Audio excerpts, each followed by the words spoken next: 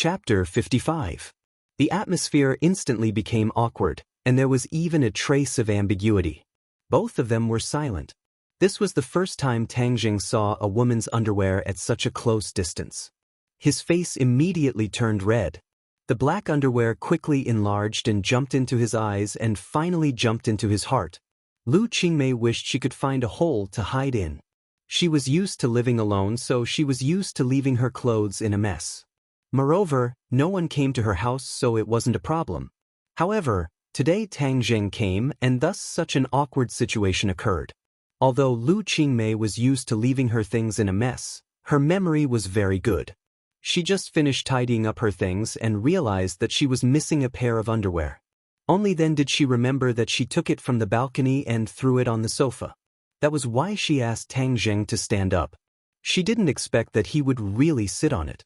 Seeing her bewildered appearance, Tang Jing mysteriously picked up the underwear and asked, "Teacher Lu, are you looking for this?" God, he actually used his hand to pick up her underwear. That was her most private thing. Moreover, he touched the most private part of her body. She felt a strange feeling in her body. Lu Qingmei snatched the underwear and flew into the bedroom.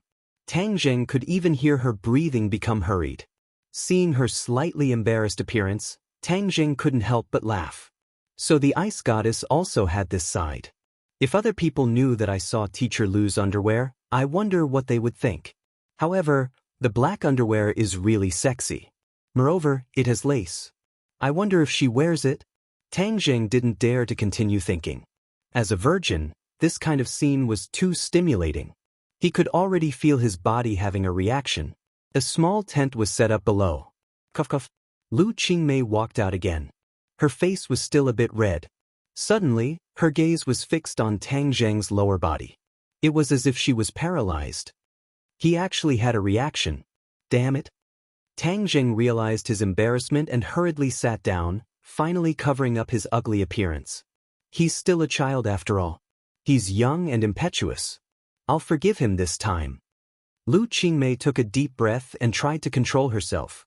Let's eat first, then we'll start tutoring. Lu Qingmei's attitude was much colder. She hoped to use this coldness to cover up the awkwardness just now. Tang Jing used his inner energy to suppress his restless thoughts. The two of them had a simple dinner together and then began to make up for the missed lessons.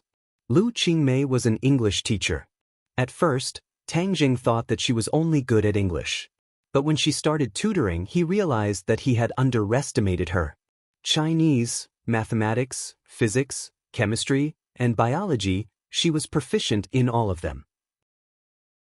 She was even more lively and interesting than many of the teachers in this class. She must have been a top student back then, Tang Jing guessed. But why did she want to be a teacher? Logically speaking, she's so good at studying and has a good family background. She could have done other jobs. Tang Jing suppressed his curiosity. This was someone else's secret. He didn't have the right to ask. He didn't know that Lu Qingmei gradually had a lot of questions about him. Although Tang Jing tried his best to hide his strength, he couldn't completely hide it. Lu Qingmei gradually realized that he was actually very smart. He didn't look like someone who got last place in the exam at all. I heard that his memory is getting worse, and he gets a headache when he thinks about problems. But why doesn't he have a headache when he's thinking about problems? Could it be he's deliberately hiding his strength? She was shocked by her own speculation. But why would he hide his strength? Don't all students want to get good grades? She realized that she didn't know Tang Jing as well as she thought. He seemed to have a mysterious aura and a temperament. Although he had the inexperience of people his age, he had a calming feeling that made people involuntarily want to get close to him. Why do I have this kind of feeling? She was startled. Now that Tang Jing had stepped into the third grade refining qi, his entire aura had undergone an earth-shattering change. Unknowingly, he had reached a state of harmony with the world around him. This naturally affected the people around him, causing them to feel a sense of tranquility. Okay, today's tutoring will end here. Go back and properly digest what you've learned today. I'll send you back. No need. This place isn't far from my home. I can walk back myself. Okay then. Go back and rest well. After sending off Tang Jing, Lu Qingmei leaned against the door. She breathed a sigh of relief and said, "Today I was looking for trouble for myself. I hope he doesn't tell anyone about what happened today. Otherwise, I'll be embarrassed. If he dares to tell anyone, see how I'll deal with him. AI, tonight I must properly tidy up my room. In the future, I can't let today's problems happen again. Otherwise, my reputation will be ruined." When Tang Jing returned home, his grandfather was very happy. This was because the teacher actually gave Tang Jing tutoring. He believed that this was the teacher's love for Tang Jing. He repeatedly urged him to study hard and not let down the teacher's painstaking efforts. First grade true fire is the dividing line between ordinary fire and true fire. Only true fire can refine pills. Of course, when true fire is cultivated to a certain level, it can also be used to defend against enemies. Everyone has a fire seed in their body. However, most people don't know the method to ignite the fire seed. I will now teach you the method to ignite the fire seed. Tian Chanzi passed on a mnemonic chant. Tang Jing silently memorized it. According to the mnemonic chant, he guided his true qi to his dantian. His dantian suddenly became warm, just like a furnace. The fire seed is hidden in your dantian. It has no shadow and is invisible to the naked eye. However, it is there. Only when you ignite the fire seed will you be able to see a small ball of flame. The true qi in his 9 major meridians gathered in his dantian. Tang Jing felt his body turn into a fireball. It was as if his body was going to burn. You have the 9 yang saint body. Your body has a lot of pure yang energy. Therefore, igniting the fire seed is a small matter. As long as you follow the mnemonic chant, there will be no problem. Tian Chanzi said. Hearing this, Tang Jing was filled with confidence. After igniting the fire seed and cultivating true fire, he would be able to refine pills. With pills, he would be able to quickly increase his cultivation. The true qi in his dantian quickly flowed and rotated. Soon, it formed a true qi vortex. Your true qi is sufficient. The fire seed will be ignited soon. What's going on? Tian Chanzi's voice suddenly changed. Where is your true qi? Why did your true qi disappear? He saw the true qi vortex that was rotating at high speed disappear into thin air. It was as if it had never appeared. His dantian became empty, without a trace of true qi. Tang Jing was also stunned. Didn't Tian Chanzi say that igniting the fire seed would succeed? What is going on? Where did the true qi go? Where is the fire seed? Why can't I see a trace of fire? Tian Chanzi, is this what you meant by success? Tang Jing didn't know whether to laugh or cry. Since he started cultivating, every time he succeeded, it was completely beyond Tian Chanzi's expectations. But this time, Tian Chanzi was full of confidence, but he failed. How can this be? Igniting the fire seed isn't that difficult. How can you fail? You have the 9 yang saint body. Logically speaking, it should be easier for you to ignite the fire seed. Tian Chanzi was also stunned and confused. The true qi in Tang Jing's body had almost disappeared, and he was not willing to fail like this, so he hurriedly urged his power, allowing the remaining true qi to enter his dantian. Shua. The true qi was like a clay ox entering the sea, disappearing. This time, even the true qi vortex did not appear. It just disappeared into thin air like a magic trick. Tian Chanzi, quickly tell me, what happened to me? I don't know. You ask me, but who am I supposed to ask? No, this must be because you have the 9 yang saint body. Didn't you say that the 9 yang saint body was very awesome? How can you not do something as simple as this? Everyone has their strengths and weaknesses. Moreover, the 9 yang saint body has many secrets, so how would I know? Let's try again tomorrow. Tian Chanzi stammered. Tang Jing secretly sighed. It seems that there is no way to get an answer from Tian Chanzi. Let's try again tomorrow. The next day, Lu Qingmei walked into the office. Her expression was normal, but her heart was apprehensive. She looked at her classmates from time to time and found that no one was looking at her strangely. Only then did she relax. It seems that Tang Jing did not tell anyone about last night's embarrassing incident. Boss, how was your time with the teacher last night? After class, Feng Yong gossiped. Nothing happened. What do you mean nothing happened? A single man and a single woman in a room.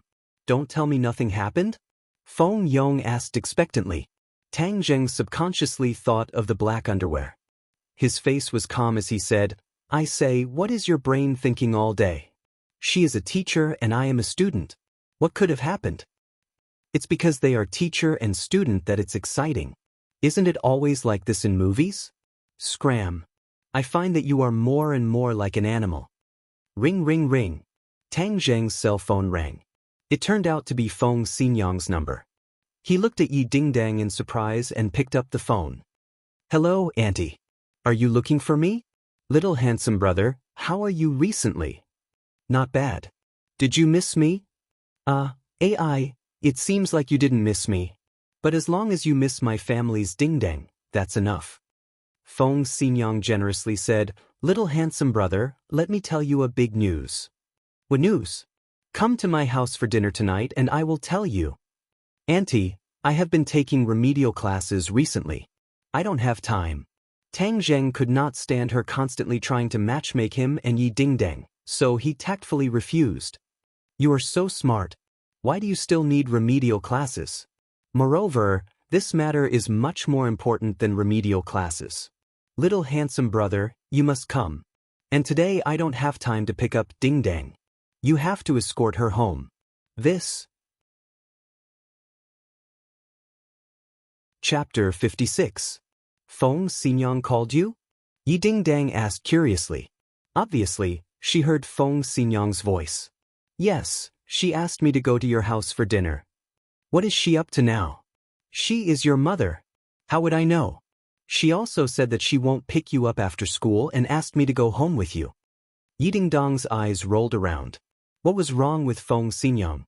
No, she had to figure it out. She had experienced enough of her mother's whims, so she couldn't be at ease until she figured out the other party's intentions. However, when she called, Feng Xinyang directly refused to pick up. Later, when she called again, the other party directly turned off the phone.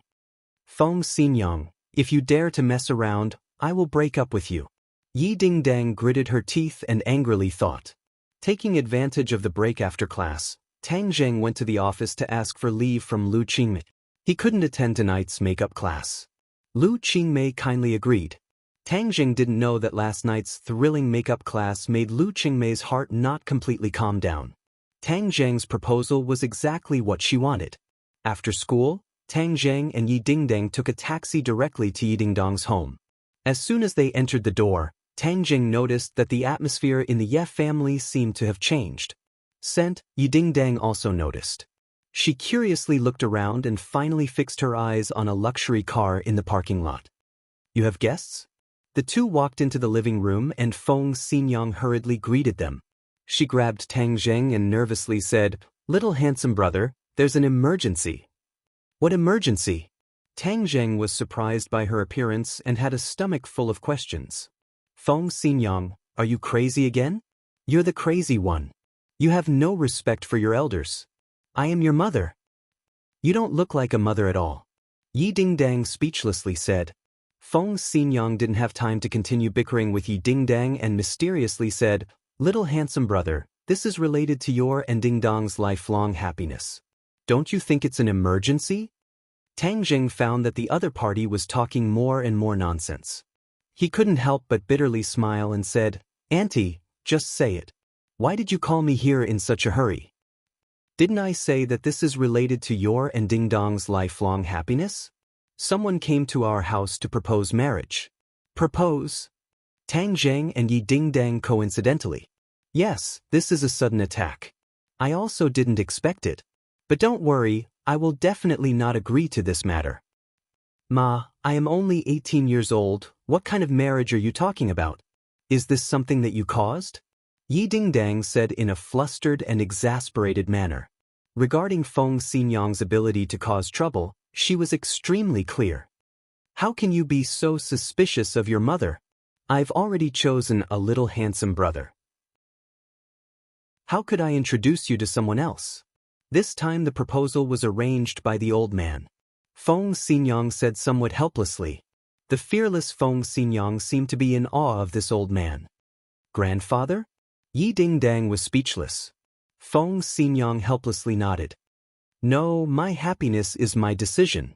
He is my grandfather, so he can't interfere with my private matters.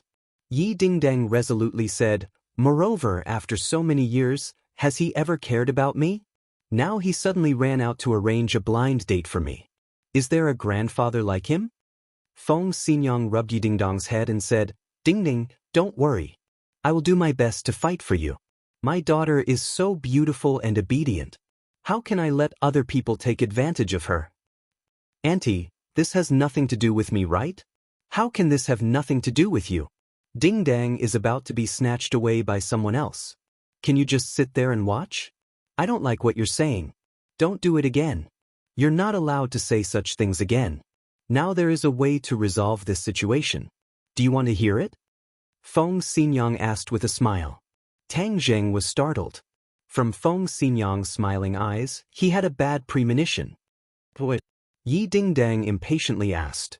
What's done cannot be undone. What do you mean? If you are already engaged, do you think the old man will still have a way to arrange a marriage proposal? Feng Xinyang mysteriously smiled. Yi Dingdang subconsciously shook her head and then blankly said, but the key point is that I am not engaged. This is our family matter. If we say there is, then there is. That's still not right. Where are you going to find someone to be engaged to me? Hey, far away on the horizon, but close in front of you. Little handsome brother, don't you have a ready-made candidate? Feng Xinyang's gaze fell on Tang Zheng. Tang Zheng loudly shouted. Yi Dingdang was dumbstruck. She never thought that Feng Xinyang would want Tang Zheng to be the scapegoat. No, why did he refuse so quickly? It's as if I'm ugly.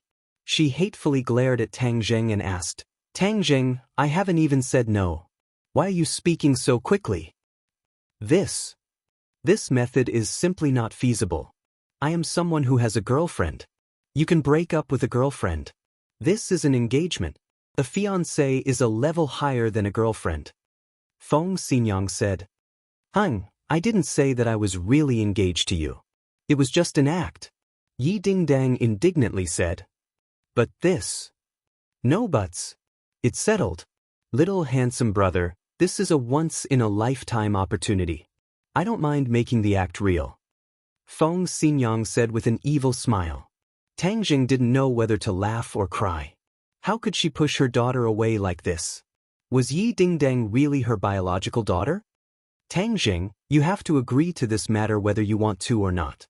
Yi Dingdang weighed the pros and cons and decisively said. What if I don't agree? You dare. Little handsome brother, Jianghu is in an emergency. You have to have a chivalrous spirit. Feng Xinyang said. Tang Zheng shook his head. This kind of thing could only be done by this unreliable mother and daughter pair. However, just pretending to be a fiancé shouldn't be difficult. The study door suddenly opened and Yidenlei walked out with an old man and a young man. Nephew, although ordinary balance can't compare to Beijing, it still has its own beautiful scenery. You can play here for a few more days. Yi Tianlei said. Many thanks for uncle's concern. This time I will definitely stay for a few more days. This is also my father's intention. Dingdang, you're out of school. Quickly come and greet the guests. Yi Tianlei suddenly waved at Yi Dingdang and said. Yi Dingdang suspiciously sized up the guests. This old man and young man were definitely not ordinary people. Their temperaments were extraordinary, especially the old man who gave people a feeling of showing off. He was like an unsheathed sword, making people not dare to look at him directly. Little Tang, you also came. Come, let me introduce you to a few guests. Yi Tianlei also saw Tang Zheng. His heart slightly moved and he glanced at Feng Xinyang. Feng Xinyang winked at him. It's them. Tang Zheng didn't expect to see Song Yu and that Qin Lao at the Ye family. The one who came to propose marriage is Song Yu. Song Yu's gaze swept past Yi Dingdang's face and finally landed on Tang Zheng's face. He was slightly startled and couldn't hide his surprise. Qin Lao also looked at Tang Zheng in surprise. He suddenly remembered that Song Yu had said that he had a premonition that he would see Tang Zheng again. He didn't expect to meet him so soon. This world was too small. But then the two immediately remembered Tang Zheng's identity. He came from an ordinary family, so how could he have any relationship with the Ye family? Moreover, it seemed that they were very close. Tang Zheng, we meet again. Song Yu smiled and extended his hand. Yes, this world is too small. Tang Zheng said as he shook his hand. You know each other? Yi Tianlei and Feng Xinyang were both shocked. They were most clear about Song Yu's identity. How could Tang Zheng have any relationship with him? We met a few days ago at Ordinary Balance's residence. Song Yu explained. Yi Tianlei and his wife suddenly understood. This must be Ding Dong's younger sister. As expected, her beauty is unparalleled. Song Yu said to Yi Dingdang. Yi Dingdang snorted and said, Who's your younger sister? Don't call me that. Dingdang, don't be rude. Yi Tianlei's face darkened as he scolded. Yi Dingdang pouted in a fit of pique. Song Yu said, Uncle, you can't blame Dingdang. I was rude. This is the first time I've met Dingdang. I really shouldn't have called her that. Dingdang, how are you? Let me introduce myself. My name is Song Yu. Our Song and Yi families have been friends for generations. You weren't in Beijing, so we haven't met before. But there will be many opportunities to meet in the future. I still don't know you. Yi Dingdong's tone was still as cold as ever. Song Yu was not angry and said in a lukewarm voice, Don't we know each other now? Dingdang, don't be rude. Yi Tianlei warned. He was afraid that Yi Dingdang would throw a tantrum again.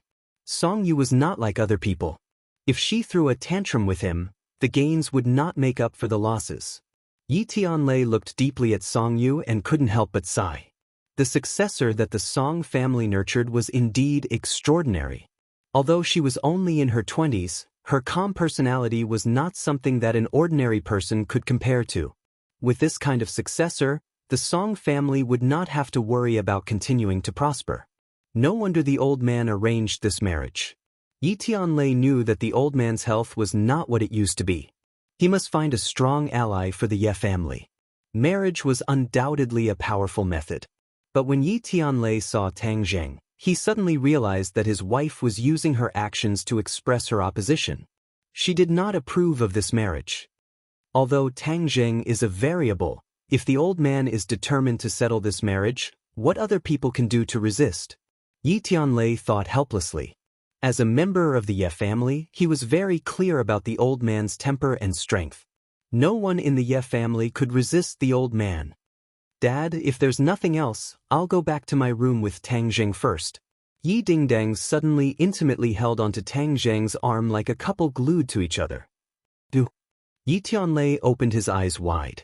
It seemed that things were more complicated than he thought. Chapter 57. Feng Xinyang stood in front of Tang Zheng, blocking his gaze that was as sharp as a sword. Qin Lao was slightly startled and anger appeared between his brows. Song Yu smiled lightly and asked, Tang Zheng, are you friends with Dingdang? He is my fiancé. Yi Dingdang raised her head as if to declare her sovereignty. Tang Zheng smiled bitterly to himself. Yi Dingdang had entered the role too quickly. He was definitely going to be the shield, but he didn't dislike it. He had a good relationship with the Ye family. Moreover, he didn't have a good impression of this kind of matchmaking. He didn't mind helping Yi Dingdang this once. However, he admired Song Yu's reaction. Even a blind person could see that he had a good relationship with Yi Dingdang, but Song Yu asked if they were friends. Yi Dingdang was also domineering. She directly lied and said that Tang Zheng was her fiancé. In an instant, the hall was so silent that you could hear a pin drop. The atmosphere became subtle. Even Yi Tianlei opened his eyes wide in shock. Obviously, he didn't expect Yi Dingdang to be so fierce. He looked at his wife again and saw a faint smile on her face. He suddenly understood. All of this must be his wife's idea. His wife never acted according to common sense. Only she would dare to do such a shocking thing to go against the will of the old man. This is going to be troublesome. Yi Tianlei was stuck in a dilemma. Fiancé? Song Yu looked at Tang Zheng and Yi Dingdang with a smile that wasn't a smile. Yi Dingdang hugged Tang Zheng's arm even tighter. It was as if she was afraid that Song Yu would notice something. Tang Zheng felt the softness on his arm and couldn't help but glance at her chest. In order to complete the scene, she didn't expect that the two of them would have such intimate physical contact. Tang Zheng, you're so lucky to have such a beautiful fiancé. Song Yu's voice was a little ethereal, so no one could tell what he was feeling. Tang Zheng knew that he couldn't back down now. Since the fake show had already started, he had to act according to the script. Moreover, he had to act more realistically. Therefore, Tang Zheng nodded politely and said, "Thank you. My luck has always been good." "How dare you!" Suddenly, Qin Lao couldn't hold it in any longer and shouted loudly.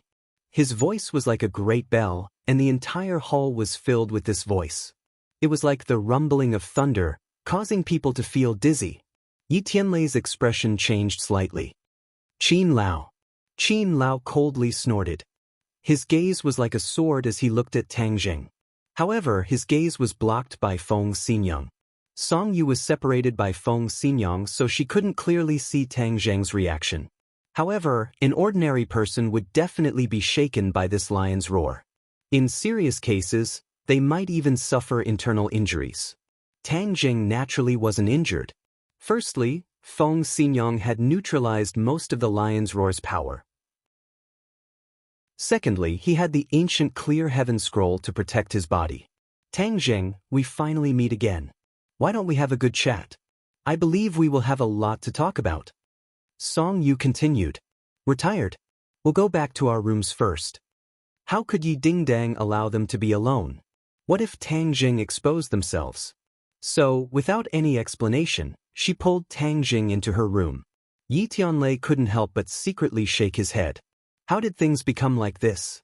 He was the only one who could clean up this mess. He forced out a smile and said, "Nephew, Dingding is too headstrong. Please don't take offense." Song Yu smiled and shook her head. Dingdang is still young. It's normal for her to be headstrong. Who doesn't have headstrong moments? "Uncle, what do you think?" When Yi Tianlei heard this, he didn't know what to say. "Yi Tianlei, what is going on?" Qin Lao couldn't help but ask. "This." Before Yi Tianlei could think of an explanation, Song Yu spoke first. "Uncle, we have just arrived. Can we stay in Uncle's house for a few days?" "This? Of course you can." Yi Tianlei hesitated for a moment before agreeing. This was a reasonable request. If he didn't agree, then he would be too unreasonable. Feng Xinyang's gaze changed slightly. She looked at Song Yu thoughtfully. Yi Tianlei ordered people to bring Song Yu and Qin Lao away to rest. "Feng Xinyang, you're too daring. Look at what you've done this time. How are you going to clean up this mess?" Yi Tianlei said angrily. "I've always been daring. Didn't you know that when you chased me that year? Moreover, I don't think there's anything wrong with this. This is a natural development. Naturally, there will be an outcome. Why would I need to spend energy thinking about how to clean up this mess?" Feng Xinyang said without a care. Yinlei shook his head and smiled bitterly. "How could it be as simple as you think? How are we going to get past the old man? What about the Song family's face? What does the Song family's face have to do with me? I'm not part of the Song family.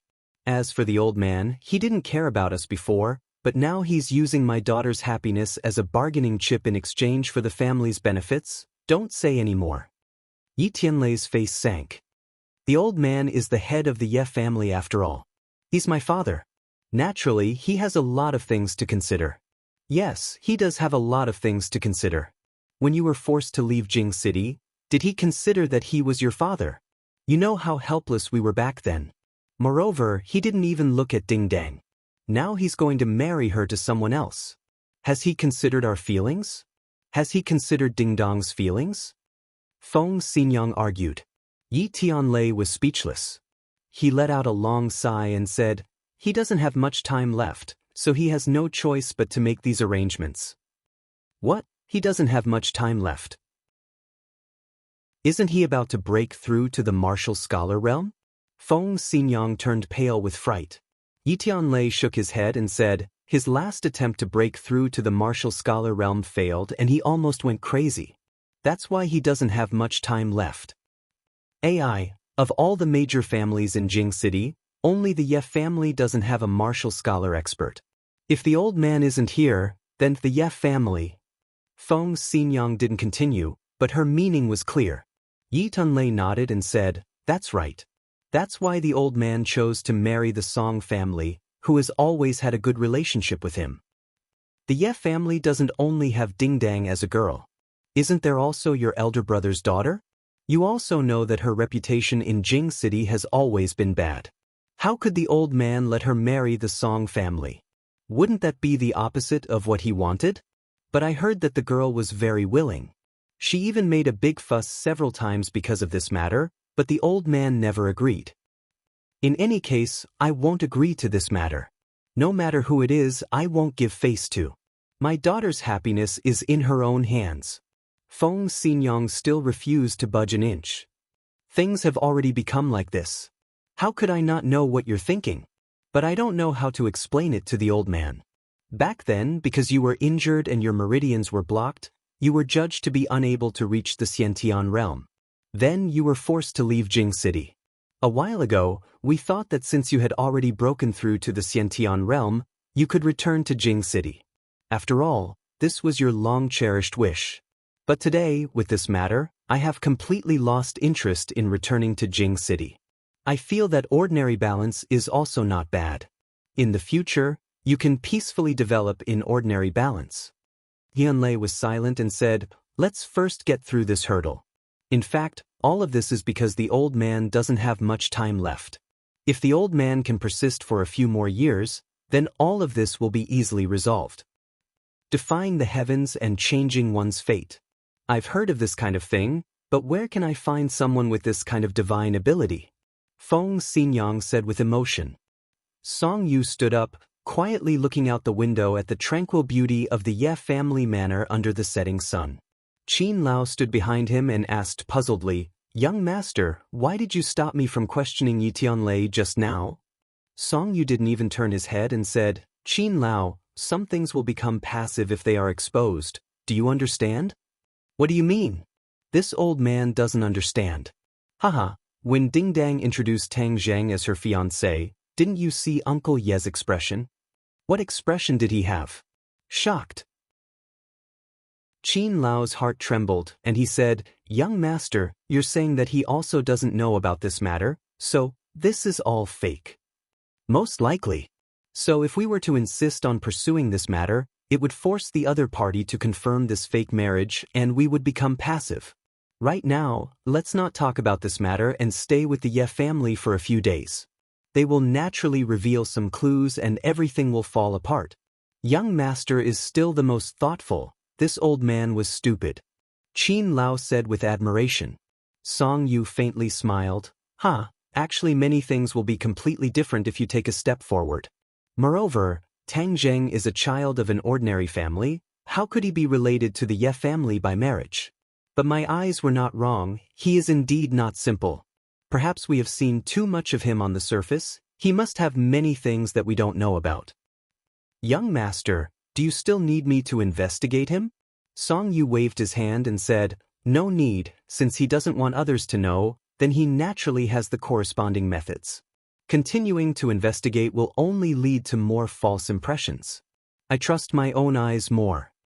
As he said this, he pointed to his own eyes, bursting with strong confidence.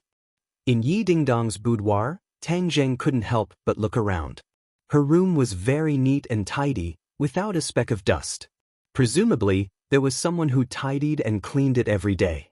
The style of the room was more robust than a normal girl's room, especially the words hanging at the head of the bed. It was a large-framed martial character, showing her infatuation with martial arts. "You like martial arts that much?" Tang Zheng asked. "Nonsense, of course I like it. My dream is to become a martial scholar." Yi Dingdong's eyes lit up, as if she could see herself becoming a martial scholar. "Then you still have a long way to go. I believe that I can definitely do it," she said confidently. "Ding Dang, this time you may not succeed in using me as a shield. That Song Yu is very smart, we may not be able to deceive him. Moreover, he is a very handsome guy, at least much more handsome than me. Have you not considered it? Consider your ass, no matter how handsome he is, I will not consider it. I hate it the most when other people tell me what to do with my life. I have to make my own decisions, not to mention when it comes to marriage, I will not listen to anyone. Chapter 58. Tang Jing stayed with the Ye family. At the dining table, Yi Dingdang deliberately sat next to him and filled his bowl with rice and dishes. She looked like an inseparable little girl. Song Yu talked and laughed freely, as if she didn't see it, or as if he wasn't there to propose at all. Qin Lao, on the other hand, had a gloomy face as usual. He glanced at Tang Jing from time to time, as if he wanted to skin him alive. Tang Jing looked down and ate quietly. However, he was a little overwhelmed by Yi Dingdong's enthusiasm. There was a saying that it was difficult to erase a beauty's favor. It was indeed not a good thing to have such a grand favor from a beauty. Tang Jing had to admit that this was the most boring meal he had ever eaten. Although there were all kinds of delicacies, the atmosphere at the dining table was too strange. It was tasteless. We're done eating. Let's go back to our room. Yi Dingdang pulled Tang Jing's hand again and ran to their room. Before entering the door, she said, "We're going to rest first." Yi Tianlei and Feng Xinyang already knew that Tang Jing was going to stay over tonight, so they even prepared a room for him. When he suddenly heard Yi Dingdong's last sentence, Yi Tianlei was so shocked that he almost spat out the food in his mouth. Could it be that they were really going to make the act real and let Tang Jing take advantage of it? Feng Xinyang's eyes lit up. She smiled and secretly praised, "This wretched girl is finally enlightened. She has to make the first move on such a good resource like the little handsome guy. This is really thanks to my good genes. Tonight, what's done can't be undone. I have to remind them to take safety precautions later." The other two's expressions were also particularly interesting. The veins on Qin Lao's forehead were throbbing. His face was as gloomy as the night outside, as if he could explode at any time. However, Song Yu only twitched the corner of her mouth and didn't have any other reaction. Qin Lao could only restrain himself and take a big gulp of tea to suppress the anger in his heart. In the bedroom, Tang Jing stared straight at Yi Dingdang and asked, "Are we sleeping in the same room tonight?" "Of course. That's the only way to convince them and make them give up." Yi Dingdang clenched her snow-white teeth, seemingly ready to throw caution to the wind. "But we're a man and a woman alone in a room, don't think too much. Let me tell you, you'll sleep on the floor and I'll sleep on the bed. If you dare to mess around, humph, be careful that I'll castrate you." Yi Dingdang waved her fist and threatened. "You're no match for me. Your threats are useless." Tang Jing smirked. "This is my home. If you dare to do anything bad to me, my parents won't let you get away with it." Yi Dingdang bit her lip. She didn't know whether it was good or bad that she had invited a wolf into her house. "Hee, you were the one who took the initiative to pull me in. I believe that they have also tacitly agreed." "You don't even think about it. You can't take advantage of others." "Okay, then I won't take advantage of others. But I have to sleep on the bed and you sleep on the floor. How can that be? Don't you have any gentlemanly spirit?" "I never said that I was a gentleman," Tang Jing roguishly said. "I didn't think that you were this kind of person." "Okay, I promise you. You sleep on the bed and I sleep on the floor." Tang Jing was slightly startled as he didn't think that she would compromise so easily. He originally only wanted to tease her and didn't really want her to sleep on the floor. But now it was hard for him to say anything. It seems that I can only wrong her for one night." Yi Dingdang bitterly glared at him and muttered, "Stingy bastard. You're not a man at all." Tang Jing sat on the bed. A faint fragrance entered his nose and he couldn't help but feel restless. This was a girl's bed. This was his first time on a girl's bed. Moreover, this bed was very soft. It was much more comfortable than his wooden bed. "Hey, what are you thinking about?" "Nothing much. I'm warning you. You're not allowed to think nonsense. I'm going to read for a while. Don't run around." She finished speaking and went to her desk to read. Tang Jing was bored to death. He simply closed his eyes. In a strange environment with outsiders around, he didn't dare to rashly cultivate. Otherwise, if he was disturbed, he might go crazy. He closed his eyes to rest. He began to recall the knowledge that he had learned in the past 10 years. He found that his thoughts were becoming clearer and clearer. Moreover, his logic was becoming stronger and stronger. A lot of knowledge that seemed difficult to understand in the past could now be understood through a comprehensive study. This is the benefit of cultivation. Not only is the body tempered stronger, but the brain is also deeply developed. The increase in intelligence is obvious. Little brat, a man and a woman alone in a room. This is a great opportunity. Don't waste it. Ton Chanzi was like a ghost, suddenly bursting out a sentence. Damn, if you don't speak, I won't treat you as a mute. You've always claimed to be a righteous person. Why do I feel that you're becoming more and more evil? Aren't I thinking for your sake? Well, I'm going to find a way to make you unable to speak. Otherwise, if you suddenly burst out a sentence, you'll scare me to death. Hey, when you're strong enough, you can naturally block me. But you're still too weak to do it. Oh, then what realm do I need to reach to be able to do it? Tang Zheng's heart moved. You heard wrong. I won't speak. Tian Chanzi suddenly realized that she had spilled the beans and immediately became silent.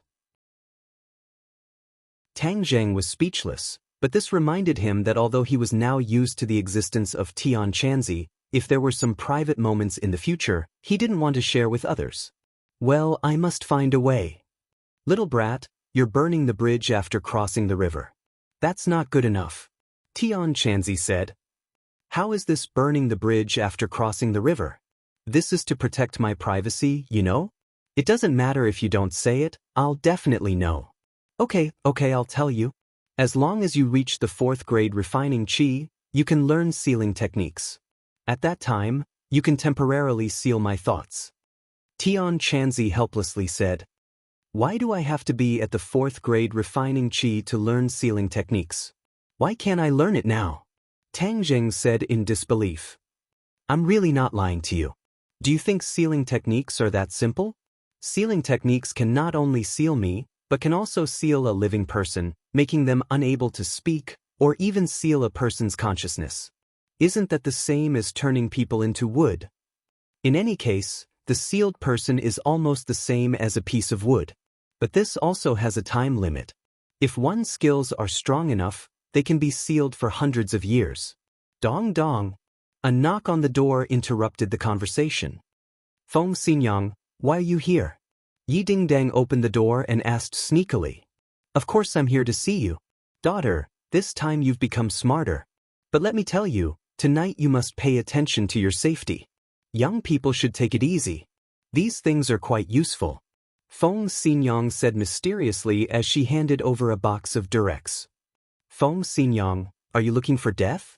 Why are you giving me these things? Yi Dingdong's face immediately turned red like an apple, as if she was about to go berserk. Young people really don't understand. This is a safety measure, you know? Quickly take it. There's also Tang Zheng's pajamas. I just had someone go buy it. Just wear it, I won't disturb your good time. Hey, daughter, good luck. Feng Xinyang winked meaningfully and then quickly walked away. Yi Dingdang didn't know whether to laugh or cry as she took Tang Zheng's pajamas and a box of Durex. She already didn't know what to say. What's your mom doing here? Suddenly, Tang Zheng asked from behind him. She's here to give you pajamas. Auntie is really thoughtful. Give it to me. Tang Zheng took the pajamas. Suddenly, a box of strange things fell to the ground, immediately attracting Tang Zheng's attention. Tang Zheng immediately recognized it. Yi Dingdang also saw the Durex and immediately realized that it fell when she handed him the pajamas. At this time, she wished she could find a hole to hide in. Feng Xinyang, I'm going to kill you. She hysterically roared in her heart. Then, with lightning speed, she stepped on the Durex and stammered, You go take a bath and rest. Tang Zheng gave a meaningful smile and went to the bathroom with the pajamas. That smile made Yi Dingdang feel ashamed. He wouldn't think that I have ulterior motives towards him, right? How could that be? In all honesty, all of this was done by Feng Xinyang. Feng Xinyang, under the heavens, is there anyone who would cheat their own daughter like you? Am I still your biological daughter? She wanted to cry but had no tears. Fortunately, Tang Jing went into the bathroom. He quickly picked up the flattened Durex and, like a dead mouse, impatiently threw it into the trash can. Tonight, I must not sleep too soundly. I must be on guard against him. If he really dares to have any bad intentions, humph, I'll castrate him. Hearing the sound of water coming from the bathroom, she immediately realized that he was the first man to use her bathroom. She could not help but hatefully stomp her feet. He really got off easy. Forget it, this is just a temporary measure. First, I'll trick that surnamed Song into leaving and then I'll deal with him. The pajamas your mom sent over are quite fitting. Tang Jing finished washing up and walked out. Yi Dingdang glared at him and said, I'm going to take a bath. You're not allowed to peek. Please, who would peek at you? I was just afraid that you would peek at me. Only a ghost would peek at you. Since you're afraid of peeking, then you don't have to take a bath. After all, you're sleeping on the floor. Tang Jing shrugged and suggested, this is my home. If I want to take a bath, then I'll take a bath. It's none of your business. Yi Dingdang was raised to take a bath before going to bed. If she did not take a bath, she would not be able to sleep. She carefully entered the bathroom and hurriedly took off her clothes. Looking at her exquisite body in the mirror, she couldn't help but secretly exclaim, my body is so beautiful, I must protect it well. I absolutely can't let him take advantage of me. Her body was indeed beautiful. Moreover, it was a very healthy kind of beauty. She had been practicing martial arts since she was a child. Her body was well proportioned and tight.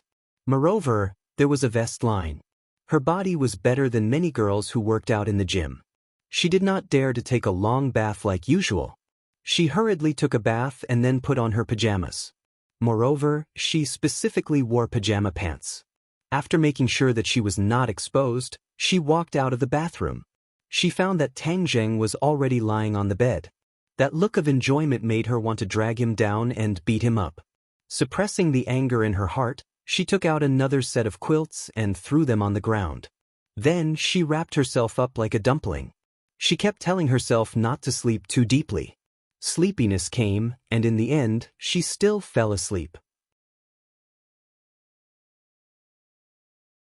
Chapter 59.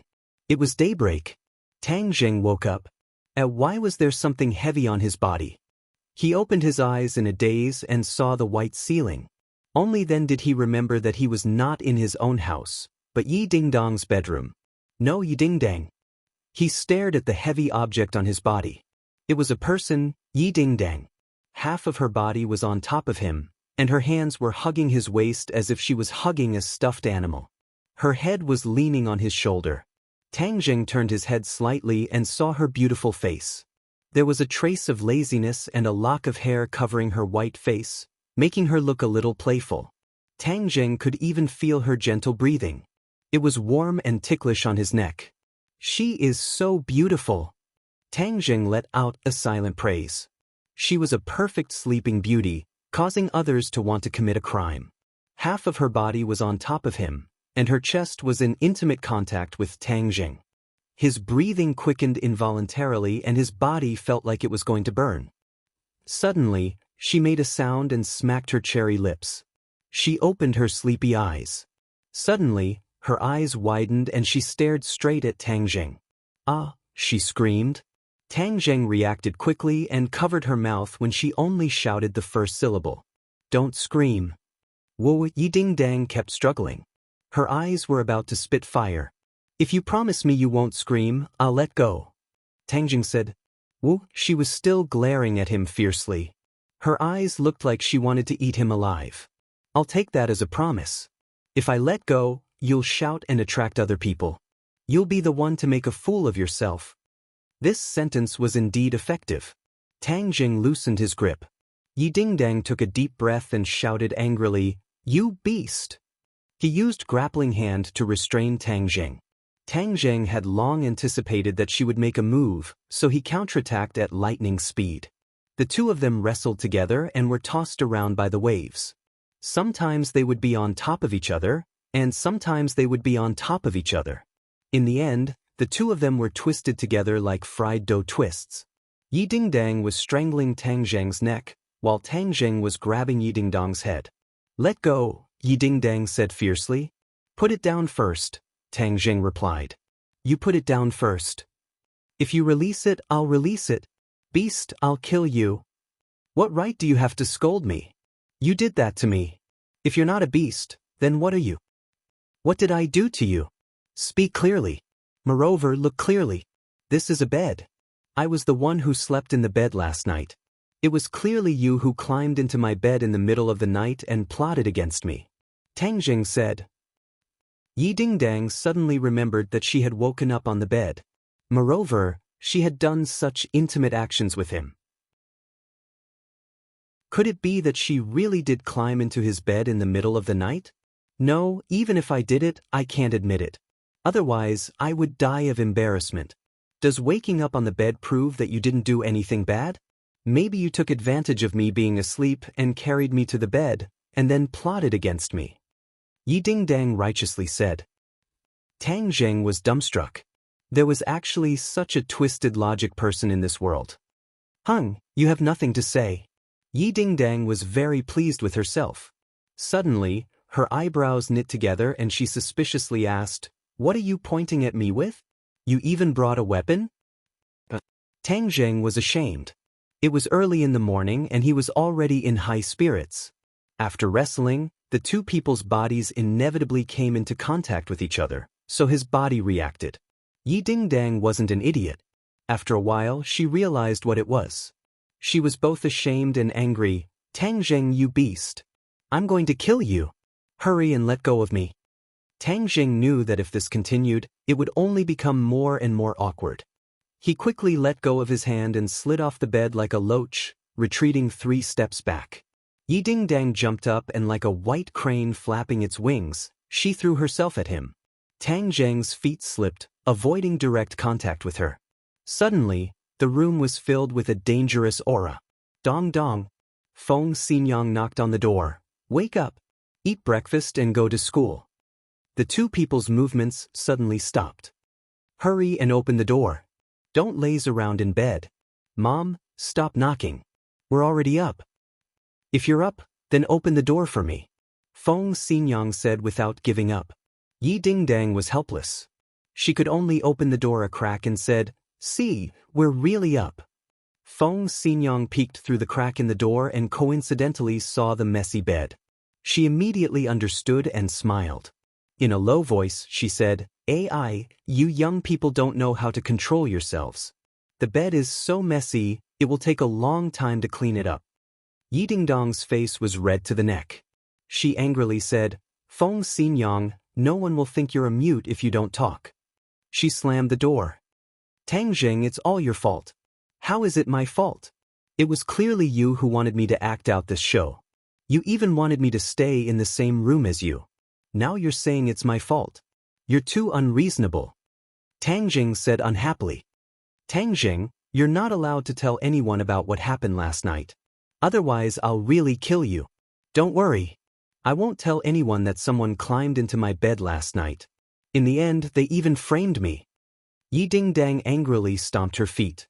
The two people finished washing up, changed their clothes, and walked out of the room. Breakfast was already prepared. It was still early and the others were not up yet. After eating breakfast, Feng Xinyang sent the two to school.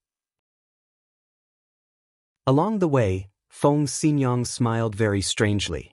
From time to time, she meaningfully looked at the two people. She thought that it was good to be young. After a night of torment, they were still energetic during the day. Little handsome brother, come to our house for dinner tonight. Feng Xinyang invited when they got out of the car. No, he can't come tonight. Yi Dingdang hurriedly said. Why? It has something to do. Yi Dingdang did not want to face Tang Jing again tonight. Who knows what will happen? That would be too easy for him. Tang Jing also did not want to continue. Acting was too tiring. Yes, Annie. I have something to do tonight. I can't go. Oh, that's a pity.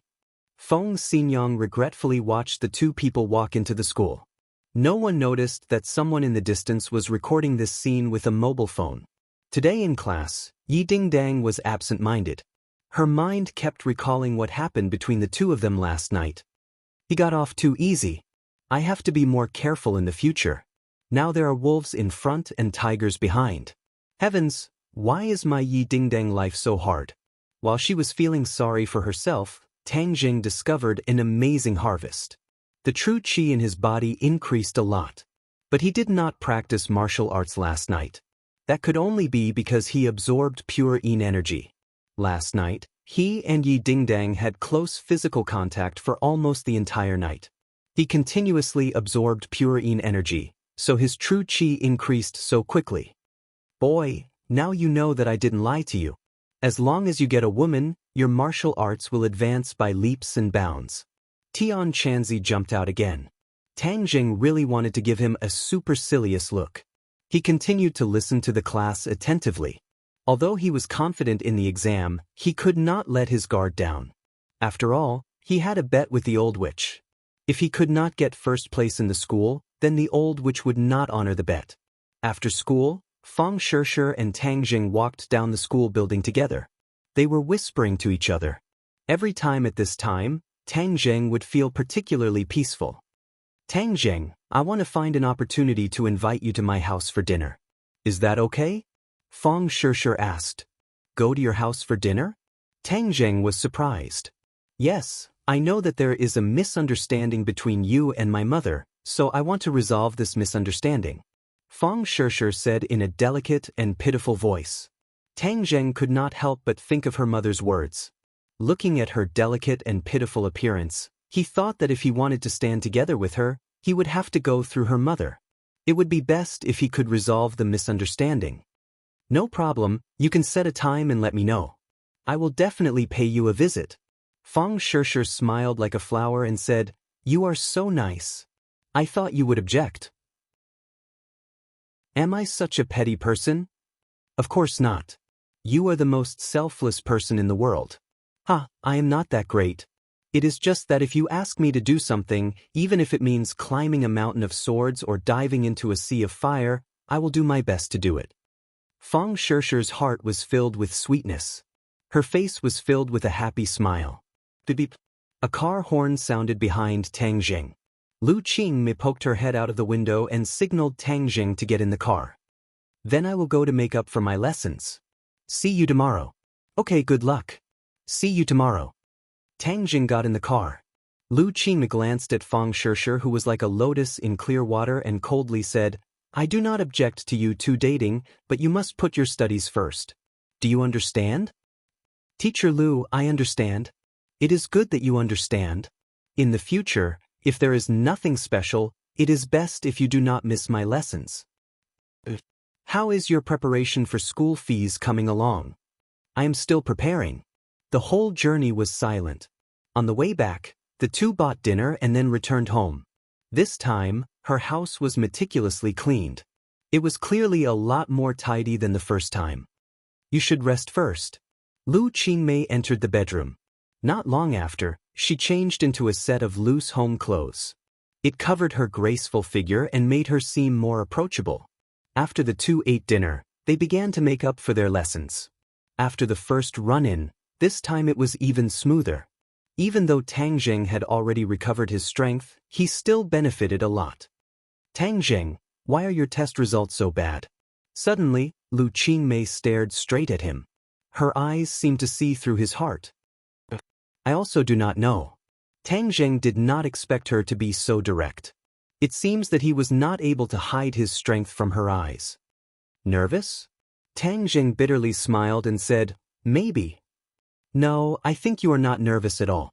Lu Qingmei still remembered his appearance at the police station. He was calm and composed, without a trace of nervousness. How could a person who was not nervous in front of a violent mechanism be nervous in an exam field? Your ability to lie is not good at all. Lu Qingmei coldly said. Chapter 60. Fang Shishir watched as Lu Qingmei's Mini drove off into the distance. Just as she was about to walk towards the school gate, she heard someone call her name. Xiao Fei, you called for me? Fang Shishir looked at Xiao Fei, who was hurrying over, and asked. Xiao Fei pretended to be calm and said, Yes, I have something to talk to you about. What is it? Let's talk over there. Xiao Fei said as he pointed towards the school gate. Fang Shishir did not suspect anything as she followed him and said, "Speak, what is it?"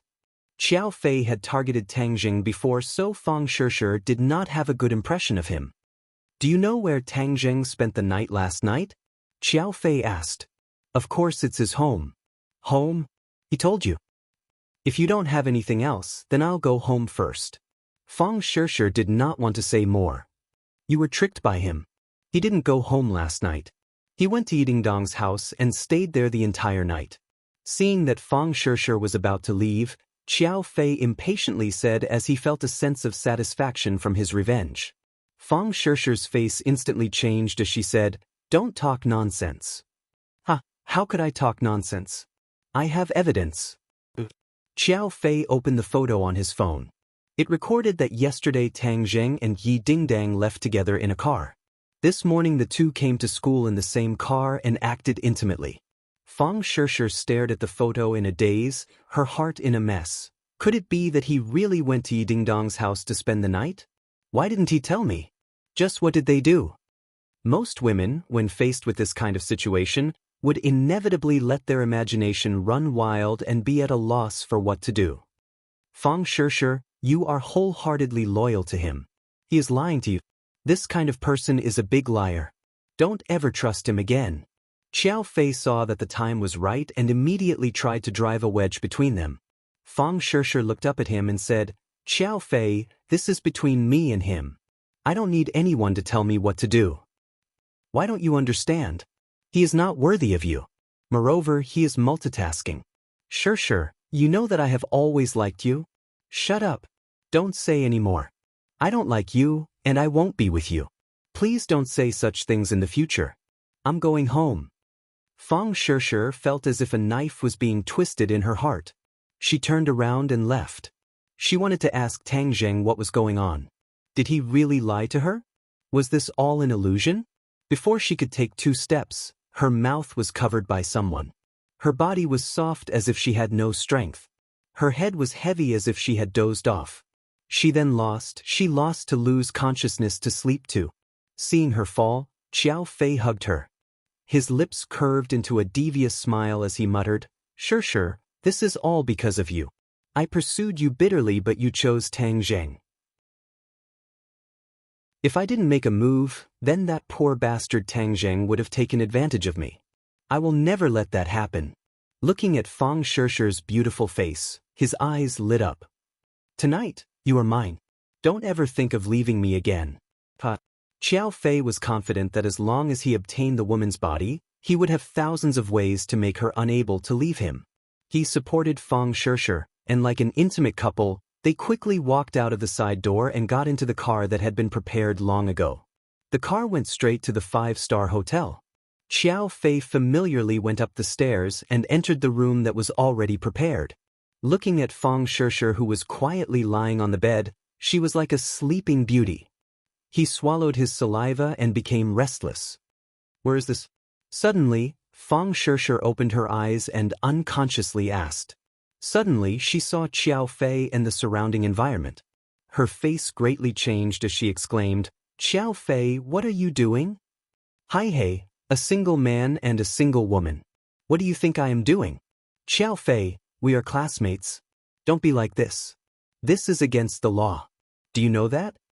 Fang Shishir's heart was in a mess. How could she not understand what Xiao Fei wanted to do? She never would have thought that Xiao Fei was this kind of person. It's against the law. My family has money. The law has no effect on rich people. The law will only punish poor bastards like Tang Jing. You did something bad. My family will not let you off. Hey, maybe after we get together, your family will be even happier. Our 2 families will be united by marriage. This will be a good story for both our families. No, I don't like you. I will not let you succeed. Fang Shishir bit her lips and resolutely said. Xiao Fei laughed. "This is not up to you. Right now I have the final say.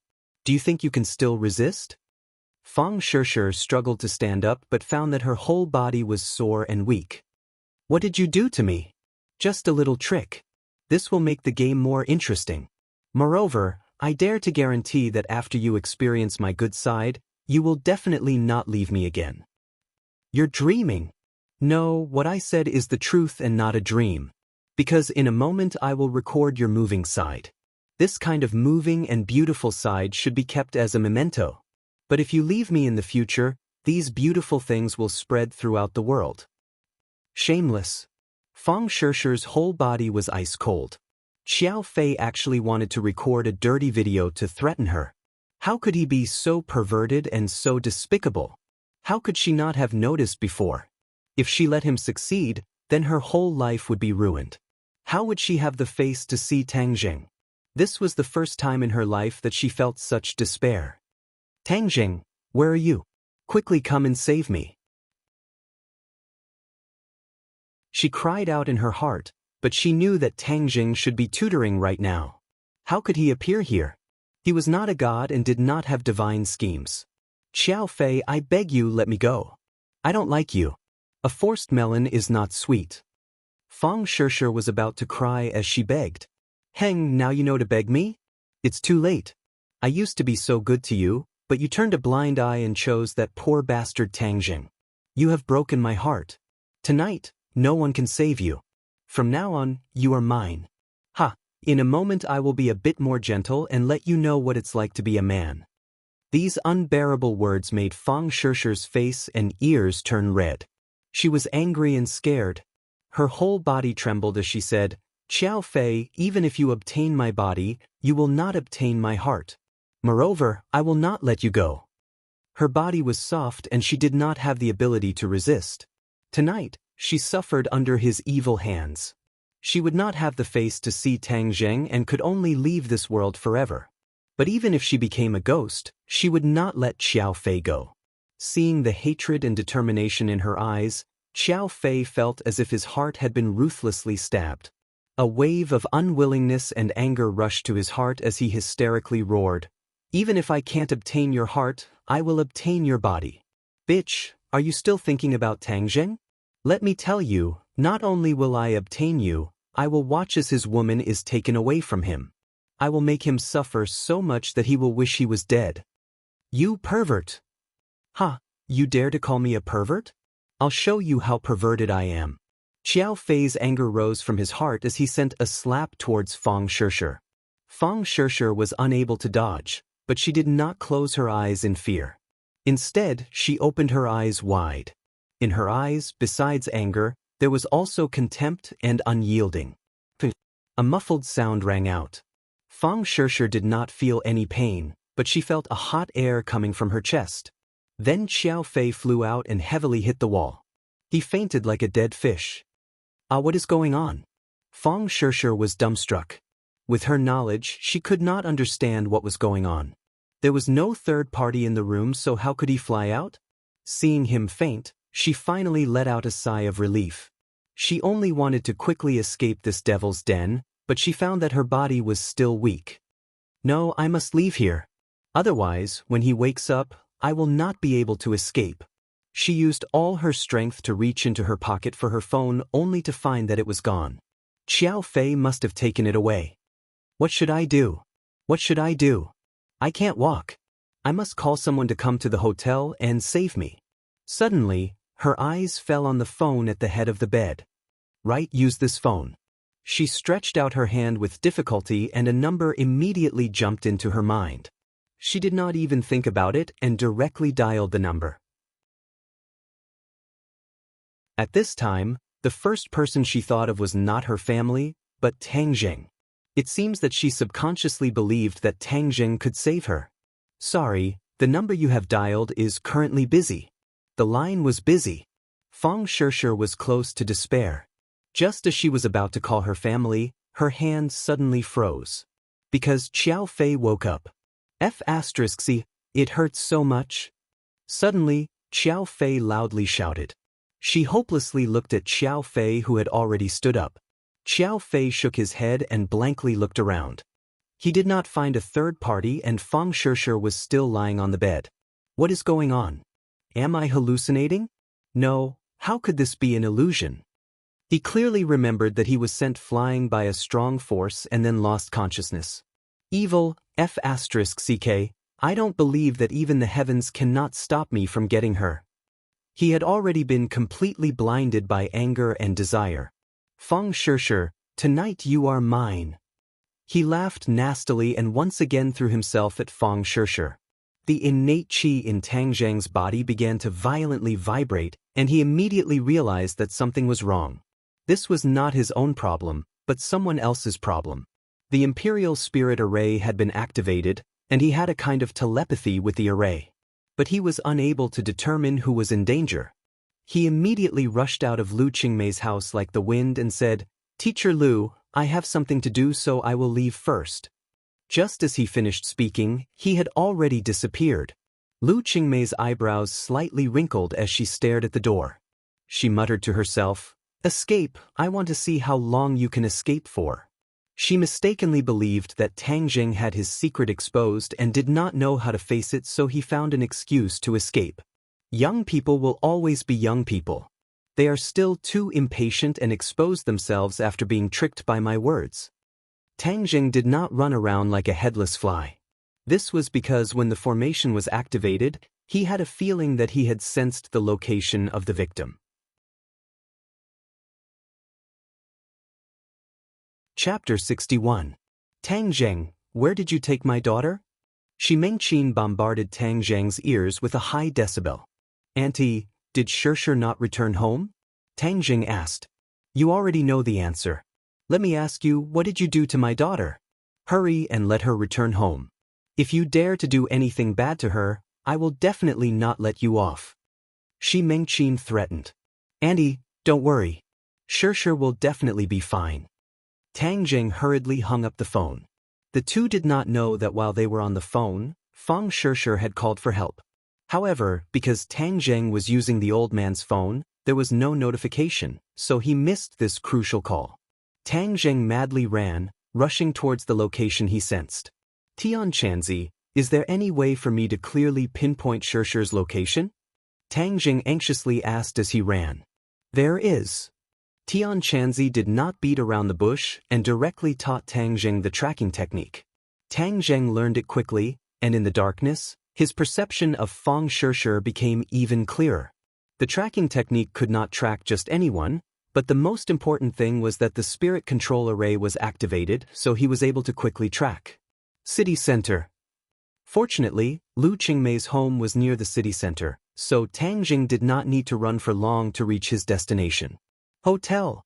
Tang Zheng looked at the luxurious hotel, and the ominous premonition in his heart grew stronger. Fang Shishir was in danger in a hotel, and this was enough to explain many problems. Shishir, you must wait for me. You must be fine. Tang Zheng entered the hotel, and a moment later, he arrived outside a guest room. The tracking technique's location was here. The door was tightly shut, but how could it stop him? Peng, he directly kicked open the door. Who is it? Xiao Fei was lying on top of Fang Shishir's body, tearing off her clothes. Suddenly, a muffled sound came from the door. He shouted and turned his head to look, only to find that there was another person in the room. It was a person that he definitely did not want to see, a person that he did not expect. Tang Zheng, why are you here? Xiao Fei panicked as if he had seen a ghost. Bastard, I'm going to kill you. When Tang Zheng saw Fang Shishir lying on the bed with tears streaming down her face, he became enraged. He madly rushed over and punched Xiao Fei in the chest. Xiao Fei was like a shrimp, instantly lying on the ground. Shishir. Tang Zheng picked up Fang Shishir. Bastard, get lost. Don't touch me, don't touch me. Fang Shishir screamed in panic. Her eyes were full of despair and pain. Tang Zheng felt as if a knife was being twisted, and said, Shishir, it's me, I'm Tang Zheng. Fang Shishir was startled and said, Tang Zheng, save me, I've come to save you. You're fine, you're safe. Tang Zheng tightly held her in his arms, as if he was holding the most precious thing in the world. Fang Shishir's emotions gradually calmed down. She finally saw Tang Zheng clearly. She was pleasantly surprised and said, Tang Zheng, it really is you. You've come to save me. It's me, I came late and made you suffer. I knew you would come to save me. You are my hero, my great hero. Xiao Fei is a bastard, he wants to. As she spoke, she began to cry again. With me here, no one will be able to harm you. Tang Jing patted her back, comforting her. At the same time, he felt a lingering fear. If he had come a step later, the consequences would have been unimaginable. Xiao Fei, this bastard, I will definitely not let him go. His gaze fell on Xiao Fei's body. He was already struggling to stand up, the muscles on his face twisted together in pain. Tang Jing, you dare hit me? F***, not only will I hit you, I will also kill you, you bastard. Tang Jing put down Fang Shishir, and like a fierce tiger he flashed, punching and kicking Xiao Fei. Xiao Fei miserably screamed, and not long after, his face was bruised and swollen. He fell to the ground, twitching, and did not have any strength to resist. Tang Jing, don't hit him. If you continue, he will die. Fang Shishir saw the situation, and hurriedly advised. I just want to kill him. If you kill him, do you want to go to jail? If you go to jail, what will I do? Tang Jing stopped. Tang Jing, let's leave this place.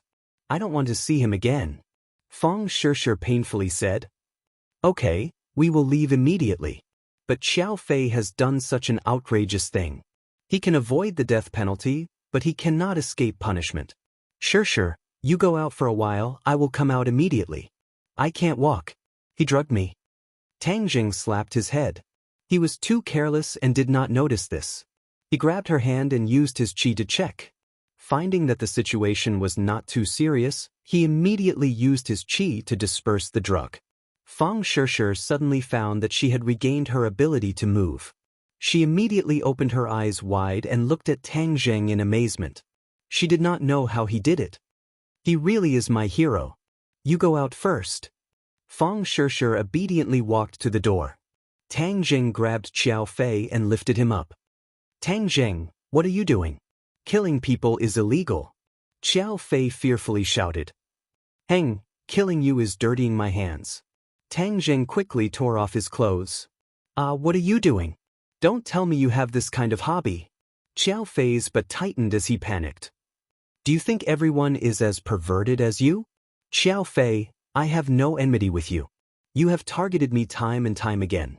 You even sent people to deal with my grandfather. Do you think I will just let you go? Xiao Fei's face was deathly white as he panicked and said, Tang Jing, please let me go. I will never treat you like that again. Before, I was jealous of you. Your studies were better than mine and Fang Shishir also liked you. I was blinded by jealousy. A leopard cannot change its spots. I have already given you a chance, but you did not cherish it. Tang Jing had already promised not to care about Xiao Fei's actions, but he was seeking his own death. This cannot be blamed on him. Seeing Tang Jing like a killing god, Xiao Fei was terrified as he begged for mercy. Tang Jing, please don't kill me. I have money. I will give you money. Don't you need money? Who wants your stinky money? Just accept your fate. You have done many evil deeds. This is retribution. Seeing Tang Jing about to make a move, although he did not know how Tang Jing was going to deal with him, he knew that Tang Jing would definitely make him wish he was dead. Seeing that begging for mercy was futile, he became angry and roared, Tang Jing, who do you think you are? I am the young master of a rich family. You are a poor bastard who grew up in a garbage dump. I only hate that I did not directly kill you and only made your brain stupid. What? You are saying that my injury was caused by you? Tang Jing had long suspected this. Today, hearing Xiao Fei confirm it with his own mouth made him even angrier. That attack had changed his fate, causing him to fall from the altar to the dust and suffer the supercilious looks of others. Yes, I did it. So what? You have occupied the school's #1 position for a long time, making everyone's eyes focus on you. I do not accept this. You do not deserve this glory. So I will pull you down from the altar and make you the object of disdain. Xiao Fei seemed to have thrown caution to the wind as he spoke his true thoughts.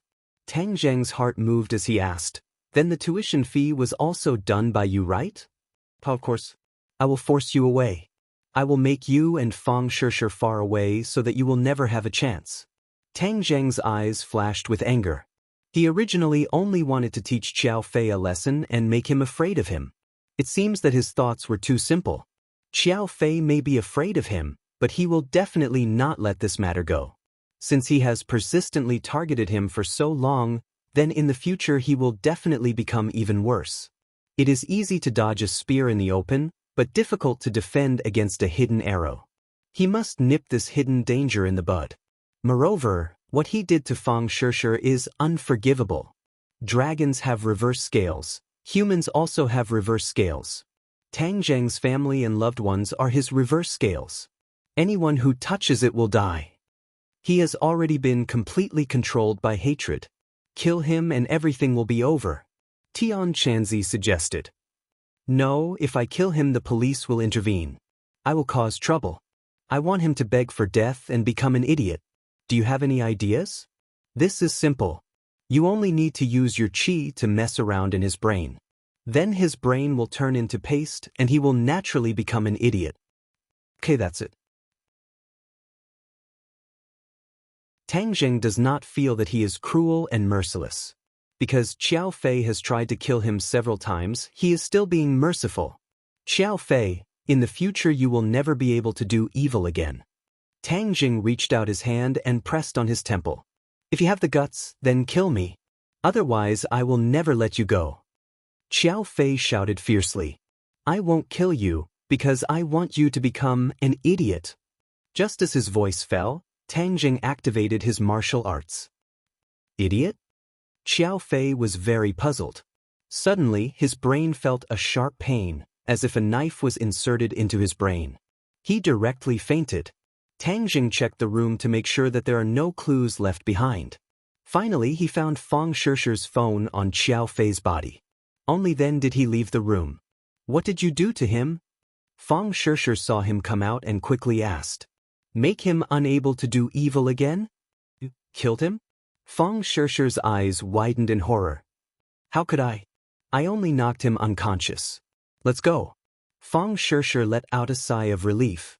Even though she hates Xiao Fei, she does not want Tang Zheng's hands to be stained with blood. How did you find me? After leaving the hotel, Fang Shishir could not help but curiously ask. After calming down, she realized that Tang Zheng's sudden appearance was very mysterious. Do you still remember the Jade Buddha that I gave you? I remember. I always have it with me. The Jade Buddha is a treasure. Whenever you encounter an attack, I can sense it. Treasure? Fang Shishir's eyes widened. It was as if she was listening to a myth. This was beyond her understanding. Could it be that when Xiao Fei wanted to hit me, he was sent flying because of the Jade Buddha? Even though Tang Zheng did not see that scene, he guessed that this should be the case. He nodded and said, yes, that's why I can sense it. However, the Jade Buddha can only be used once a day. This was because Tang Zheng's martial arts were still weak. Therefore, the Imperial Spirit Formation's effect was reduced. It could only be used once a day. Moreover, the Imperial Spirit Formation's effect was that the stronger the enemy's attack, the stronger the counterattack. Xiao Fei only slapped her and the attack was not strong. He was only sent flying. If his attack was more intense, then he would have been directly injured or even killed. Fang Shishir's heart felt sweet. He actually gave her such a precious treasure. It was enough to see how important she was in his heart. In the future, remember to always carry it with you. Tang Zheng warned. I'll send you home.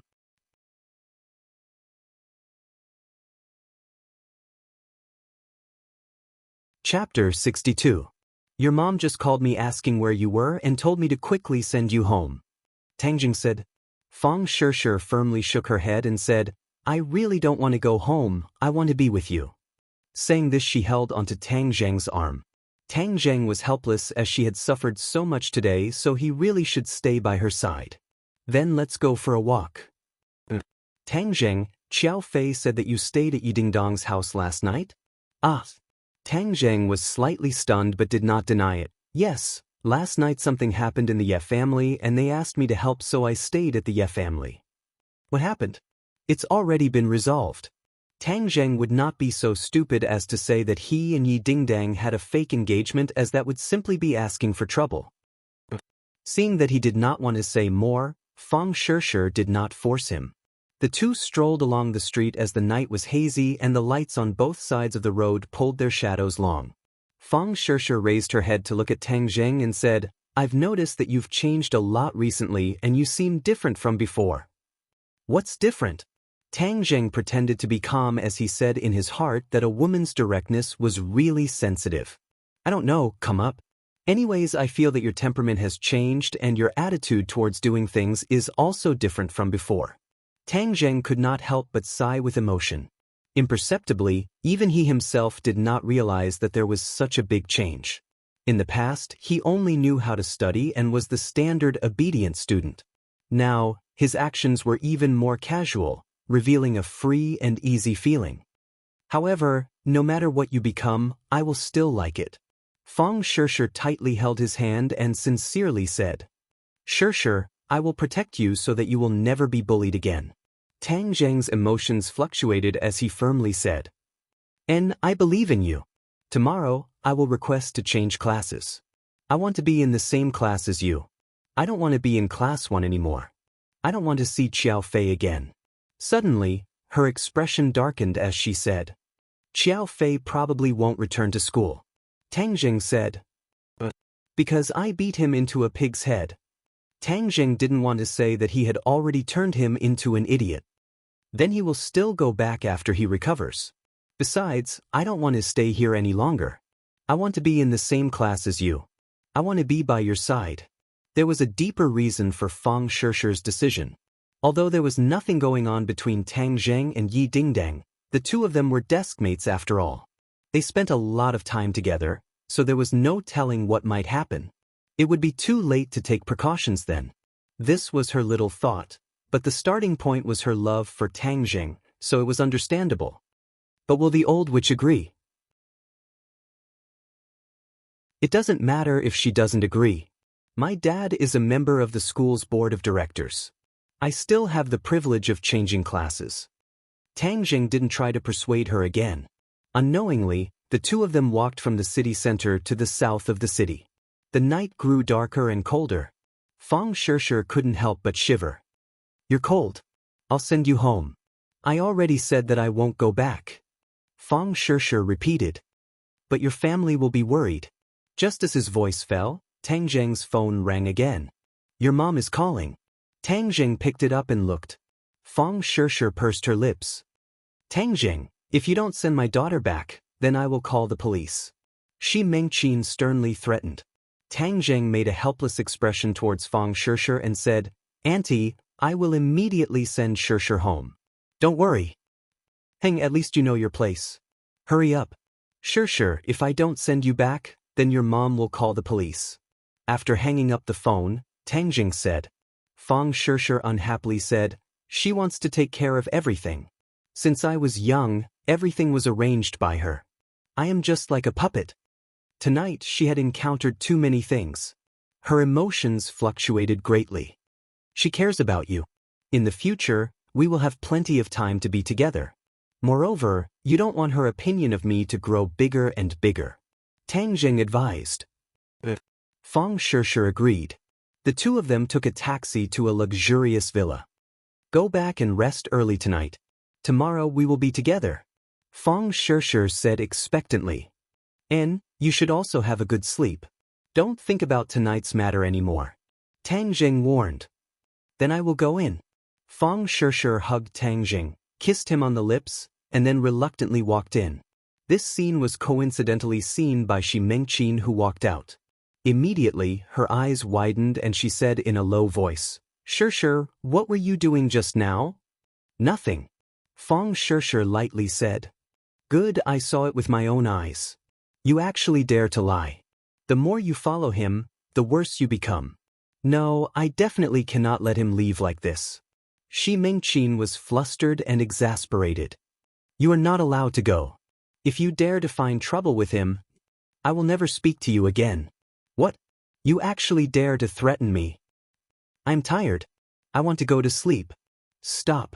Just what did you guys do tonight?" Shi Mengqin relentlessly asked. "I don't want to tell you." Fang Shishir thought of that humiliating scene and her mood immediately fell.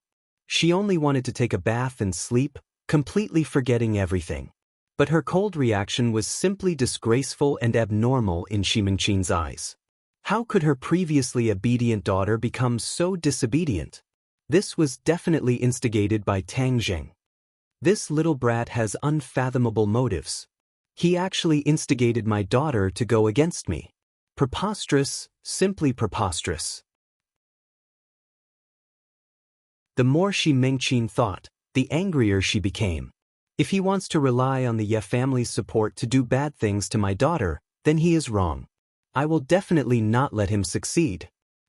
In a few days, I will bring Tang Zheng home to eat. You should prepare. Before entering, Fang Shishi's words almost caused Ximingqin's jaw to drop. He wants to enter the Fang family so quickly? He must be daydreaming. Whatever, I was worried that I would not have a chance to teach you a lesson. When the time comes, I will definitely embarrass you and let you know that our Fang family's threshold is very high. You simply cannot reach it. The next day, Tang Zheng discovered that Lu Qingmei's gaze towards him was somewhat strange. It was like an eagle looking at a little chick. Damn, last night she almost saw through my flaws. If I continue to tutor her, then one day I will be exposed. Even though he felt that Lu Qingmei was a very good teacher and that he could absorb a lot of pure yin energy by being with her, compared to exposing his secret, he would rather choose to maintain a certain distance from her.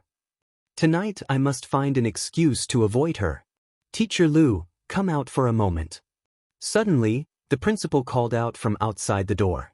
Lu Qingmei stopped teaching and walked out. The entire class looked outside, not knowing what happened. A moment later, Lu Qingmei walked in, but there was an extra person behind her, Fang Shishi. Immediately, everyone's eyes widened as they looked at this beautiful schoolflower, not knowing what was going on. Lu Qingmei's expression was still cold, making it impossible for people to see her mood. She lightly said, "Today, our class has a new student, Fang Shishi. For the next 2 months, everyone will be studying together. My name is Fang Shishi. In the future, I will be looking forward to everyone's guidance." Fang Shishi sweetly smiled and gently said. Everyone was stunned for half a minute. What kind of song is this? Fang Shishi is the current #1 in the entire school. Why would she come to the Hell class? Some of the more quick-witted people already thought of a reason, Tang Zheng. So they all turned their heads to look at Tang Zheng in the last row. They discovered that his expression was normal as if nothing had happened. F***ck, this must be because of Tang Zheng. His luck with women is too good. He actually made Fang Shishi change classes for him. Many people were envious, jealous, and hateful. Why didn't such a good thing fall on their heads? Takashi clenched his fist and thought. Yesterday, wasn't Xiao Fei going to make a move against Fang Shishi? Why is Fang Shishi acting like nothing happened? Could it be that Xiao Fei cancelled his plan? Now that Xiao Fei sees the cooked duck fly away, I wonder what kind of expression he will have. Suddenly, his heart lit up as a glimmer of hope appeared in his heart. Fang Shishi is here. That means Tang Zheng won't have a chance to hook up with Yi Dingdang. That means my chance has come. Thinking of this, he wanted to jump up in excitement. This time Xiao Fei is out of luck. My good luck has come. Who cares? My own happiness is more important. What does Xiao Fei's happiness have to do with me? He and Xiao Fei were jackals of the same tribe. They only got together because they were birds of a feather. There was no friendship to speak of. Naturally, he wouldn't feel sad for him. Fang Shishi really should have come to class 7 earlier. That Tang Zheng and Yi Dingdang probably didn't have a chance. But now it's not too late. Takashi's luck has changed. My spring has finally come. Where do you want to sit? Lu Qingmei asked. Of course she would welcome such a top student. She and everyone else thought that Fang Shishi came for Tang Zheng. She couldn't help but take a few more glances at Tang Zheng. How could this brat's charm be so great? Yi Dingdang and his relationship seemed to be very close. Moreover, Fang Shishi, his official girlfriend, even changed classes. Tang Zheng was simply like a love saint. Teacher Lu, can I sit there? Fang Shishi pointed at the seat in front of Tang Zheng. There was already someone sitting there. Actually, Fang Shishi wanted to sit together with Tang Zheng. However, she knew that Yi Dingdang would definitely not agree. Why would she make such an impossible request? Then you'll have to ask your classmate's opinion. Lu Qing pointed at the male student sitting there and said, I don't have any objections. You can sit here with me. The male student excitedly said. It was as if being chosen by Fang Shishir was his greatest honor. Fang Shishir smiled and expressed her thanks. Then she naturally sat in front of Tang Jing, leaving her beautiful back and jet black hair to Tang Jing. Tang Jing didn't know whether to laugh or cry. He used to think that Fang Shishir was very obedient and timid. Only now did he realize that her courage wasn't small at all. She openly sat in front of him. At this point, even a blind person could see that she came for Tang Jing. Feng Yong quietly gave a thumbs up to Tang Jing. Yi Dingdang also looked at him thoughtfully and meaningfully. Such a big piece of news happened in the Hell class. It made all the students' hearts surge. But at the same time, the elite class 1 was also experiencing a big event.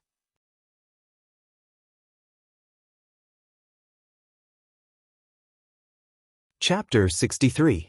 Fang Shishir decisively leaving Class 1 for Class 7 was like a ruthless slap to Wu Cuihong's face. She had expressed her contempt and disgust for Class 7 on more than one occasion, but today, the most outstanding student in her class actually took the initiative to transfer to Class 7. This was an undisguised slap to her face. Wu Cuihong's anger burned as she really had the urge to kill. The entire class was silent out of fear that they would be implicated. Suddenly Wu Cuihong's gaze fell on another empty seat. Xiao Fei. Where did Xiao Fei go? She unhappily asked. After being silent for a long time, someone finally carefully said, Xiao Fei did not come today. Did not come? Wu Cuihong's face became increasingly ashen, but she did not think too much about it as Xiao Fei was not only the class monitor but also his family background. Even if he really played truant, she would not be able to do anything to him. Study for this class yourself. Wu Cuihong did not have the desire to teach as she coldly threw down these words and walked out of the classroom. Just at this moment, a middle-aged woman dressed in luxurious clothing walked in with 2 strong men behind her who loudly shouted, Not a single one is allowed to leave. Wu Cuihong of course recognized this person as she was Xiao Fei's mother. Wu Cuihong hurriedly went up to greet her as she forced out a smile and said, Madam Xiao, why did you come? Madam Xiao coldly looked at Wu Cuihong and with an ashen face said, You are also not allowed to leave. Wu Cuihong was suddenly startled as she did not know why the other party was so angry. She hurriedly said, Madam Xiao, did something happen? Of course something has happened, something big has happened. Someone has grown the guts of a leopard and actually dared to harm my son. I will definitely drag this person out. Madam Xiao said with a murderous look. Wu Cuihong was shocked when she heard this and asked with concern, Xiao Fei is injured? Is his injury serious? What is going on? I also want to ask you what is going on. You are his teacher and yesterday after school he did not return home and today he was found injured. He is still unconscious and is currently undergoing emergency treatment. Madam Xiao sternly asked. Wu Cuihong said in her heart, What does this have to do with me? But she couldn't directly add fuel to the fire and said, I'm also very concerned about Xiao Fei's injury, but we should first figure out what happened. I remember that he was fine yesterday after school. Then tell us what happened after school. You are his teacher and classmate, so you must know the truth. If you don't tell us today, then no one is allowed to leave the classroom. Madam Xiao's request was unreasonable, causing all of the students to glare at her. What are you glaring at? My son is injured. You are all suspects. If you know the truth, say it quickly. Otherwise, you will have to bear the consequences. Are you being unreasonable? We weren't the ones who hurt Xiao Fei, so what right do you have to question us? Someone retorted. But, my family is a board member of the school. Anyway, if we don't get to the bottom of this today, no one can leave the classroom. Wu Cuihong felt a headache coming on. Fang Shishir's matter had just passed and now this happened. Could it be that this year was really unlucky for her to have so many troublesome matters come knocking on her door? She suppressed the anger in her heart and said, Madam Xiao, This is definitely a misunderstanding. Students, don't complain. Everyone cooperate and recall if you saw Xiao Fei yesterday after school. Xiao Fei purposely avoided everyone yesterday after school, so how could he be discovered? Seeing everyone shake their heads, Madame Qiao became unhappy. She thought that these students were not cooperating and said, "I don't believe that I can't deal with a group of students. I'll interrogate you one by one. We are not criminals. You have no right to interrogate us." The students were young and full of vigor. They were all the pearls of their palms at home. When had they ever suffered such humiliation? They all retorted, causing the atmosphere to become tense. Madame Qiao was not afraid at all. Instead, she looked at them with ridicule. Suddenly, her eyes fell on two empty seats. One of them was her son's, but what about the other one? This meant that there were not all students in the classroom. Call all the students in your class over. Not a single person can be missing. There must be someone who knows the details. Madame Qiao ordered arrogantly, as if Wu Cuihong was one of her subordinates. My class's students are all here. Liar, there are clearly two empty seats. Oh, the other empty seat is a student who just transferred to another class. Just transferred? To be in such a hurry to transfer, there must be a problem. Who knows, maybe my son's injury is related to her. Let's go find this student. Madame Qiao's eyes lit up as if she had discovered a new continent. Wu Cuihong originally wanted to persuade her, but after thinking about it, Fang Shishir was no longer in her class, so why should she speak good words for her? It would be best if Madame Qiao went to cause a ruckus. That way, she could also make Lu Qingmei lose face, killing two birds with one stone. That student transferred to Class 7. The worst Class 7? Madame Qiao said in surprise, as she clearly knew of Class 7's reputation. There must be a problem with this person. Transferring to a trash class like Class 7, how could she be a good student? My son's injury must be related to her. Let's go to Class 7. The three of them rushed to Class 7. Wu Cuihong hesitated for a moment before also chasing after them. The other students looked at each other in dismay. Just what kind of trouble was this? Lu Qingmei was in the middle of her lesson when she heard a ruckus outside. Then the classroom door was heavily pushed open and fiercely hit the wall, making a loud noise. Lu Qingmei immediately raised her eyebrows as she stared at the door with an unkind expression. Coincidentally, she saw Madame Qiao aggressively walk in with two strong men. "Get out, I'm in the middle of a lesson," Lu Qingmei said without any trace of politeness. Madame Qiao looked at Lu Qingmei and couldn't help but feel ashamed of her inferiority. At her age, what she hated the most was seeing others younger and prettier than her. However, there was no doubt that Lu Qingmei was younger and prettier than her. In front of Lu Qingmei, she was like an old tree branch. Thus, she didn't have a good expression towards Lu Qingmei and said, "You still want to go to class? No way.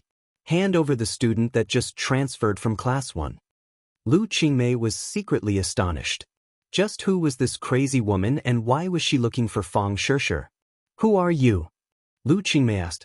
"Heng, who am I? I am someone you can't afford to provoke.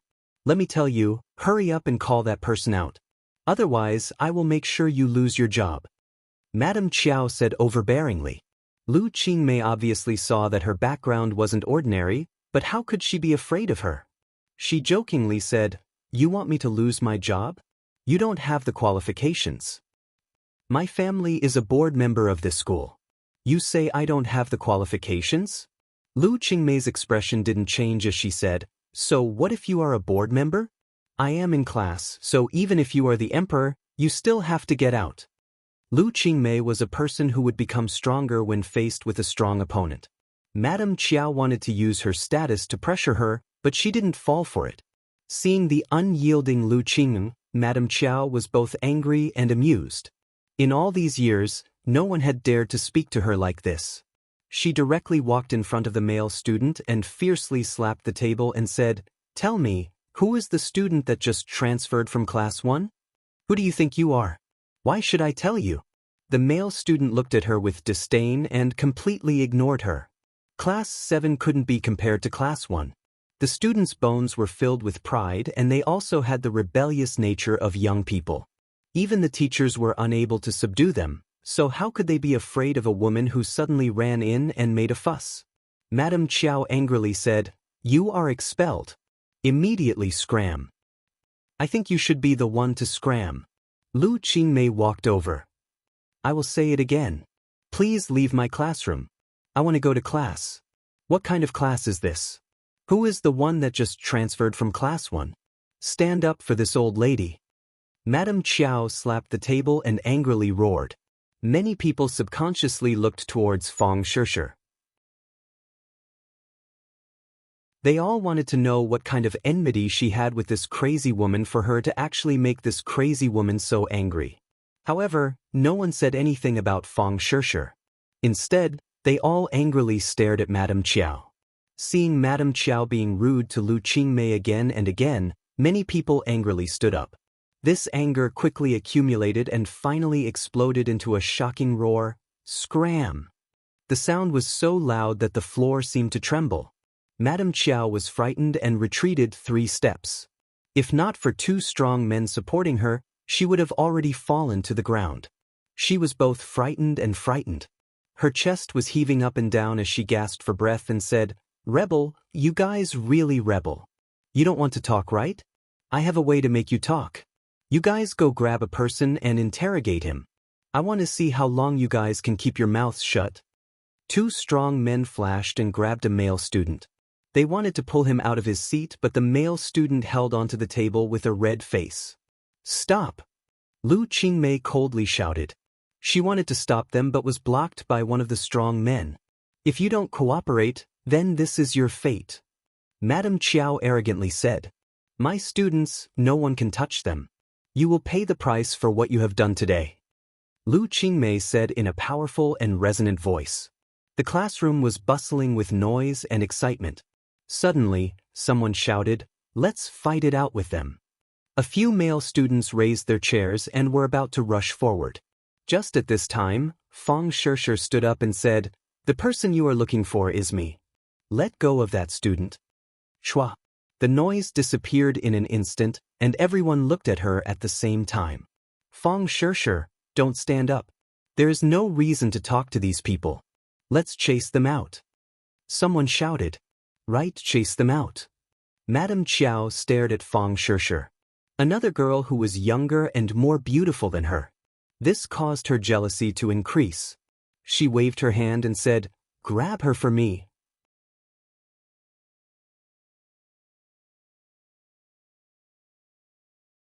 Chapter 64. Fang Shishir did not retreat or dodge. Under this kind of attack, she was like a rootless duckweed without any ability to resist. But she was not afraid, not even the slightest bit of fear. Instead, she was filled with courage because there was a person standing behind her, a person she could entrust her life to, Tang Zheng. Just now, when Madame Chiao barged in and caused a ruckus, the 2 of them guessed that it might be related to Chiao Fei. Seeing that Madame Chiao actually wanted to harm other students, Fang Shishir immediately stood up. The sturdy man's hand was about to grab her shoulder when suddenly, a hand appeared without any warning. Then, the sturdy man felt as if his hand had touched a hard piece of steel and was fiercely bounced back. He felt a burning pain and felt as if his bones were about to break. Tang Zheng had already stood up and stared at the sturdy man. When their eyes met, the sturdy man angrily shouted, "Who are you?" "Scram!" Tang Zheng shouted. The opponent was not even a martial artist, so he had no interest in making a move. The sturdy man's feeling was different. He felt an extremely dangerous aura from Tang Zheng's body. Although the other party's performance was no different from the other students, he still had this kind of feeling in his heart. Even he himself felt that it was ridiculous. "Why aren't you making a move?" Madame Chiao asked. But the sturdy man knew that he could not stay in a stalemate, so he made a move. His fist went straight for Tang Zheng's face. Bang! Before anyone could see it clearly, they saw the burly man softly fall down like a dead fish. Madame Chiao finally realized that something was wrong and shouted, "Good, you still dare to hit people. Hurry up and capture that girl and boy." The other sturdy man also rushed over, but when he reached Tang Jing, he followed in his footsteps and fell to the ground like a dead fish. What? Everyone stared with wide eyes at Tang Jing as if they were looking at an alien. This was the first time they saw Tang Jing make a move. They were all shocked because they did not see how Tang Jing made a move. In their minds, a word quickly flashed: expert. Teenagers all worshipped the strong, and many of them immediately cheered. Madame Chiao was so angry that her face turned white. No matter how stupid she was, she knew that she had encountered a tough opponent. "Brat, you dare to hit people, you're fired," Madame Chiao said in a threatening manner. Tang Jing gave her a look of disdain and did not pay her any attention. A strange light flashed through Lu Qingmei's eyes as she glanced at Tang Jing. Then she stared at Madame Chiao and said, "You brought people to school to commit murder, so don't even think about leaving. This matter must be clearly investigated by the police." Call the police? Good, someone injured my son, Xiao Fei. Now that he is lying in the hospital, I also want to call the police. Without anyone to rely on, Madame Chiao was deeply afraid that this group of fearless students would gang up on her. When she heard that they were going to call the police, she couldn't wait. "You can't call the police." Suddenly, the principal walked in and anxiously stopped them.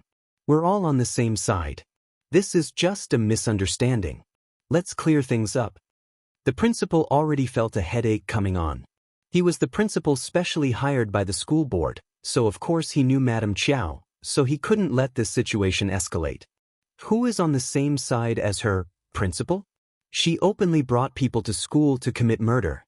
This kind of person must be severely punished. Lu Qingmei said straightforwardly. The principal bitterly smiled and said, "Teacher Lu, please calm down. This is Xiao Fei's mother. The Qiao family is a board member, so how could she bring people to school to commit murder? This is definitely a misunderstanding. Moreover, according to my understanding, Qiao Fei is indeed injured and hospitalized, which is why Madame Chiao is so agitated." Qiao Fei is hospitalized? Lu Qingmei had of course heard of Qiao Fei's name. Qiao Fei's family background was illustrious, and his grades were also very good. However, she heard that he was a bit bossy and domineering, causing many students to fear him. "My son was injured after school yesterday, and this matter cannot be separated from a certain student. I suspect that student is the biggest suspect. Moreover, that boy actually hit people. This kind of student must be expelled." Madame Chiao saw that the principal had arrived, so she became confident again. She placed her hands on her hips and said domineeringly. The principal glanced at Fang Shishir, and his forehead immediately broke out in cold sweat. If it was someone else, he would have the authority to deal with them, but Fang Shishir was not someone easy to deal with. The Fang family was also a board member, so he couldn't afford to offend them. Thus, he hurriedly tried to smooth things over. "Madame Chiao, is there a misunderstanding here?" Seeing that the principal actually sided with the other side in the blink of an eye, Madame Chiao became angry. She thought that she couldn't count on the principal today. Once this matter was over, she would definitely get rid of him and find another obedient principal. Misunderstanding? Then I'll have the police come and see if this is a misunderstanding. Saying this, she actually dialed a number and loudly said, "Chief Deng, I'm at Pengcheng International School. Come over, I have some matters for you to settle." "Okay, I'll wait for you." After hanging up the phone, she looked at the crowd with contempt and said, "The police will be here soon. You guys just wait and tell them." The principal wiped the cold sweat off his forehead and said, "Madame Chiao, there is no need for the police to get involved in this matter. We can settle it ourselves." "Heng, I don't need you to settle it. I'll let the police handle it. Let me tell you, before the police come, that girl and boy are not allowed to leave. Today, there must be an explanation. Principal, letting these kind of people come to our school to cause trouble is simply bringing shame to our school," Lu Qingmei said. The principal bitterly smiled and advised, "Teacher Lu, don't say too much."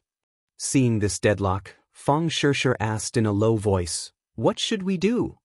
"Don't worry, they don't know anything, so they won't be able to do anything." Tang Jing comforted her. "How about I call home? The Chow family is bullying others, but our family is not so easy to bully. Fang Shishir said. Last night, Fang Shishir was the victim, but now that Madame Chow was making such a big fuss, it was as if she was the perpetrator, making her very angry. However, she did not want to make the matter of last night public. After all, it was not a good thing and related to her innocence. Even if nothing happened, if other people found out, there would definitely be rumors. For the time being, they don't have any evidence. Even if the police came, it would be useless. Later on, as long as we say that the two of us were together last night, they won't be able to do anything. Tang Zheng warned. And I understand. Yi Dingdang saw the two whispering and suspiciously asked, What are you two chattering about? Nothing much. What happened to Xiao Fei? Who knows? Tang Zheng shrugged his shoulders and feigned ignorance. In reality, he was the clearest about Xiao Fei's situation. You two come over here. The principal waved towards Tang Zheng and Fang Shishir and said. The two of them walked over and the principal earnestly said, Last night, student Xiao Fei was injured. Do you know who did it? I don't know. Tang Zheng bluntly said. I'm not asking you, stinking brat. Madame Chow scolded and stared at Fang Shishir and said, What did you do last night? Nothing. Heng, nothing. Who do you think you are lying to? Hurry up and tell the truth, otherwise you will suffer. Madame Chow fiercely said. Seeing this, the principal advised, Madame Chow, they are still children. Let's have a better attitude. Madame Chow glared at the principal, not understanding why his attitude today was so abnormal. It was as if he was secretly helping outsiders. Since she said she didn't do anything, then she really didn't do anything. Lu Qingmei said. Children these days are full of lies. If you believe her, pigs can climb trees. Let me ask you, you said you didn't do anything bad. Do you have a witness? She was with me last night. I can prove it. Tang Zheng said. Lu Qingmei looked at Tang Zheng in astonishment, thinking that he was clearly tutoring her last night, so how could he be with Fang Shishir? But she didn't point it out. You two were together? Madame Chow stared at Tang Zheng. How could Tang Zheng be afraid of her completely unthreatening gaze as he lightly said, Yes. Now you have nothing to say. Wrongly accusing my student. I will sue you for slander. Wrongly accused or not, the police will know when they come. Madame Chow didn't want to give up so easily. She had to find the culprit who injured her son. This way, when her son wakes up, she can resolve the hatred in her heart. Just as she finished speaking, several policemen boldly and decisively walked in and waved their hands. Everyone make way. What are you all doing here? Chief Deng, you came just in time. My family's Xiao Fei was injured last night and is currently in the hospital for emergency treatment. I suspect that it has something to do with this female student. Madame Chow bluntly said. Which eye of yours saw that your son's injury has something to do with Fang Shishir? Lu Qingmei angrily asked. This kind of thing doesn't need to be seen to know. Chief Deng, bring them all back. We will know once we interrogate them. Madame Chow ordered. Deng Maokai originally thought it was just a small matter, but when he saw Lu Qingmei, he instantly recognized her. This was because a beauty of this level was really rare, and his impression of her from that meeting was too deep. When Tang Zheng was caught by Xiao Fei, it was Deng Maokai who single-handedly arranged it. In the end, he even found his own subordinate Lu Gang to be the scapegoat. Only then did he keep his position as chief. The most important thing was that the picture of him and his lover was taken by Tang Zheng. He never would have thought that today he would be dragged by Xiao Fei's mother. Moreover, it seemed that he would have to face Lu Qingmei again. F***ck, why am I so unlucky? Are the Xiao family people my nemesis? I have only been quiet for a few days and now they are here again. A few days ago, Deng Maokai was on tenterhooks. He thought that Tang Zheng would release his picture, but after discovering that there was no movement, he guessed that the other side was soft-hearted and let him go. He secretly rejoiced. Suddenly, Deng Maokai's pupils shrunk as he saw Tang Zheng. His heart thumped and he could not help but cry out in grief. Why am I so unlucky? Why is it him again? Cough cough. Deng Maokai dryly coughed twice to cover up the shock in his heart. He pretended to be calm and said, "The police need evidence to handle a case and do not rely on words. We will investigate this matter and do not need other people to tell us what to do." What? Madame Chiao was not an idiot. She could clearly tell that Deng Maokai was not speaking up for her. For a moment she was stunned. Did the sun rise from the west today? How come the reinforcements that she brought over are all traitors?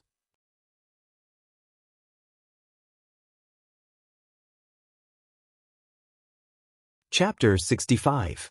Chief Deng, what do you mean? Madame Chiao asked in disbelief. Deng Maokai glanced at her and said in his heart, "Why won't you listen? I told you to shut up and I will decide on this matter." But he did not say it out loud, as the Chiao family was not an ordinary family in ordinary balance. "Tell me, what exactly is going on?" Deng Maokai did not greet Lu Qingmei and Tang Jing but pretended to be impartial and said in a businesslike manner. Madame Chiao had already discovered that something was wrong, but she still said, "My son was injured last night and I suspect that it has something to do with this female student." Deng Maocai's gaze turned towards Fang Shishir as he secretly praised her beauty and asked, "Classmate, can you tell me what you were doing last night?" "Last night I was with him the entire time," Fang Shishir calmly said. Deng Maokai glanced at Tang Zheng and nodded his head, indicating that he understood, and then said, "Then do you know how Xiao Fei was injured?" "How could I know?" "No, she is lying." Madame Chiao immediately cried out. "What you say is the truth and what others say is a lie. Don't think so highly of yourself," Lu Qingmei coldly said. Deng Maokai glanced at Lu Qingmei and saw that her face was filled with anger, even more so than the last time at the police station. His heart thumped as if she was really angry, then he might suffer a calamity, so he quickly said, "This teacher's words are reasonable. Since both sides have their own version of the story and there is no evidence, we should wait until Xiao Fei wakes up. He will definitely know how he was injured." The principal interrupted, "That's right, once Xiao Fei wakes up, then won't the truth be revealed?" Fang Shishir's gaze moved as she nervously looked towards Tang Jing, but Tang Zheng's expression did not change as he comforted her with his eyes. Madame Chiao originally wanted to take advantage of the situation before her son woke up, so seeing that Deng Maokai was not helping her, she already knew that there was an unforeseen event. She unwillingly glared at Fang Shishir and said, "Then you just wait. Once my son wakes up, no matter who the culprit is, they will not have an easy time." Ring, ring, ring. As soon as she finished speaking, her phone rang. After she picked it up, her expression changed abruptly. She asked, "Is what you said true? My son has become a vegetable." She held her phone in a daze, as if she had been immobilized. The others also understood that Xiao Fei had actually become a vegetable. This was absolutely explosive news. Many people were not used to Madame Chiao's actions and were already secretly cheering. "Serves you right. Who asked you to be so arrogant? I am #1 in the world. Now you should be crying." "No, you won't even have the chance to cry." Madame Chiao did not cry. Instead, her little universe erupted, and like a loudspeaker, she loudly roared, "I will kill you and avenge my son." Then she rushed towards Fang Shishir. Tang Zheng stood in front of Fang Shishir and pulled her to the side. In the end, she fell to the ground in a sorry state. However, she immediately crawled up and rushed forward like a madwoman. Her face was malevolent like an evil spirit. "You police are just going to watch her commit a crime in broad daylight?" Lu Qingmei asked. Deng Maokai also finally reacted. He was truly confused by Madame Chiao's actions. Seeing her crazy appearance, he knew that she had temporarily lost her wolf. Thus, he hurriedly ordered his 2 subordinates, "Why haven't you caught her yet?" "Catch me? You dare to catch me? Do you know who I am? With a single word, I can peel off your skin." Madame Chiao bared her fangs and brandished her claws. One of the police was not careful and was even scratched on his face. However, in the end, she was not a match for the police and was quickly restrained. "Attacking the police is against the law," Lu Qingmei lightly said. Deng Maokai was shocked. Lu Qingmei was finally angry. This was the rhythm of dealing with Madame Chiao. However, both sides were not good people. He could only impartially enforce the law so that he would not be criticized. Moreover, Tang Jing still had something on him. Even if he did not give Lu Qingmei face, he could not help but have misgivings about Tang Jing. Take her away. This is a school, not a vegetable market. Making a ruckus here is not appropriate, Deng Maokai sternly said. Looking at Madame Chiao's shrewish appearance, he instantly understood that Madame Chiao and Lu Qingmei were not on the same level. From beginning to end, Lu Qingmei was like a phoenix high up in the sky while Madame Chiao was like a chirping sparrow even though she was making a lot of noise. What are you doing? Let me go. I want to take revenge for my son, Madame Chiao shouted. Seeing this, the principal said, Officer, this is a misunderstanding. Can you first let her go? After all, Madame Chiao's identity was special. If the police were to take her away like this, he would not be able to report back. Deng Maokai did not buy this as he impartially said, Let her go. If she injures someone, will you take responsibility? Moreover, she attacked a police officer, so she must be taken away. Let's go back to the police station. Why don't you take away the culprit who harmed my son? Take away that little slut. I want her to live a life worse than death. Madame Chiao was still hysterically shouting. Deng Maocai's face became more and more ugly. How could this person be so blind? Then we will go back first, Deng Maokai respectfully said to Lu Qingmei. Although he tried his best to restrain himself, anyone with a discerning eye could see that he was in awe of Lu Qingmei. With the ruckus here, there were already many students and teachers gathered at the door and windows. Many of them were looking at Lu Qingmei with complicated gazes. Everyone did not have much understanding of Lu Qingmei. They only knew that she was cold and arrogant.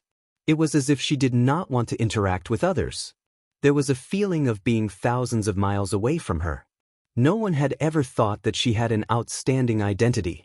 But from Deng Maocai's reaction today, it seemed that her background was very big.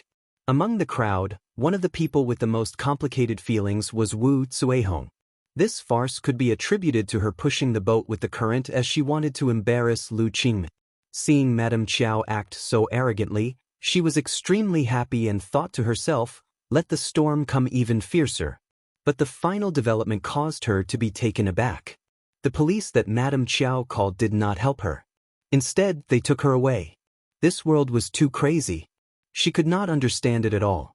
In the end, when she saw Deng Maocai's attitude towards Lu Qingmei, she finally understood why the police's attitude was so strange. It was all because of Lu Qingmei. Who is she? Why does she have so much power? The fear in Wu Zuehong's heart gradually spread. Her conflict with Lu Qingmei was not just a day or two. Moreover, it was an open secret. She originally thought that by relying on her position as the grade leader, she could suppress Lu Qingmei. She never thought that her background would be so big. This is bad. What if she takes revenge on me? Wu Zuehong's heart was in turmoil. Her face instantly became pale. She was in a daze as she squeezed out of the crowd. The farce that she pushed the boat with the current had turned out like this. This was not the result that she wanted. Another person with mixed feelings was Takashi. He had been silently paying attention to the development of the situation. When he heard that Xiao Fei was injured yesterday, he immediately guessed that this matter was related to Fang Shishir. This was because he was the only one who knew about Xiao Fei's actions yesterday. If Fang Shishir was not enough to harm Xiao Fei, then there was only one other person, Tang Jing. He wished that he could immediately rush up and say that Tang Jing was the murderer. However, in front of the entire class, he did not dare to do so. Otherwise, he would definitely become a public enemy and there would be no way for him to stay in Class 7. The development of the situation far exceeded his expectations. Xiao Fei actually became a vegetable. This really gave him a big fright. He could not help but secretly look at Tang Jing. He discovered that his expression was normal as if he did not know about this matter. However, Takashi was very clear that this matter was definitely done by him. He actually turned Xiao Fei into a vegetable. Takashi's heart went cold. Fear spontaneously rose in his heart. It was as if a fierce tiger was staring at him and could at any time open its bloody mouth and swallow him whole. No, I can't just sit here and wait for death. My conflict with Tang Jing cannot be resolved. Now that Xiao Fei is done for, the next moment it will be my turn. I have to do something. Right, if I tell Madame Qiao the truth, then she will definitely not let Tang Jing go. Even if there is no evidence, they will still use other methods to get revenge for Xiao Fei. Takashi's eyes lit up as if he had grabbed onto a life-saving straw. The corner of his mouth revealed a faint evil smile. The farce ended and the audience dispersed. Tang Zheng and Fang Shishir were called downstairs by Lu Qingmei. Lu Qingmei stared at the two. Tang Zheng was calm as if nothing had happened. Fang Shishir was beautiful and pretended to be calm. However, the trace of strangeness between her eyebrows did not escape Lu Qingmei's eyes. This matter definitely has something to do with them, she concluded in her heart. However, the matter of Xiao Fei becoming a vegetable still shocked her. This method was not ordinary. Her gaze fell on Tang Zheng's body. It was as sharp as a knife, as if she wanted to cut him open and see him clearly. Tang Zheng was calm and collected. Under this knife-like gaze, his calmness was somewhat strange. This matter has something to do with you guys? Lu Qingmei finally asked. Fang Shishir's heart trembled as she subconsciously tightened her grip on Tang Zheng's hand. Tang Zheng blankly raised his head and looked at Lu Qing, saying, "Teacher Lu, this kind of joke cannot be made." "Then you mean it has nothing to do with you guys?" "Of course it has nothing to do with us. We are students, how could we do this kind of thing?" Tang Zheng discovered that he really did have a talent for lying. His face was not red, his heart was not beating fast, and even his breathing did not change in the slightest. Currently, his control over his body was very strong. As long as he did not want to reveal any flaws, it would be very difficult for others to discover. Lu Qingmei discovered that she had to reevaluate Tang Zheng. She had already guessed that he was deliberately hiding his strength during the exam. However, this was not what surprised her the most. Tang Zheng's performance today was what surprised her the most. After doing so many things, he was still able to remain calm and composed. She could not help but think of the incident at the police station. Could it be that he was also acting at that time?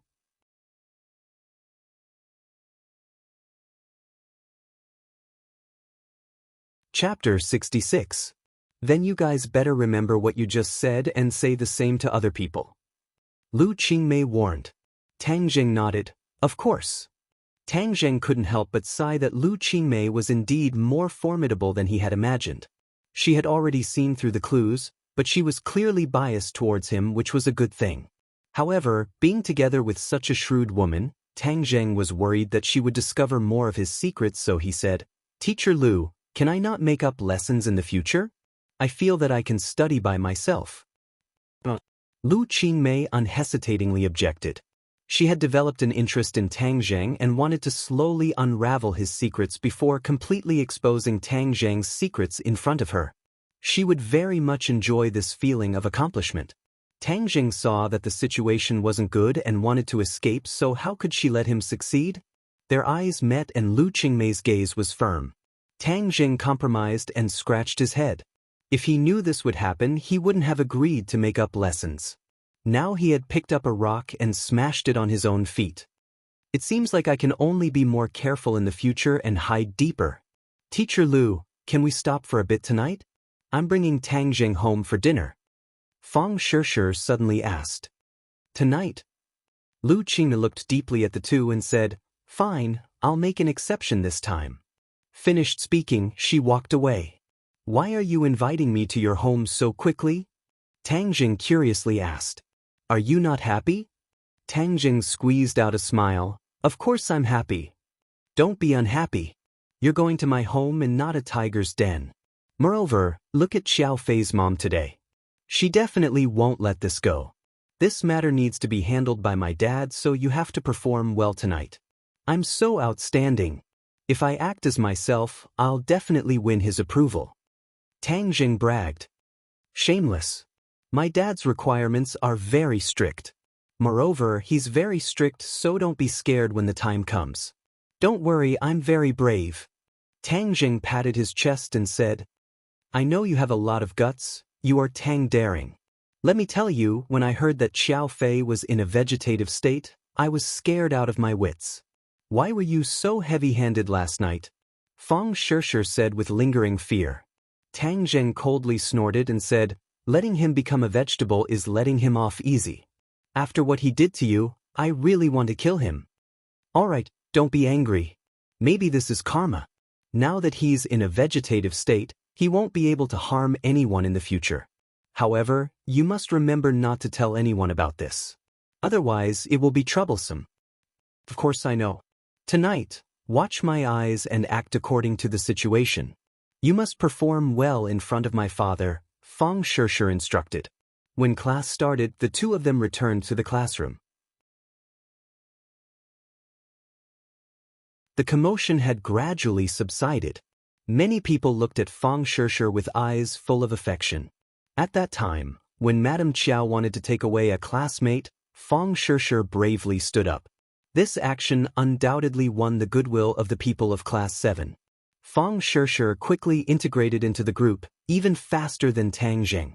A small piece of paper quietly appeared in front of Tang Zheng. Did you do this? 4 simple words, but Tang Zheng understood what it meant. He turned his head to look at the owner of the paper. Yi Dingdang stared straight at him.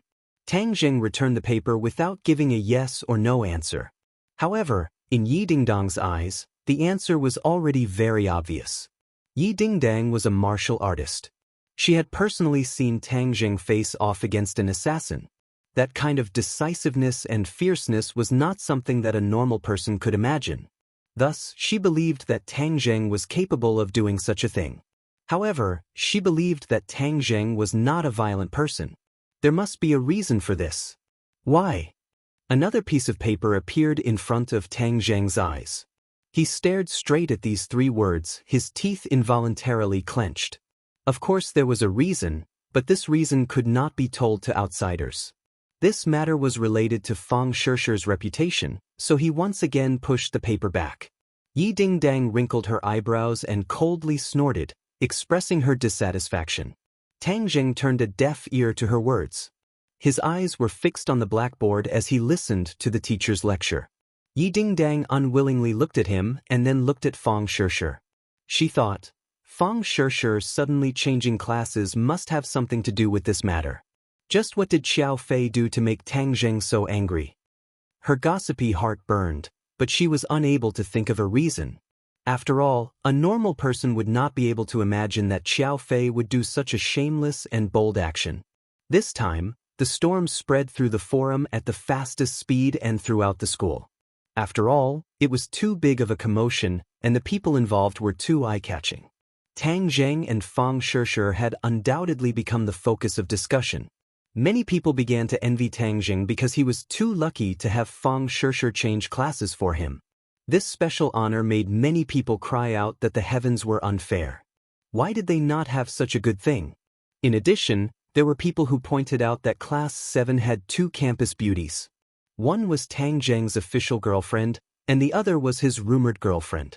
This seemed like there was going to be a good show to watch. It was easy to start a war between women, especially beautiful women. Moreover, there was a man between them, so this war was bound to break out. The good fortune of having multiple lovers was not so easy to enjoy. Many people harbored evil intentions and cursed in their hearts, waiting to watch a good show. The person involved did not care about other people's thoughts. This was because Tang Zheng had already sat in the Fang family's car, preparing to attend the banquet. Was this a Hongmen banquet? Tang Zheng did not know. In any case, even if it was not a Hongmen banquet, this banquet would not be easy. However, his mentality was very good, and he was not worried. He did not bring a gift because he was once again a pauper. He did not have the money to buy a gift. If he bought a worthless gift, then he would be laughed at by the other party. Therefore, he brought her along to the banquet like a hoodlum. You don't have to feel burdened. You have me. Fang Shishir tightly held his hand and comforted him. I don't have any burdens. Tang Zheng casually said. Fang Shishir seriously looked at him and found that he was not lying. She could not help but tap his forehead and said, It seems like I was worried for nothing. Your heart is too big. Hee, this is called strategically valuing the opponent and tactically looking down on the opponent. You even raised it to a theoretical level. Glib tongue. Fang Shishir did not know whether to laugh or cry as she stared at him. When the car arrived, Fang Shishir held his hand and walked into the magnificent home. She changed her image of a good girl from before and seemed to want to use this method to declare her determination. Perhaps this was a counterattack to her mother's decision. When Shi Mengqin saw the two's intimate appearance, her originally unsightly expression dropped to the freezing point and she almost went berserk. Fang Shishir acted as if she did not see her expression. She walked with Tang Zheng in front of her parents and naturally said, "Dad, Mom, this is Tang Zheng." "Hello, Uncle and Auntie." Tang Zheng courteously greeted. Shi Mengqin coldly snorted, not even giving him a friendly look. Fang Shishir unhappily pouted and then looked at her father. Fang Chonghua calmly nodded his head and said, "Little Tang is here. Quickly sit down and rest." Fang Shishir was somewhat happy. Her father was indeed much better than her mother. She gave her father a sweet smile and pulled Tang Zheng to sit down. "Little Tang, how are your studies in school?" Fang Chonghua amiably asked like an elder. "Not bad," Tang Zheng replied. Fang Chonghua smiled but did not say anything. He did not continue to ask this question. "Little Tang, who else is in your family?" "My family only has me and grandfather." Fang Chonghua's smile increased by several degrees. "Little Tang, what plans do you have for the future?" "For now I don't have any." The smile on Fang Chonghua's face was already very thick and he did not ask any more questions. "Little brat, this person is very cunning," Tian Chanzi suddenly said. Tang Zheng was slightly startled and said, "Why do you say that?" Did you not hear the hidden meaning behind his three questions? Tang Zheng's heart moved. These three seemingly simple questions actually contained a deeper meaning. The first question was about his studies. Tang Zheng was ranked last in the entire school. This was something that Shi Mengqin must have already investigated. Fang Chonghua clearly knew the answer to this question. This was because he wanted to embarrass Tang Zheng. The second question was about his family. Tang Zheng's family was poor and the difference between his family and the Fang family was like heaven and earth. This was another blow. The third question was about his plans for the future. Tang Zheng honestly said that he only wanted to deal with the high school exam and quickly increase his cultivation. As for other things, he really did not consider them. The three questions advanced layer by layer. In reality, it was related to a person's soft and hard power. In the eyes of outsiders, Tang Zheng did not have any strength, so when faced with these three questions, they would feel ashamed of their inferiority and retreat. However, what Fang Chonghua did not know was that Tang Zheng was a cultivator. These three important questions were not worth mentioning to him.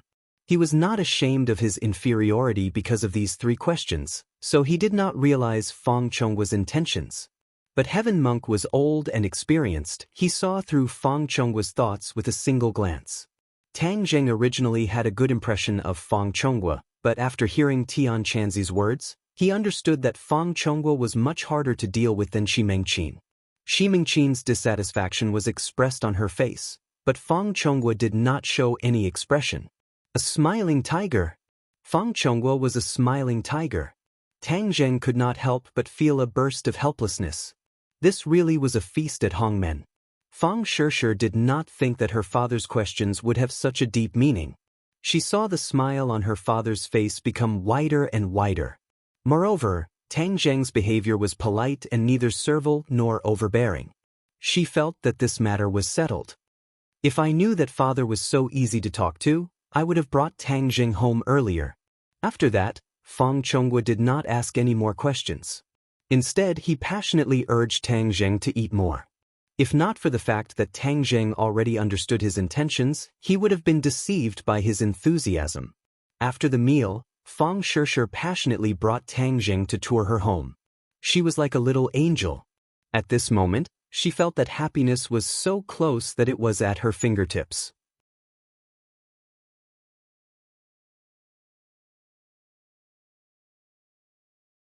Chapter 67. After Tang Zheng left, Fang Shishir contentedly returned to her room to sleep. But in the other room, Shi Mengqin angrily looked at her husband and asked, What's wrong with you today? Why are you talking and laughing with that little brat?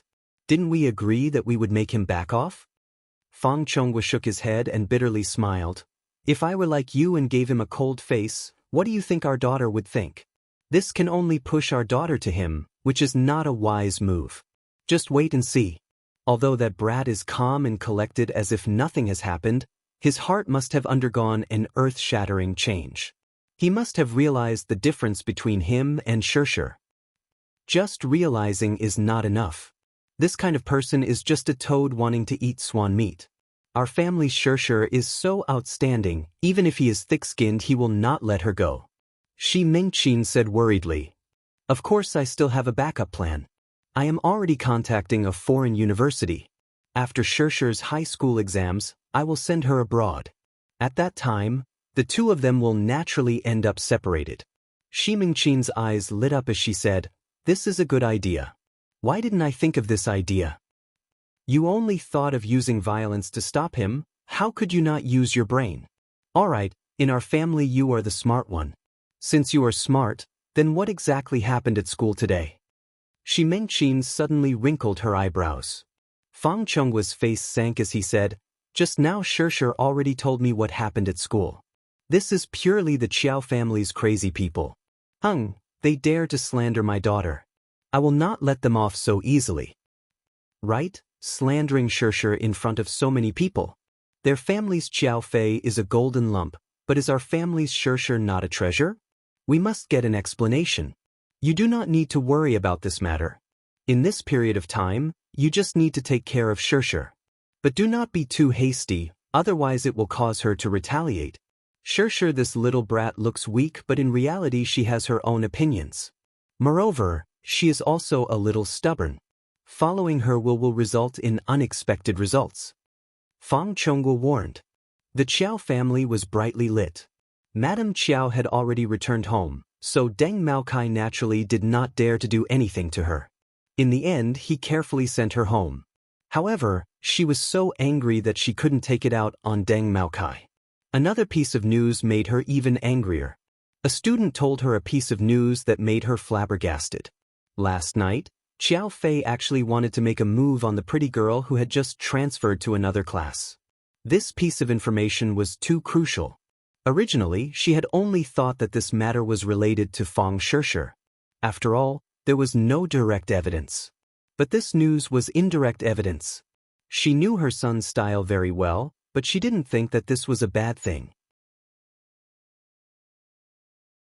It wasn't a bad thing for a boy to be romantic. Moreover, Qiao Fei had the capital to be romantic. She even thought that it was a girl's fortune to be liked by Qiao Fei. However, this girl's background was not simple. She was actually the daughter of the Fang clan. The Fang clan and the Qiao clan's strength were on par. If this matter were to be made public, the two clans would definitely become sworn enemies. That student also provided an important piece of information. The boy by Fang Shirshir's side was her boyfriend. Moreover, he was skilled. Qiao Fei definitely suffered under his hands. Madame Qiao could almost imagine the scene at that time. Qiao Fei's actions were somehow discovered by Tang Zheng, and then Qiao Fei was beaten into this state. Son, I definitely won't let the murderer get away with it. I can't do anything to that little hussy, but can I deal with a poor student with no background? I want this poor student to disappear from this world. What's the use of you being able to fight? A single bullet is enough to get rid of you. Spending money to buy a life was not a difficult matter for the rich. There were too many fugitives who would do such a thing as long as you could afford it. Of course, the Qiao clan could afford it, no matter how much it was. In the next 2 days, Tang Zheng's life was very simple.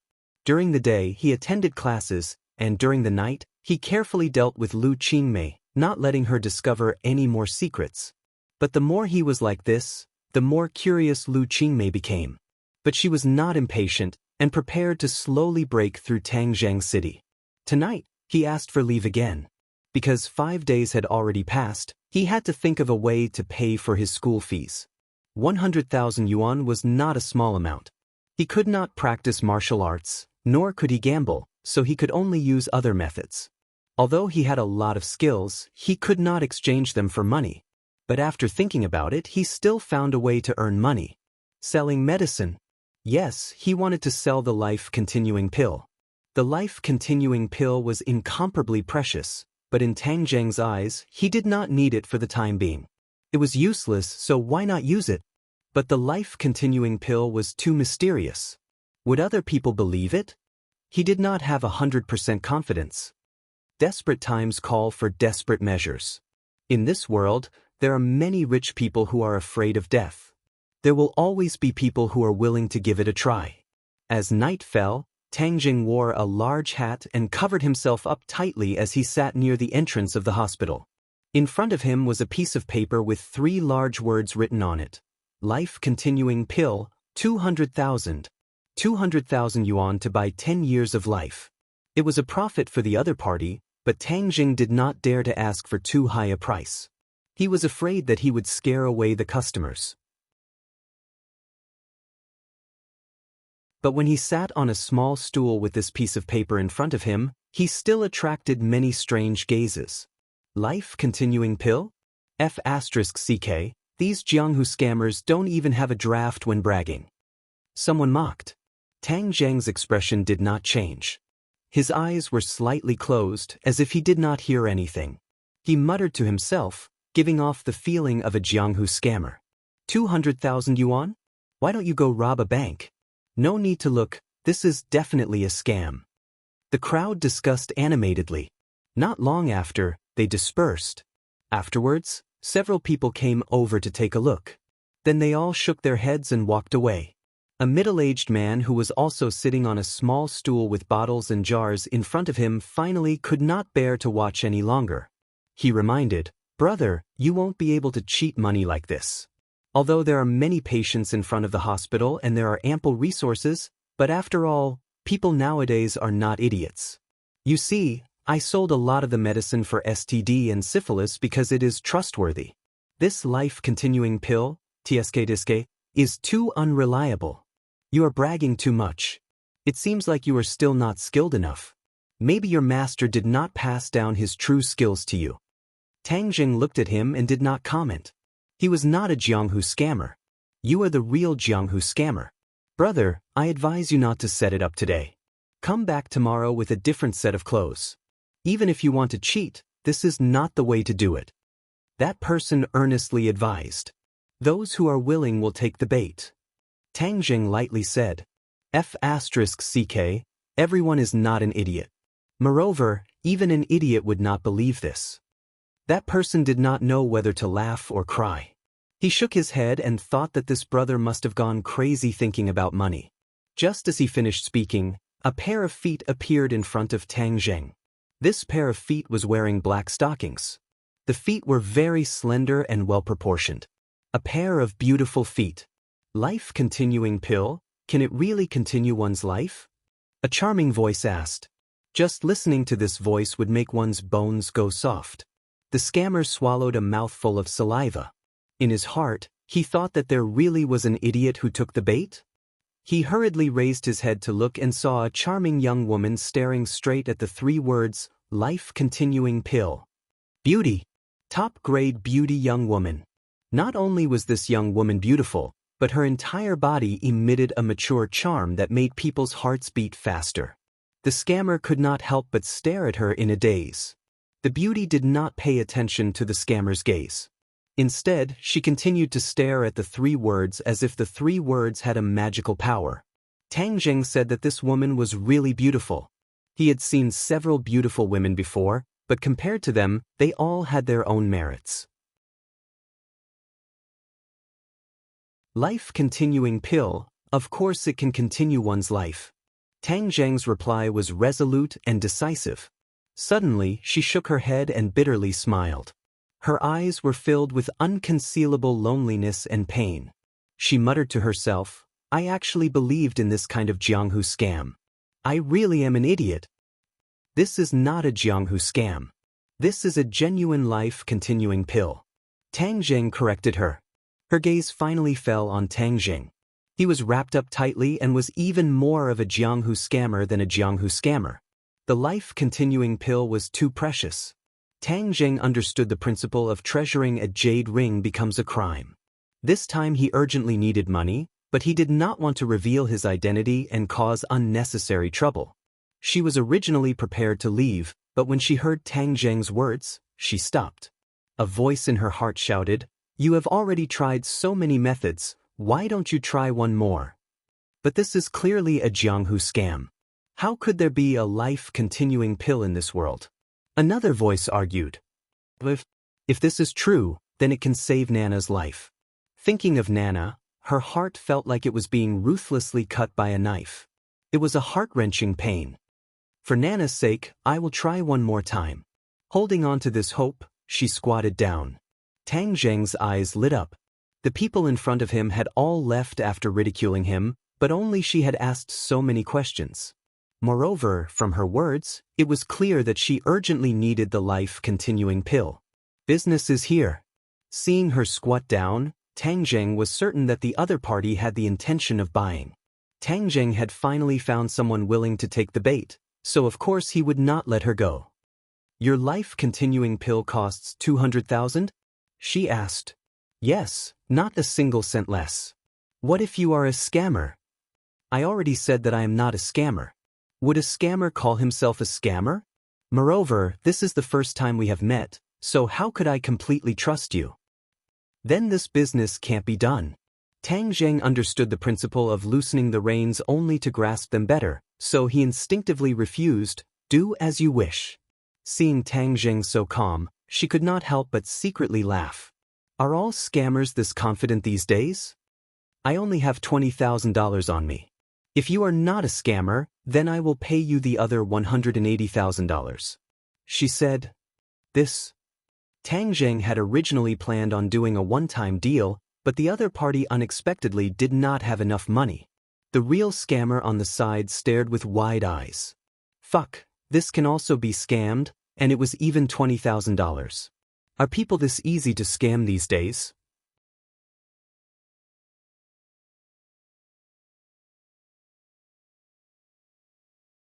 Chapter 68. Seeing Tang Zheng hesitate, the young woman stood up and said, "Since you don't agree, then let's forget about it." "No, I agree. I'll sell it to you. Tonight I'll pay you a deposit of 20,000. Once the effect is seen, I'll pay you the remaining 180,000. Tang Zheng did not have the confidence to wait for the next customer. The young woman saw Tang Zheng's anxious appearance and hesitated. His performance was like a swindler, but she still held onto a sliver of hope. When will your life-continuing pill take effect? Take it tonight and you'll see the effect. Tang Zheng confidently said, so tomorrow night at this time you can bring the rest of the money to me. These words made the swindler to the side dumbstruck. He thought to himself, I thought this brother's skills weren't good enough, but it turns out he's a true swindler. These words were said so confidently as if he himself believed it. What was the highest level of swindling? That was to first deceive oneself. In this swindler's eyes, Tang Zheng clearly belonged to this level of expert. The young woman took out 20,000 in cash from her bag and Tang Zheng took out a porcelain bottle containing a life-continuing pill. After the money and goods were settled, Tang Zheng did not forget to warn, give this life-continuing pill to the patient. After sleeping for a while, it will take effect. The young woman faintly sighed as if she felt her actions were a bit ridiculous. She did not turn around and walked away. Tang Zheng put the 20,000 in his pocket. This woman did not look like someone who would go back on her words. Tomorrow night she should send the money over. This is bad. What if she doesn't send the money over? He really should have left her a way to contact him. Just now he was only thinking about selling the pill and neglected such a crucial point. Senior, please accept me as your disciple. In the future I'll follow you. The swindler grabbed Tang Zheng's arm as if he had found a great treasure and said with incomparable excitement. Tang Zheng stared blankly for a moment. He immediately understood that the other party thought he was a swindler. He bitterly smiled and explained, I'm really not a swindler. That's right. Senior, you're not a swindler. Senior, please accept me as your disciple. I'll do anything for you. Tang Zheng really didn't have the mood to tangle with the swindler. He flung his sleeves and said, You've got the wrong person. Then he quickly slipped away, leaving the swindler stamping his feet in regret. Mu Hongyan walked to the door and shook her head with a bitter smile.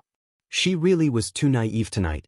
She actually believed the words of a Jianghu swindler and spent 20,000 yuan to buy some life-continuing pill. She took out the porcelain bottle and carefully examined it. The quality of the porcelain bottle was very poor. It was just a street vendor. It was not compatible with a heaven-defying item like the life-continuing pill. The more she looked at it, the more she felt that she had been cheated. Forget it. If I was tricked, then I was tricked. At least he gave me a glimmer of hope. She opened the door and heard a fairy-like voice. "Mom, you're back." A little girl rushed over and threw herself into her arms like a fairy. "Nana, don't run so fast. It's easy to get tired." She hugged her daughter and lovingly said, "Hee hee, Nana won't be tired when she sees Mom." The little girl said in a childish voice. This was a 4 or 5-year-old little girl. She looked like she was carved from jade, just like a doll. But her face was very white. It was abnormally white and could even be said to be deathly pale.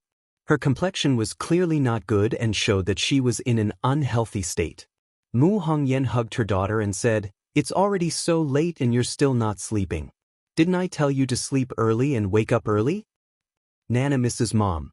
Nana wants to see Mom before going to sleep. Nana is afraid that if she doesn't wake up, she won't be able to see Mom again. Nana hugged her mom's neck and affectionately said. When Mu Hongyan heard this, tears immediately flowed down as she said, "Nana, don't be afraid. Nana won't not wake up. Nana will always be fine. Don't cry. You won't be obedient when you cry. Mom said that good children won't cry. Nana is a good child, so I won't cry. Mom is also a good child, so Mom shouldn't cry," Nana said as she wiped her tears with her tender little hands. Mu Hongyan choked with sobs as she nodded her head. Nana is a good child. Mom is also a good child. Mom won't cry, won't cry." But the tears still flowed down her cheeks like pearls from a broken necklace. "Madam, don't be sad. Heaven helps the worthy. Nana is so obedient and so cute. There will definitely be a way." The servant Mother Wu walked over and comforted her with red eyes. "And Nana will definitely get better," Mu Hongyan said, but she didn't dare to believe the truth of her words. "Mother Wu, take Nana to rest." "No, I want to stay with Mom for a while. Nana likes to be with Mom the most." Nana intimately leaned her head on her shoulder. "Okay, then stay with Mom for a while. Then go to sleep." "Okay. Mom, what's that in your hand? It smells so good and looks delicious." Nana suddenly pointed at the porcelain bottle in Mu Hongyan's hand and said, "This is nothing. But it smells so good. Is there something delicious inside?" "Smells good?" Mu Hongyan had a face of suspicion. "You really smell it." "That's right, it really smells good. There must be something delicious inside, right?" Nana is very smart, so she must have guessed right. Nana clapped her little hands and said excitedly. Mu Hongyan was confused. She didn't smell any fragrance, so how could Nana smell it? "Nana, sit for a bit." She placed her daughter on the sofa and then walked to the side with Mother Wu. "Mother Wu, do you smell the fragrance inside the porcelain bottle?" "Madam, I don't smell anything. What is inside?" Mother Wu asked in a strange voice. "Mother Wu, you go rest first. I'll take care of Nana to sleep later." "Okay, madam. You should also rest early." Mu Hongyan stared at the porcelain bottle in a daze. A ridiculous thought appeared in her heart. Could it be that person wasn't a swindler and there really was a life-continuing pill inside? But why didn't Mother Wu and I smell anything, but Nana smelled the fragrance? She couldn't figure it out. "Mother, what are you doing? Did you eat something delicious by yourself? Can Nana eat it?" "Nana also wants to eat," Nana pitifully said. "Mother is here. Mother didn't eat anything delicious." Mu Hongyan walked over to her daughter's side with mixed feelings. "Nana, there is something inside. Do you want to eat it?" Nana heavily nodded her head. She licked her lips and impatiently said, "Nana wants to eat it. Such a fragrant thing must be delicious." Mu Hongyan hesitated. Should she give it to her to eat or not? Nana only has a month to live. Even if you don't give it to her after a month, she will leave this world. But what if this is poison? What if something happens to Nana after eating it? Even if a scammer's medicine is fake, they wouldn't dare to make it poisonous. Otherwise, if someone eats it, it would cause a lot of trouble. Perhaps this isn't some life-continuing pill, but it definitely isn't poison. But if something really happens to Nana after eating it, I definitely won't let that scammer off. Her eyes flashed with a trace of fierceness. There was actually a kind of pressure that came from her. Nana, since you want to eat it, then mother will give it to you. Mu Hongyan poured the life-continuing pill into her palm. It was sparkling and translucent, just like a pearl. Her eyes lit up. This appearance was very good. Wow, it's really fragrant. I want to eat it, I want to eat it.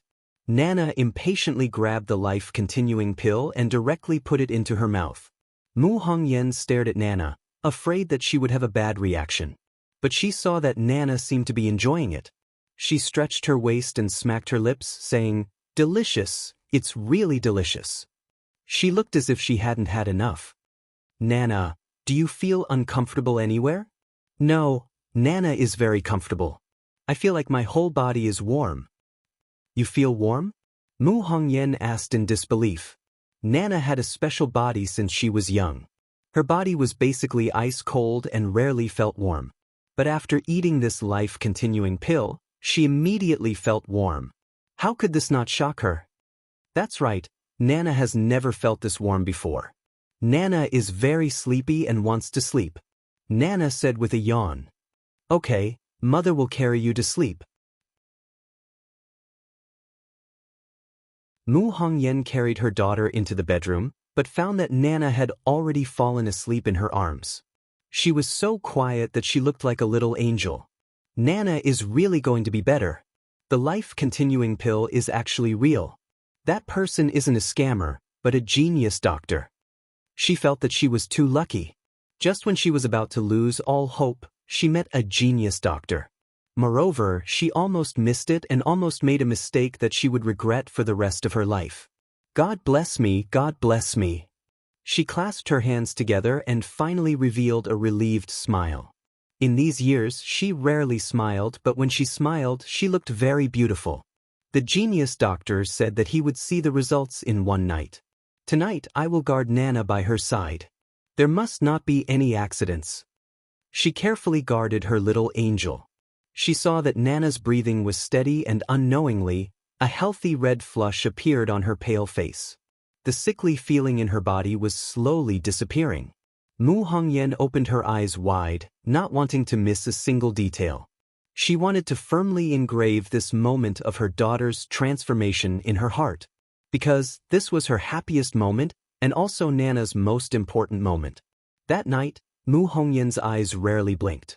When the sky brightened, the sunlight shined in from the window and shined on Nana's rosy face. She looked like she was bathing in the holy light of Buddha. Suddenly, Nana opened her eyes and sweetly smiled. Mu Hongyan's heart almost melted. Nana's smile dispelled the haze in her heart for so many years. She also smiled from the bottom of her heart. Mother, you look very beautiful when you smile. Nana, you look even better when you smile. Then in the future, Nana has to smile more. That way, mother will smile even more. Nana likes to see mother smile. And mother will smile more in the future. You have to smile happily.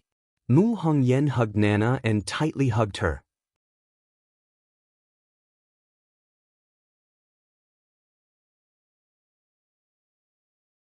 Chapter 69.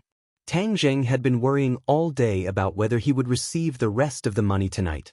If the other party really treated him as a swindler and did not give the patient the life-continuing pill, or if the patient took the life-continuing pill but did not want to give the rest of the money, then he would really want to cry but no tears would come out. Why was I so stupid? I should have asked for the other party's contact information yesterday. He blamed himself. Forget it, if I really can't get the money back, then I can only think of another way. But tomorrow is the deadline. I don't know where he will go to find a way to get the remaining $80,000. A single cent stumped a hero. As night fell, Tang Jing wore a hat and wrapped himself up tightly as he walked towards the hospital. Suddenly, the figure of the young woman from last night jumped into his eyes, only to see her standing in front of Tang Zhang's stall yesterday, looking around anxiously waiting. The passers-by would occasionally look at her, because she was simply too dazzling. Tang Zhang then realized that other than being mature and charming, she was also emitting a noble aura, causing people to respect her. But this time, she was not alone. She was holding the hand of a little girl carved out of jade. That little girl seemed to have walked out of a fairy tale, causing Tang Jing to like her at first sight.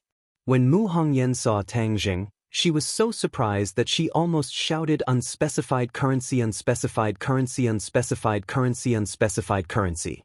But when she thought about her attitude towards the godly doctor last night, she realized that she was too rude. She actually doubted the godly doctor and did not even give enough money.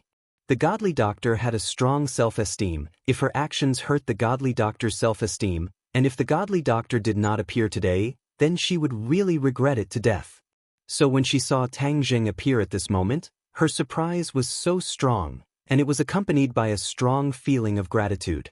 She held her daughter's hand and quickly walked towards Tang Jing, respectfully saying, "Godly doctor, I finally see you again, thank you for saving Nana." As she spoke, she actually wanted to kneel down in front of Tang Jing. This scene really attracted the attention of many people. Many people looked at this strange scene. This beautiful young woman was actually kneeling down like a guy wrapped up tightly. What kind of drama was this? Tang Jing hurriedly pulled her hand to stop her. Her hand was very soft and delicate, just like the world's best jade. Absolutely not. I am truly grateful to the godly doctor. Godly doctor, please accept my bow. This is the only way to express my gratitude. Mu Hongyan excitedly said. In her entire life, other than her parents, she had never knelt to anyone else. This time, she sincerely knelt. In her heart, Tang Jing was a highly respected godly doctor. This level of godly doctor was obviously an old man, so it was equivalent to kneeling to an elder. There's really no need. If you continue like this, I'm going to leave. Tang Jing said helplessly. All right then. The godly doctor's benevolence and righteousness is truly admirable. Tang Jing was puzzled. When did I become benevolent and righteous? I only sold a life-continuing pill. However, he was happy to see the young woman like this. This meant that the life-continuing pill was effective. His money was no longer a problem. Mommy, who is he? Nan Nan stared with her black eyes and curiously asked. He is Grandpa Godly Doctor. Nana, quickly say hello to Grandpa Godly Doctor. Mu Hongyan said. Cough cough. Tang Jing almost choked on his saliva. Grandpa Godly Doctor, was he really that old? Grandpa Godly Doctor, what's wrong? Nan asked.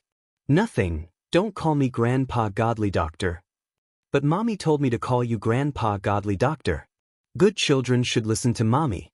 Nana said seriously. Actually, I'm not that old. Oh, then I'll call you Grandpa Godly Doctor. Nana said with a smile. Nana, don't be rude. Mu Hongyan hurriedly stopped him. Senior, she's just a child. I hope you don't mind. It's nothing, I think it's good to call you Grandpa. Mu Hongyan was dumbstruck. She thought, could it be that Grandpa Godly Doctor has a child's heart?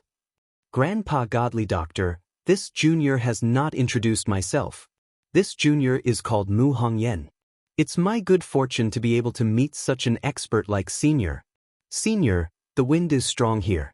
Can we find a place to sit? Mu Hongyan carefully suggested. Tang Jing originally planned to take the money and leave. He did not expect the other party to make such a request. Grandpa Godly Doctor, can we find a place to sit? Nana wants to stay with you for a while. Nana looked up at him with her pink face and blinked her eyes. Looking at this girl who was carved from jade, he could not bear to refuse. He nodded his head in agreement. Nana happily clapped her hands and said, Grandpa Godly Doctor is too good. Grandpa Godly Doctor is a good person. Looking at her pure and cute appearance, Tang Jing felt incomparably happy. He smiled and said, You're called Nana, right? That's right. What's Grandpa Godly Doctor's name? This, Nana, you can't be so rude as to ask for Senior's name. Nana seemed to understand and said, "Oh, then Nana won't ask." "Grandpa Godly Doctor, can we go to the tea house over there?" Mu Hongyan asked. Tang Jing nodded and the few of them walked towards the tea house. Suddenly, Tang Jing felt his hand being held by a small hand. Nana's left hand was holding her mother's hand and her right hand was holding Tang Jing's. Her face was brimming with a satisfied smile. Mu Hongyan was frightened by Nana's actions. She seemed to be afraid that she would make Tang Jing unhappy. She hurriedly apologized. "Grandpa Godly Doctor, Nana is still young, so a child's temperament." Tang Jing waved his hand and said, "It's no matter." Mu Hongyan let out a long sigh of relief. He was indeed a highly respected senior.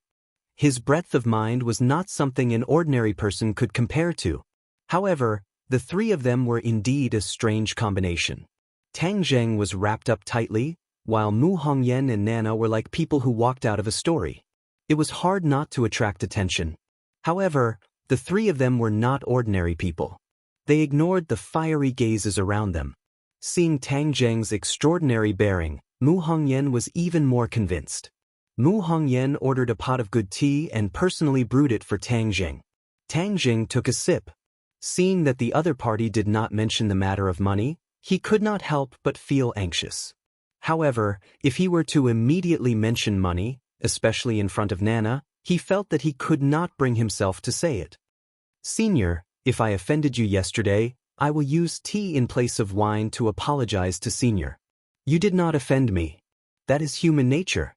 You don't need to be like this." After being called Senior by her, Tang Jing felt as if he had aged several years. His whole body felt uneasy. "You don't need to be so reserved. You make it seem like I am very narrow-minded," Tang Jing generously said. Seeing that Tang Jing did not care about these unnecessary formalities, she did not continue to pursue this issue and said, "Last night when I went back, I gave Nana a life-continuing pill. The effects were very good. When she woke up this morning, she underwent a heaven-shaking change." "Mother, is the life-continuing pill the very fragrant and delicious pill I ate yesterday?" Nana curiously asked. "Yes, that pill was given to me by Senior Godly Doctor." "Wah, Brother Godly Doctor, you are too good. That was the most delicious thing I have ever eaten. Moreover, after eating it, I felt that my body felt warm and very comfortable." Tang Jing nodded and said with a faint smile, "It's good that you like it." In his heart, he could not help but sigh. He did not think that such a young girl would have such a difficult life that she would need to use the life-continuing pill. "Senior, I have a few questions that I would like to ask you. I wonder if Senior can give me a few pointers?" "This? As long as it is convenient, I will do my best to tell you." "That life-continuing pill is very mysterious. But why is it that Nana can smell its fragrance and no one else can?" "This?" Tang Jing had already noticed this point when he heard her explanation. When the life-continuing pill was first refined, it would release a strange fragrance. But after that, the fragrance would be restrained. Even Tang Jing could not smell it, so how could this little girl smell it? "I am also not clear," Tang Jing honestly said. Mu Hongyan was slightly disappointed. She did not think that Tang Jing did not know the reason. It should be because it was a secret that he could not reveal. So, she changed the question that she was most concerned about. "Senior Godly Doctor, will Nana be completely fine from now on?" This time, Tang Jing was not in a hurry to answer. Instead, he stared at Nana. Nana also stared at him with her large eyes. Occasionally, she would mischievously stick out her tongue. Tang Jing's eyebrows gradually knit together. He shook his head and said, "No." Mu Hongyan originally thought that Nana was completely fine. She did not think that she would be happy for nothing. She felt as if she had fallen from heaven to hell. Her face became pale as she said, "Senior, isn't this the life-continuing pill? How could Nana still be fine?" Tang Jing refined the life-continuing pill to save his grandfather.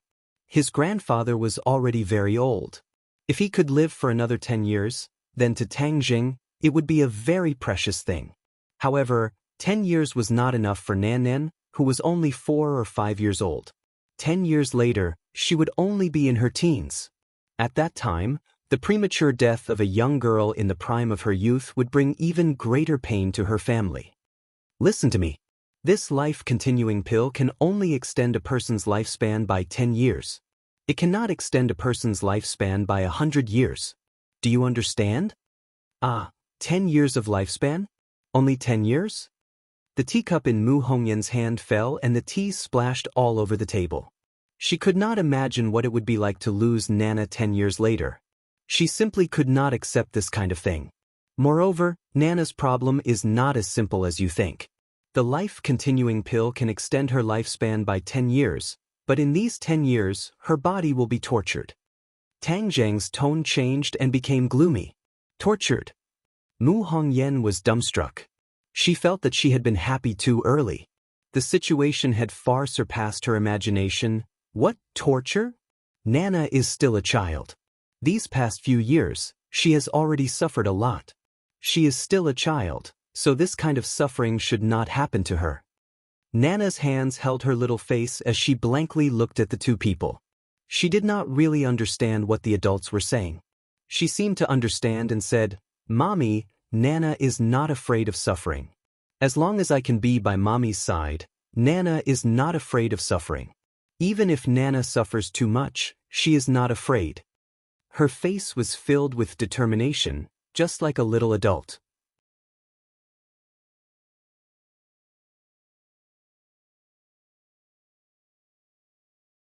Chapter 70. Tang Jing calmed his heart and asked, "Can you tell me about Nana's condition?" Mu Hongyan was originally in despair, but this sentence seemed to give her a glimmer of hope. She did not care about being sad and hurriedly said, "Nana has been weak and sickly since birth.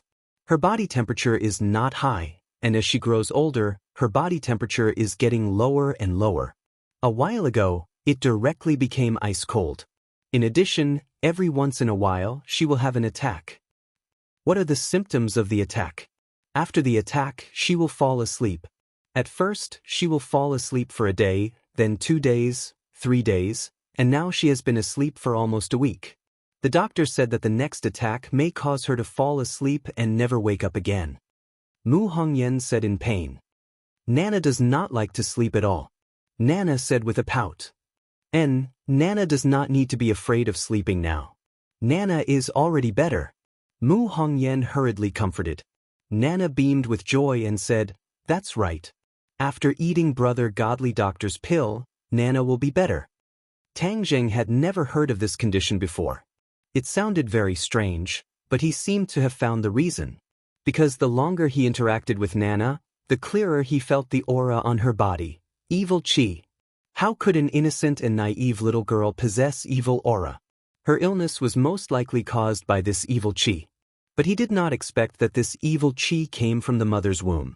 This meant that something must have happened when the mother was pregnant. "Senior Godly Doctor, you must have a way to save Nana, right?" Mu Hongyan asked nervously, afraid that Tang Zheng would give a negative answer. "I can give it a try, but I can't guarantee that it will succeed." Tang Zheng did not guarantee anything. This was the first time he had encountered this kind of situation, so he was not clear about the specific situation. "Senior, you can definitely do it. I believe in you. You are Nana's only hope and also her last hope. I'll do my best. But I still want to ask you a question. Did anything strange happen when you were pregnant?" "Strange?" Mu Hongyan was confused. Obviously, I don't know what Tang Zheng is referring to. Just some strange things or things that can't be explained by common sense. Hearing Senior's words, there is indeed something strange. When I was pregnant, I fainted outside for no reason. Later, the doctor deduced that it might be because of hypoglycemia, but I clearly don't have hypoglycemia. However, it never happened again, so I didn't think much about it." Mu Hongyan recalled for a long time and said, "How did you feel when you woke up?" "I don't feel anything special. I just feel a little cold. I thought it was because I caught a cold in the wind." Tang Zheng's heart moved. The evil energy most likely entered her body at that time, but it did not remain in her body. Instead, it passed into the baby's body. Seeing Tang Jing suddenly ask about this matter, Mu Hongyan was not an idiot. She immediately thought of a possibility and cried out in alarm, "Senior is saying that Nana's illness is related to my fainting at that time?" It should be. The pain on Mu Hongyan's face became more intense. It turned out that her daughter had suffered all these years because of her. This was something that any mother would feel incomparably pained to know. How could this be? Why did Nana have to suffer so much? Why wasn't I the one who suffered? Seeing that she had sunk into deep self-blame, Tang Jing hurriedly advised, "This is not your fault." "No, it is my fault." Tang Jing firmly shook his head and said, "This really is not your fault. Because that person wanted to harm Nana." Harm Nana? But at that time Nana was not even born yet. Why would someone want to harm her? I don't know about this, but the person who did this is not simple. Tang Jing thoughtfully said. This evil energy had entered the baby's body from the mother's body. This was not within the scope of martial arts, but rather a magic technique. "Little brat, you have some insight," Tian Chanzi suddenly said. "I have always had good insight, okay? Humph, I just praised you and you're so cocky. This little girl has been cursed by someone else." Cursed? What kind of magic technique is that? This is a sinister and vicious magic technique. Normally, only evil people like the demon race would use it. The curse lasts for a long time and is very secretive. The caster deliberately wanted to use this method to torture this little girl to death. So vicious. Tang Jing looked at Nana's innocent and naive appearance, but she had been harmed by this kind of magic technique. He could not help but fly into a rage. The demon race has many more vicious magic techniques. You will know when you see them in the future, Tian Chanzi said, not surprised.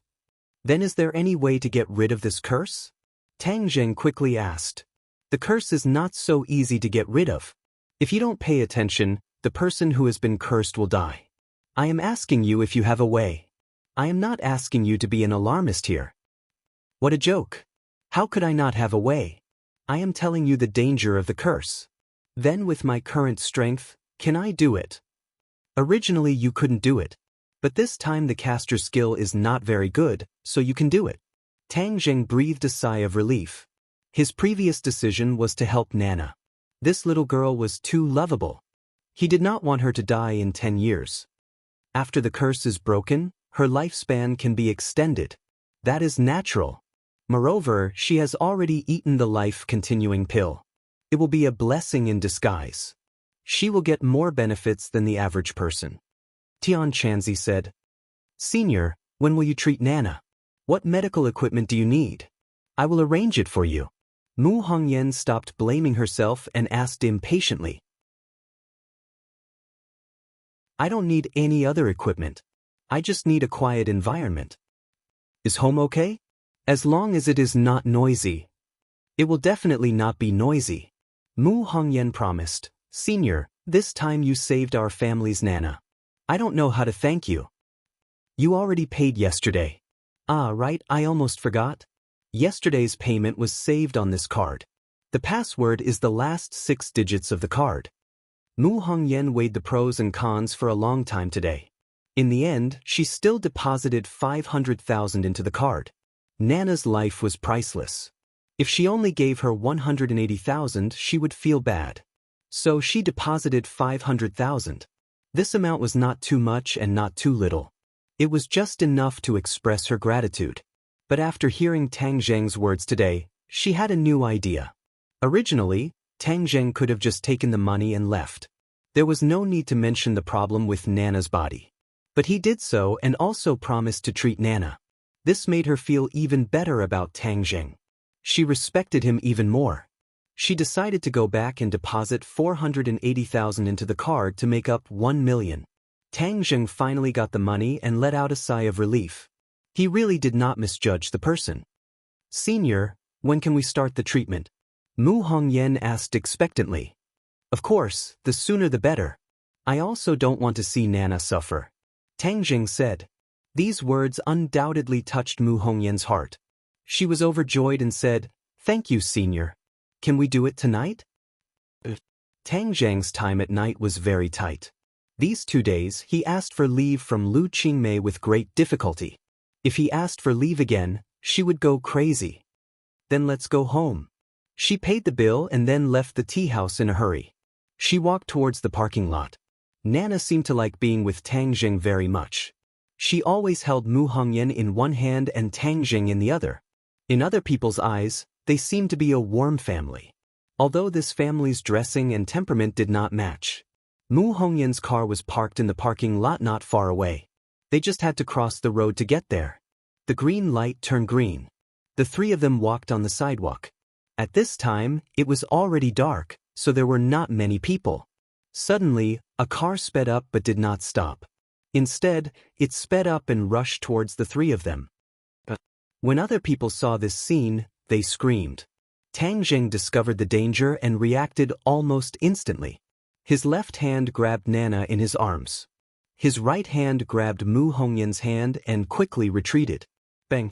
A gunshot rang out, causing Tang Zheng's heartstrings to fiercely tremble.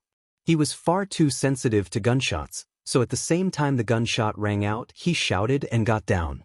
He had already pushed Mu Hongyan and Nan Nan under him. Gotcha! A window on the side of the street was shattered by a bullet. The crowd finally reacted and screamed. Tang Zheng turned his head and saw that the speeding car had stopped. A hand holding a gun stretched out. The black muzzle was aimed at Tang Zheng's direction. Bang bang bang, a series of gunshots rang out. If Tang Zheng was alone, he would have many ways to deal with it, but he had 2 people under him, one big and one small, so he did not dare to be negligent. He carried the 2 people and quickly retreated, almost brushing past the bullets as he hid behind a wall. The bullets chased after him, splashing dust on the ground. Are you guys okay? Tang Zheng looked down at the 2 people in his arms and asked anxiously. Nana is fine. Brother Miracle Doctor's arms are so warm and comfortable. Nana was not aware of the danger at all. Instead, she smiled contentedly. Mu Hongyan's face did not show any fear. Instead, it was angry. Yes, very angry. This gunman seems to be targeting us. Tang Zheng could clearly feel the other party's murderous aura. However, he did not know if this murderous aura was targeted at him or the mother and daughter pair. Although Tang Zheng did not know much about Mu Hongyan and her mother, but since they were able to make the Devil Clan attack them, it meant that the other party's identity was not ordinary. In any case, up until now, Tang Zheng had only met martial artists. He had never met anyone who knew magic. Therefore, he could not rule out the possibility that the gunman's target was the mother and daughter pair. The vengeful spirit won't disperse. That year he harmed Nana and now he wants to harm us. Does he really think that us mother and daughter are at his mercy?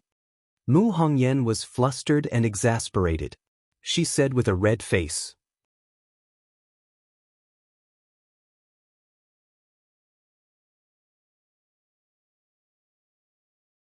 Chapter 71. When a woman was angry, she would be very scary. The more beautiful a woman was, the scarier she would be when she was angry. Mu Hongyan was an extremely beautiful woman, so she would be very scary when she was angry. Tang Zheng felt the murderous aura on her body and thought that she was a hidden master. He was looking forward to her making a move. But she did not make a move because she did not know martial arts. Not knowing martial arts did not mean that a person was not a threat. Mu Hongyan shouted into the dark night, "Catch him!" Tang Zheng heard a few sounds of something breaking through the air. That car shot out like an arrow from a bow. Then, a few more cars rushed out of the night and chased after it. Tang Zheng saw it clearly and immediately had a clearer understanding of Mu Hongyan's strength. She actually had bodyguards accompanying her, and more than one. Judging from their skills, they were all martial artists. People with such extravagance in ordinary balance were definitely not simple. Who is she? This question popped up in his mind, but he found that no matter how hard he thought, he could not find any answer. Since that was the case, he would not think about it. "Senior, can you let go of me?" Mu Hongyan calmed down and found that her position with Tang Zheng was very ambiguous. The 2 of them were tightly pressed together and could feel each other's body temperature. Tang Zheng could even feel the softness of her chest. It was so ecstatic. Tang Jing quickly let go of her and explained awkwardly, I was in a hurry just now, so I'm sorry. It's okay. Senior, I'm really sorry that you were implicated and frightened this time. If you need to rest, we can treat you next time. No need, treatment is more important. These criminals are really too rampant. They dare to commit crimes openly on the street. Yes, but this person can't run away. As long as we catch him, the truth will come to light. The two of them successfully got into Mu Hongyan's Volvo S80. This time, there were no gunmen. Tang Jing and Nana sat together in the back row. Nana snuggled up to Tang Jing with her small eyes slightly closed. She looked like she was enjoying herself. Mu Hongyan saw this scene from the rearview mirror and was secretly surprised. Why was Nana so clingy to him? It was as if he had a magical power, which was not like Nana's character. Nana was shy with strangers and would not be so close to strangers. However, she and Tang Jing seemed to have a natural tacit understanding. The two of them did not have the strange feeling of having just met each other. Nana is able to get along well with Senior. This is also her opportunity. Mu Hongyan silently thought. She didn't say anything, giving this adult and child some space to interact. When they got out of the car at home, Nana was still holding Tang Jing's hand reluctantly. In the end, the three of them went upstairs hand in hand. Senior Godly Doctor, please come in. Mu Hongyan warmly greeted. Brother Godly Doctor, quickly come and sit. Nana will give you a toy to play with. Nana said as she stuffed her doll into Tang Jing's arms. Tang Jing rubbed her head and said with a smile, Nana is so obedient. Mother Wu saw that there were guests in the house and hurriedly came out to welcome them. She just happened to see this scene and was shocked beyond words. Mother Wu, quickly boil some water and make tea for our guest. Mu Hongyan instructed. Mother Wu suspiciously entered the kitchen and looked back at Tang Jing from time to time. However, when she saw Mu Hongyan's respectful attitude towards Tang Jing, she couldn't help but guess where this person came from. Senior, please sit down and rest for a while. I'll go make tea for you. No need, we can start right away. No, Senior, why don't you rest for a while? With so many things happening tonight, it really gives me a headache. She lifted her hair and rubbed her temples, looking extremely flirtatious. Nana's father isn't home? Tang Jing looked around and didn't find any trace of a man, so he casually asked. Mu Hongyan's face darkened as she said, He passed away a few years ago. I'm sorry. Tang Jing quickly apologized. It's already in the past. Senior, you don't need to worry about it. Mu Hongyan entered the kitchen and made a cup of tea for Tang Jing and respectfully brought it out. This scene made Mother Wu's jaw drop. She had never seen Mu Hongyan be so respectful to anyone. She couldn't help but be curious about Tang Jing. Just what kind of divine being was he that he could make her madam be so humble? I've rested enough. Let's begin, Tang Jing said as he put down the teacup. Okay, Senior can use my room. It's spacious. Mu Hongyan took the initiative to say, Do you need me to do anything? No need. Just stand guard at the door. Keep quiet and don't let anyone disturb you. Senior, rest assured. I will follow your instructions. Nana, later you and Senior Godly Doctor will go to the room. Be obedient and do whatever Senior tells you to do. Don't be willful and cause trouble. Mu Hongyan warned. Nana heavily nodded her head and said, Mother, I know. I won't be willful and cause trouble. That's a bad child.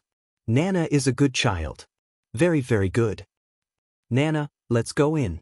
Seeing Tang Jing holding Nana's hand and walking into her room, she couldn't help but anxiously wait. The room was filled with the faint fragrance of a woman. This was the first time Tang Jing had entered a woman's private space other than Yi Dingdong's room. He found that the style of the room was mature, but not lacking in elegance.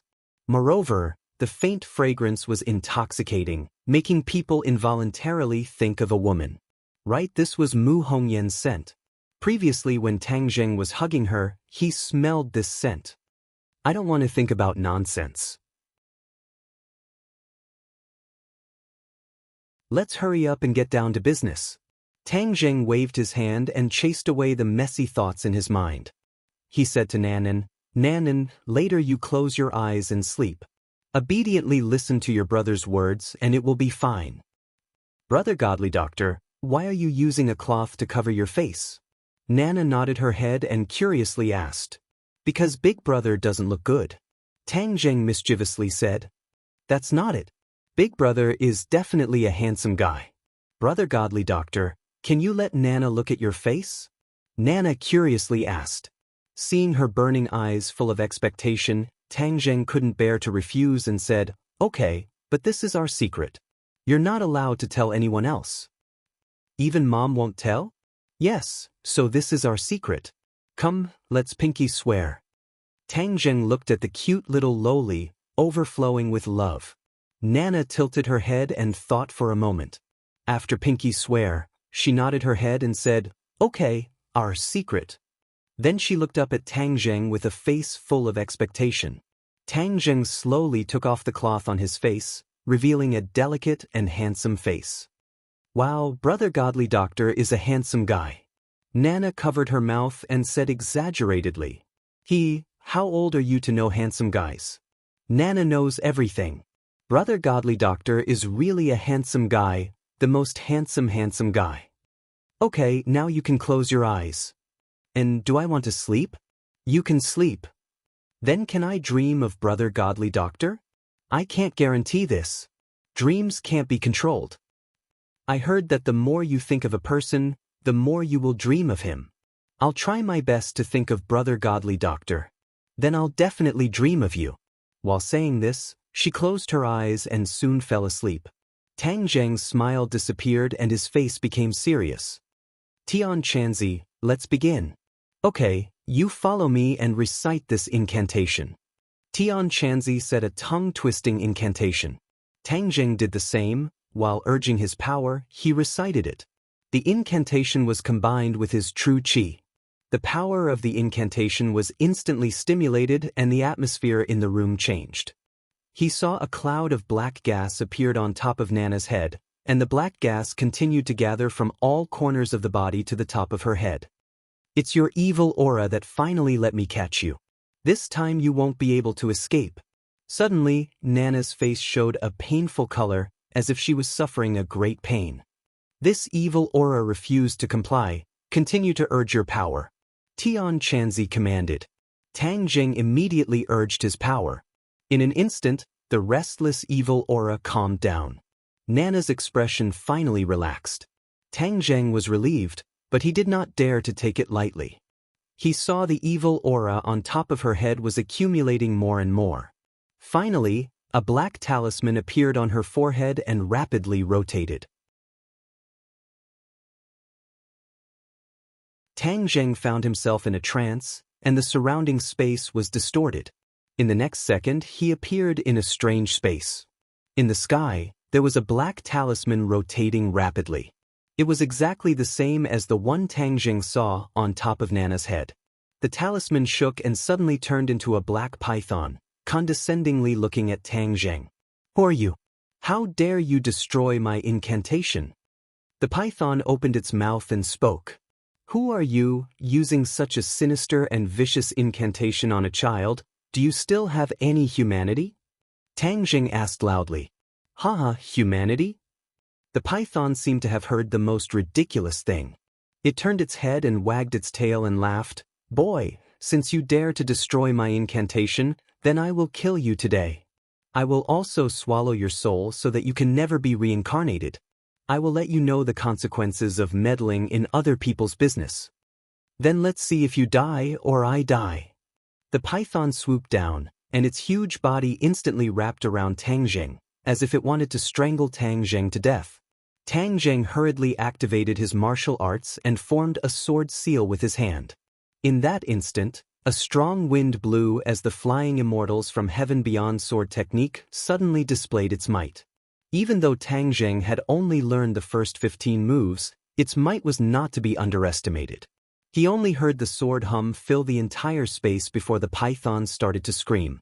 What kind of sword art is this? How can it be so powerful? For you, I am the one who will kill you. Break for me. An invisible sword was formed, and with a loud sound, It ruthlessly slashed the python's body, and the python instantly disintegrated. I refuse to accept this. I will definitely find you. The python let out a hysterical roar, and was instantly pulverized by the invisible sword chi. It floated in the vast space, and finally slowly settled and merged with the floor. The space in front of him distorted, and Tang Jing found himself back in the room. Nana was still sleeping, but there was no evil aura on her body. I said that this little girl would benefit from a disaster. Check her body, Tian Chanzi said.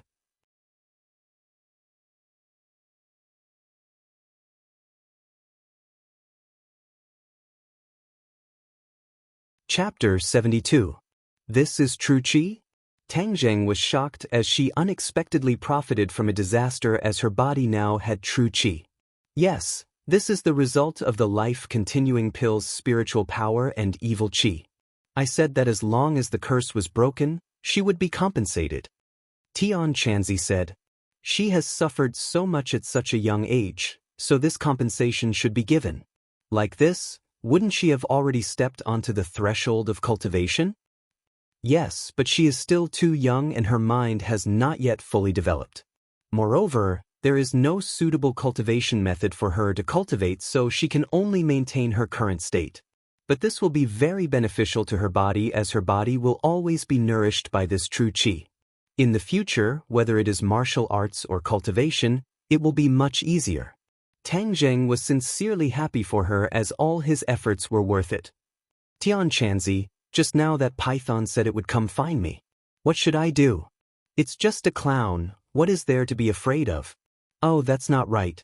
Even if he is a clown in my eyes, I am afraid he is still a huge threat to you. Tang Zheng could not help but roll his eyes and say, you can just say that I am too weak, why beat around the bush? Hey, that is exactly what I meant. Tian Chanzi said without any trace of politeness. You can rest assured that I will work hard to cultivate. Once I cultivate my true fire, I will be able to refine the spirit pill. At that time, my cultivation will advance by leaps and bounds. Tang Zheng said unconvinced. Then wait until you cultivate your true fire. Tang Zheng was a little depressed as these past few days he had tried to ignite his true fire, but every time his true chi entered his dantian it was like a clay ox entering the sea, causing him to suffer a heavy blow. In other people's eyes, this was an extremely simple problem, but he actually met a stumbling block. So how could he not be depressed? Brother Godly Doctor, I just dreamt of you. Nana opened her eyes and said with a smile. Why, you really dreamt of me? Nana nodded seriously and said, yes, I dreamt that a python came to eat me, and then Brother Godly Doctor came to save me and defeated the python. Tang Zheng was startled.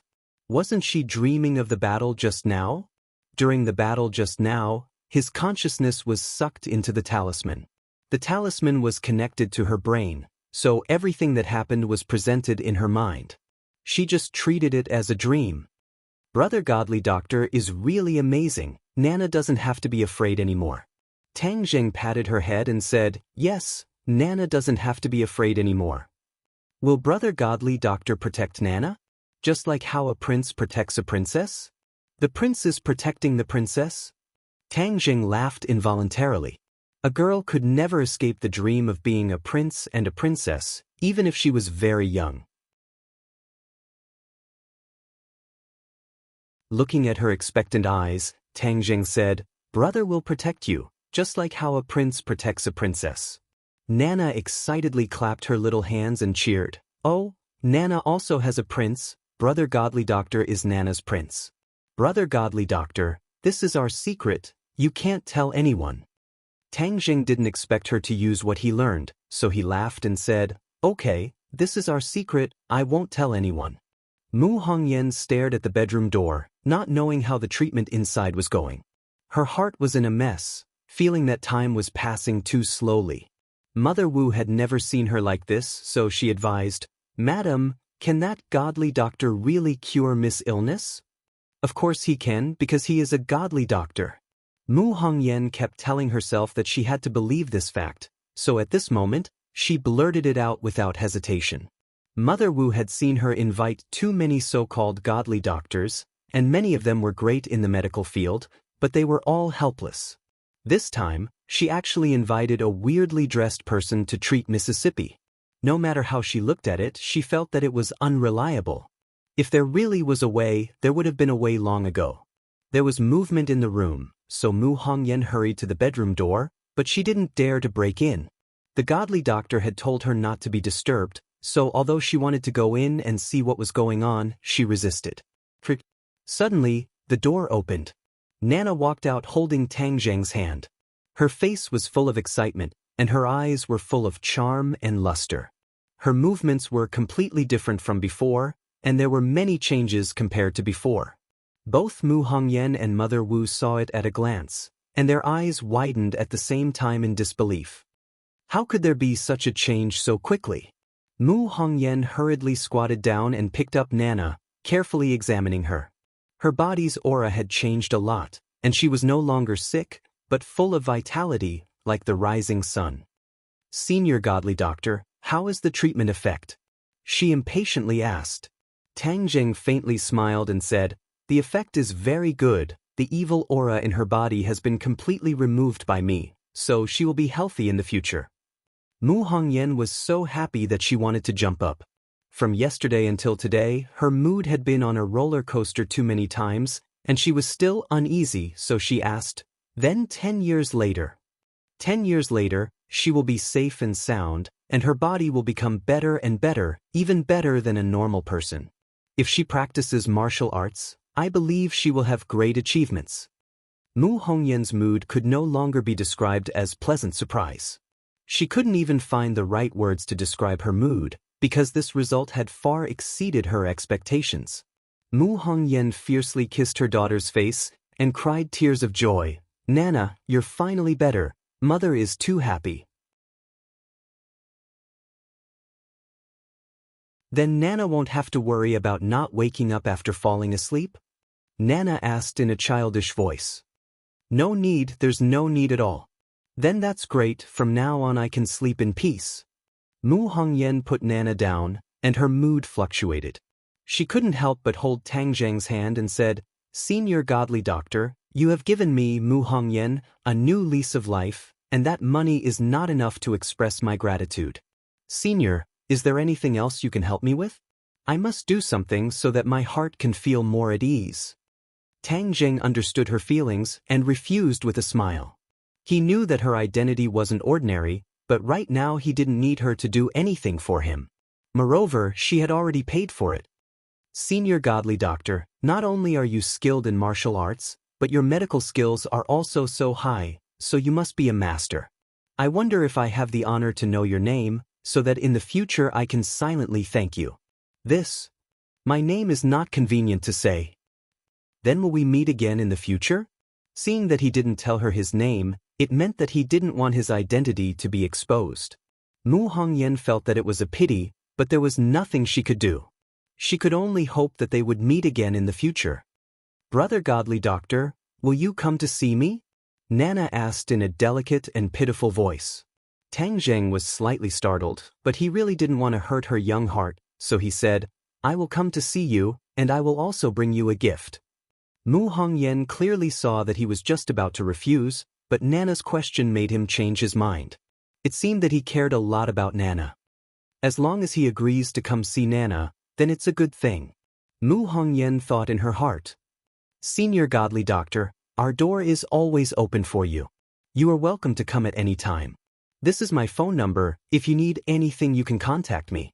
Mu Hongyan handed a business card to Tang Zheng. On it was only Mu Hongyan's name and a phone number. Tang Zheng put it away, and just as he was about to leave, Mu Hongyan's phone rang. Caught it. Mu Hongyan's face lit up and said, "Did you confess?" Her eyebrows immediately furrowed. The enemy's patience had exceeded her expectations. Tang Zheng had already guessed that the assassin must have been caught. His heart moved and he asked, "You caught the assassin?" Mu Hongyan nodded. "Can I go take a look?"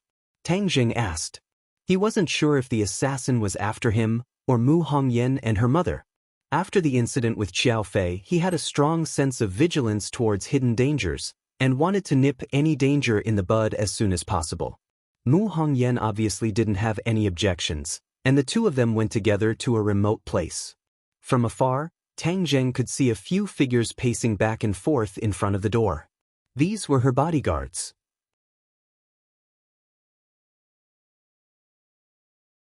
These people are all rank 1 and rank 2 martial artists. Just what is Mu Hongyan's identity? How could she have such a strong security force? Tang Zheng was full of suspicions. One of the bodyguards had already come up to greet them. He gave Tang Zheng a meaningful look, and then respectfully reported to Mu Hongyan. The assassin's mouth was very tight, and he was also very professional. It was obvious that he had undergone anti-torture training. They had tried many methods, but they couldn't pry open his mouth. "Madam, it's all because we're useless," the bodyguard said dejectedly. Mu Hongyan was also at her wit's end, but she was also unwilling to give up. "Can you bring me to take a look?" Tang Zheng suddenly said. Mu Hongyan hurriedly said, "Senior, please." The assassin was tied to an iron pillar. His body was drenched and there were many bloodstains. He was battered and exhausted, but his eyes were like a poisonous snake's, still shining with a faint cold light. When he saw Tang Zheng, his pupils involuntarily trembled, and he stared at him fixedly. Tang Zheng also looked at him.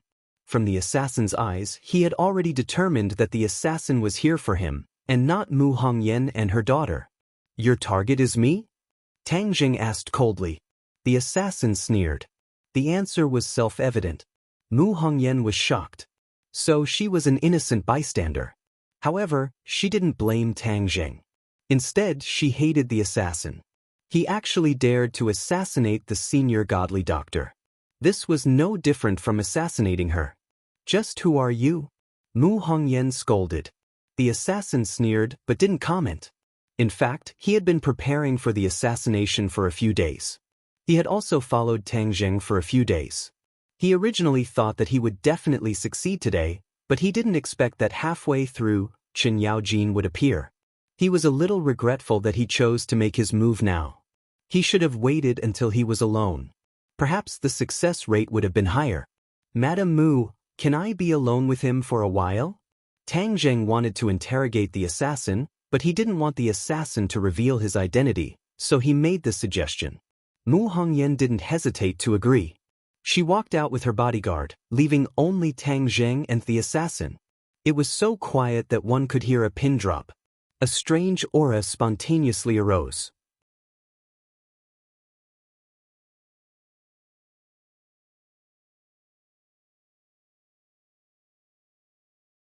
Chapter 73. I am an assassin. Assassins have their own principles. How could I betray my employer? The assassin said professionally. Tang Zheng's eyes shrunk as he grabbed the assassin's neck and said, "If you don't speak, then you will die." Haha, there aren't many assassins who are afraid of death. Tang Zheng couldn't help but remember the assassin who tried to assassinate Yi Dingdang. In the end, even Yi Tianlei couldn't pry open the other's mouth, so he also didn't have a way. "Little brat, others don't have a way, but that doesn't mean you don't have one." Suddenly, Tian Chanzi's voice sounded. Tang Zheng's head moved as he said, "You have a way?" "Of course, but after this method is used, this brat will be completely crippled. There is a magic called the soul-searching method, which can make everything in the opponent's mind unable to hide. However, this will destroy his brain, and in the future, he will become an idiot. He is not a good person. Moreover, I almost died in his hands. Turning him into an idiot is letting him off easy." Tang Zheng decisively said. "Good, you have spirit. A real man must not be soft-hearted," Tian Chanzi praised. The assassin looked at Tang Zheng in ridicule. Seeing him frown, he felt a kind of carefree feeling. Although he failed this time, he didn't admit defeat. It was because his skills were not as good as others, but because a few people suddenly appeared and ruined his plan. "I will ask you one more time. Are you going to speak or not?" Tang Zheng asked. "Don't waste your energy. You don't have the ability," the assassin proudly said. "Then you asked for it."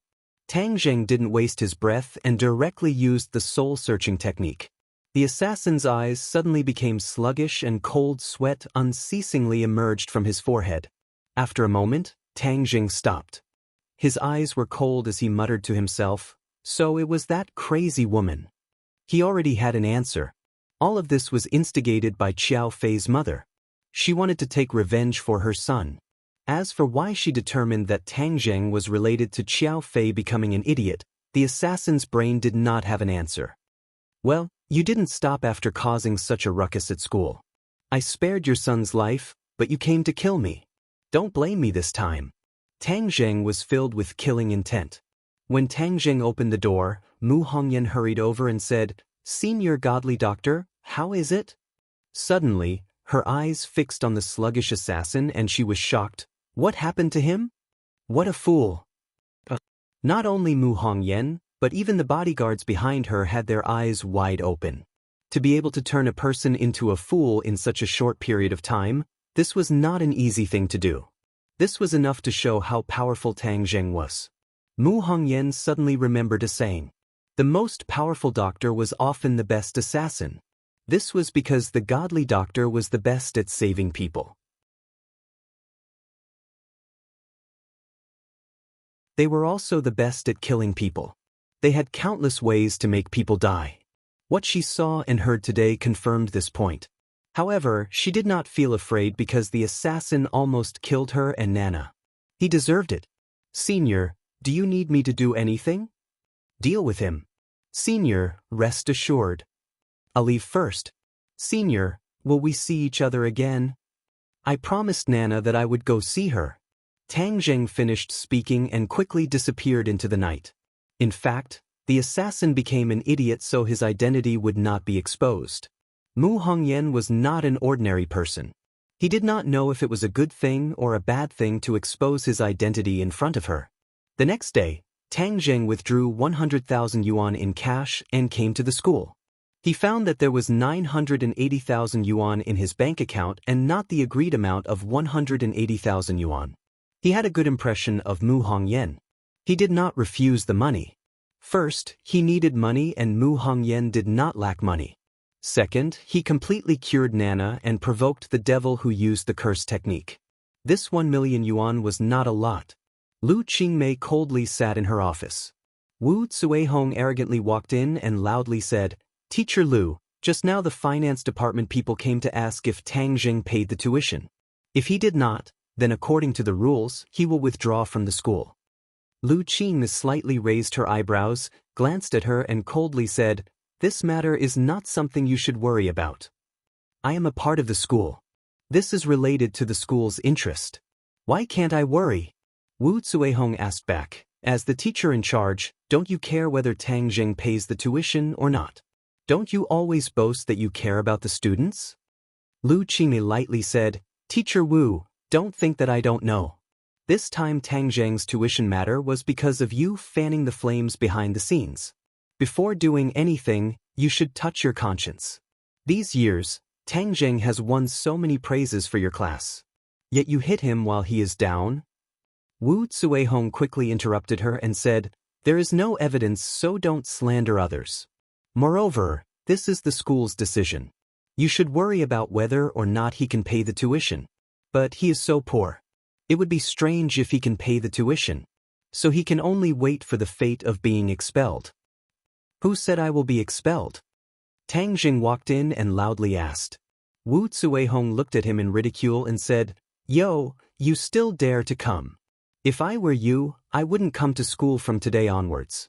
Otherwise, being expelled in front of so many people, that feeling wouldn't be good."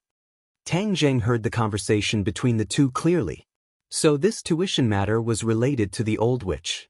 He said that the school would not specifically target him for 100,000 yuan. "You want me to be expelled? Stop daydreaming." Tang Zheng ridiculed.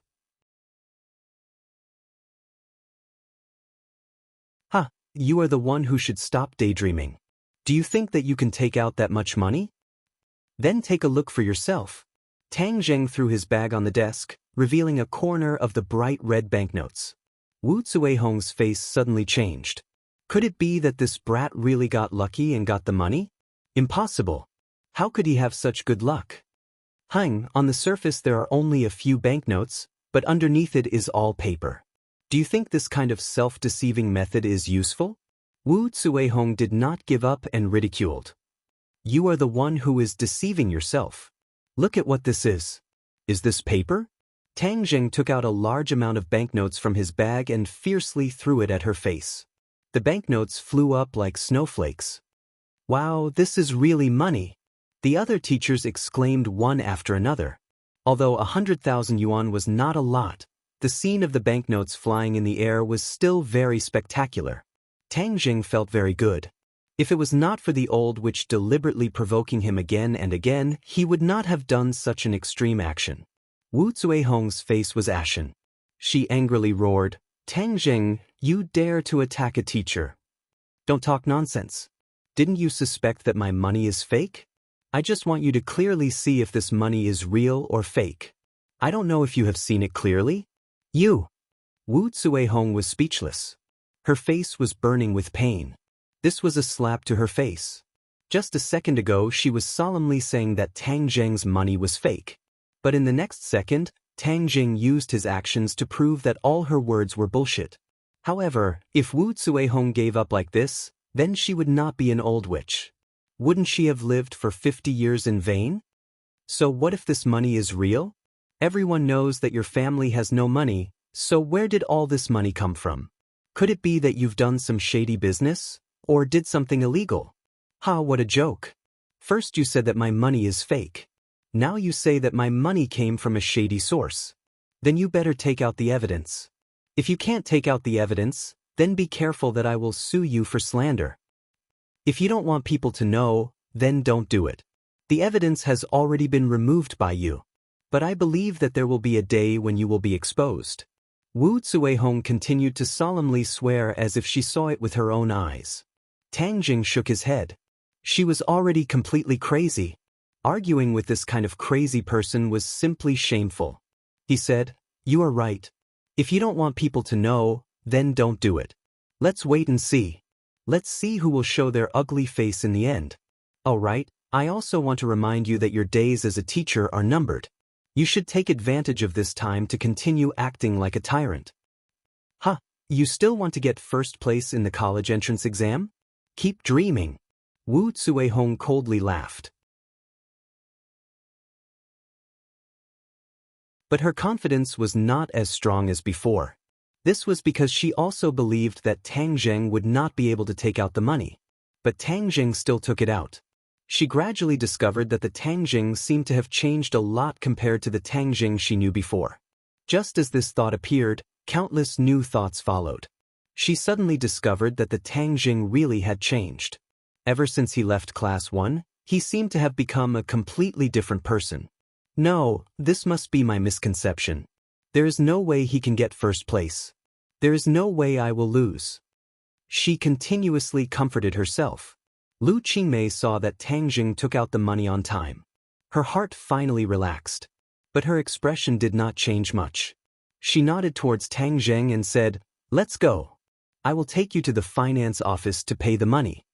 Arriving at the finance office to pay the money, Tang Jing's crisis of dropping out of school was easily resolved. Lu Qingmei said, "Tang Jing, you have already taken a leave of absence from the night classes.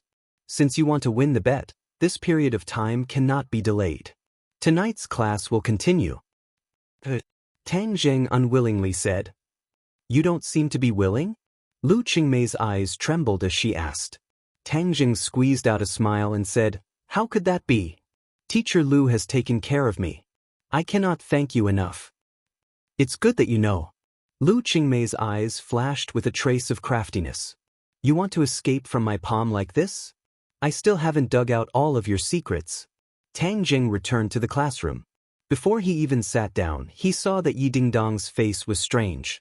After a while, Yi Dingdang stammered, "Tang Jing, come with me after school. I have something to do. Can you push it off?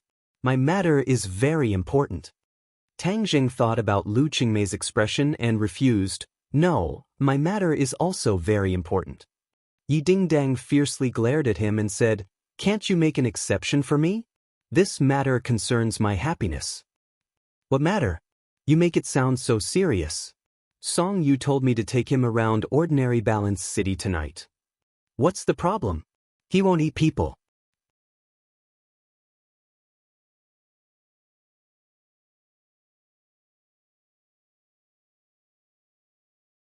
Chapter 74. These past few days, Yi Dingdang had been very distressed. Every day after school, she would have to face Song Yu. She also couldn't use Tang Zheng as a shield every day. Song Yu was very handsome and was indeed very pleasing to the eye. For a normal girl, he would definitely be the perfect candidate for a Prince Charming. But Yi Dingdang was different. If she didn't like someone, then it would be very hard for her to like him.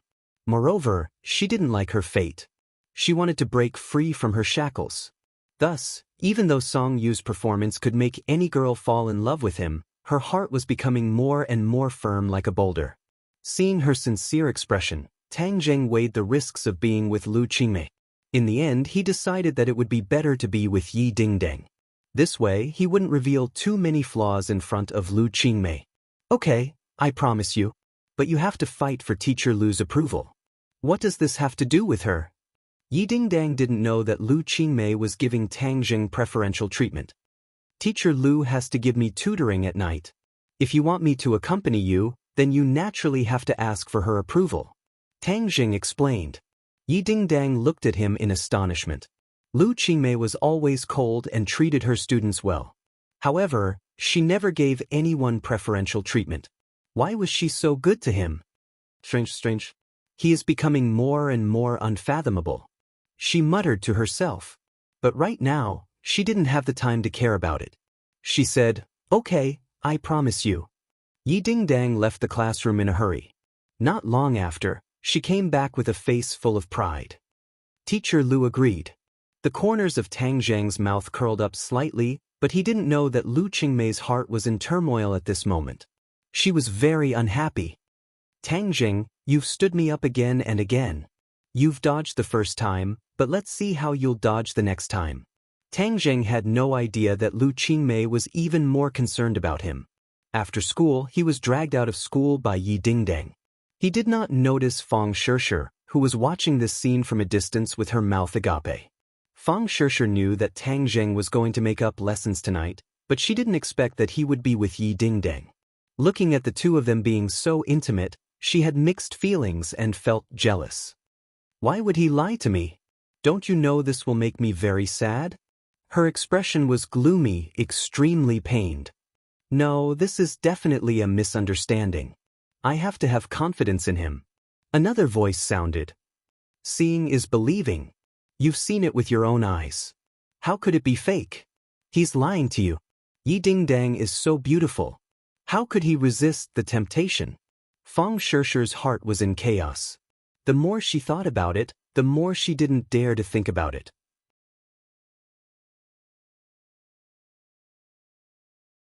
The more she thought about it, the more afraid she became.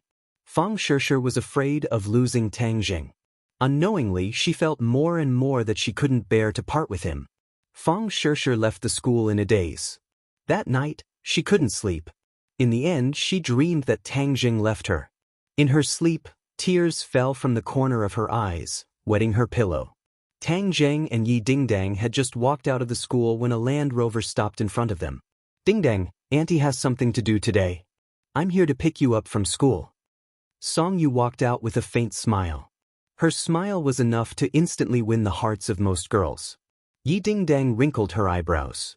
She thought in her heart that Feng Xinyang had something to do. It must be you who volunteered. However, she had Tang Zheng as a shield. She calmly said, "It's okay. Didn't you say that you wanted to walk around ordinary Balance City tonight? Tang Zheng and I will accompany you. We'll do our part as hosts." She had announced to the public that Tang Zheng was her fiancé.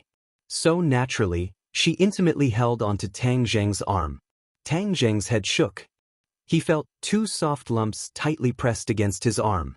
The feeling was overwhelming. Song Yu's expression did not change as she said, "That's for the best. I've always wanted to interact more with Tang Zheng. Let's get in the car." The three people got in the car. Tang Zheng and Yi Dingdang sat in the back seat. They were still intimately stuck together. Almost half of her body was hanging onto Tang Zheng's body. Tang Zheng didn't know whether to laugh or cry. In order to chase Song Yu away, she was really willing to put in a lot of effort. Song Yu acted as if she didn't see anything. She calmly said, "Let's eat first. Dingdang, What do you like to eat? Yi Dingdang rolled her eyes and said with a mischievous smile, since we're in ordinary balance, of course we have to experience the local culture. Let's go. I'll take you to a place to eat. Yi Dingdang led the way. The Land Rover went straight to the old district in the north of the city. Not long after, a group of low buildings came into view.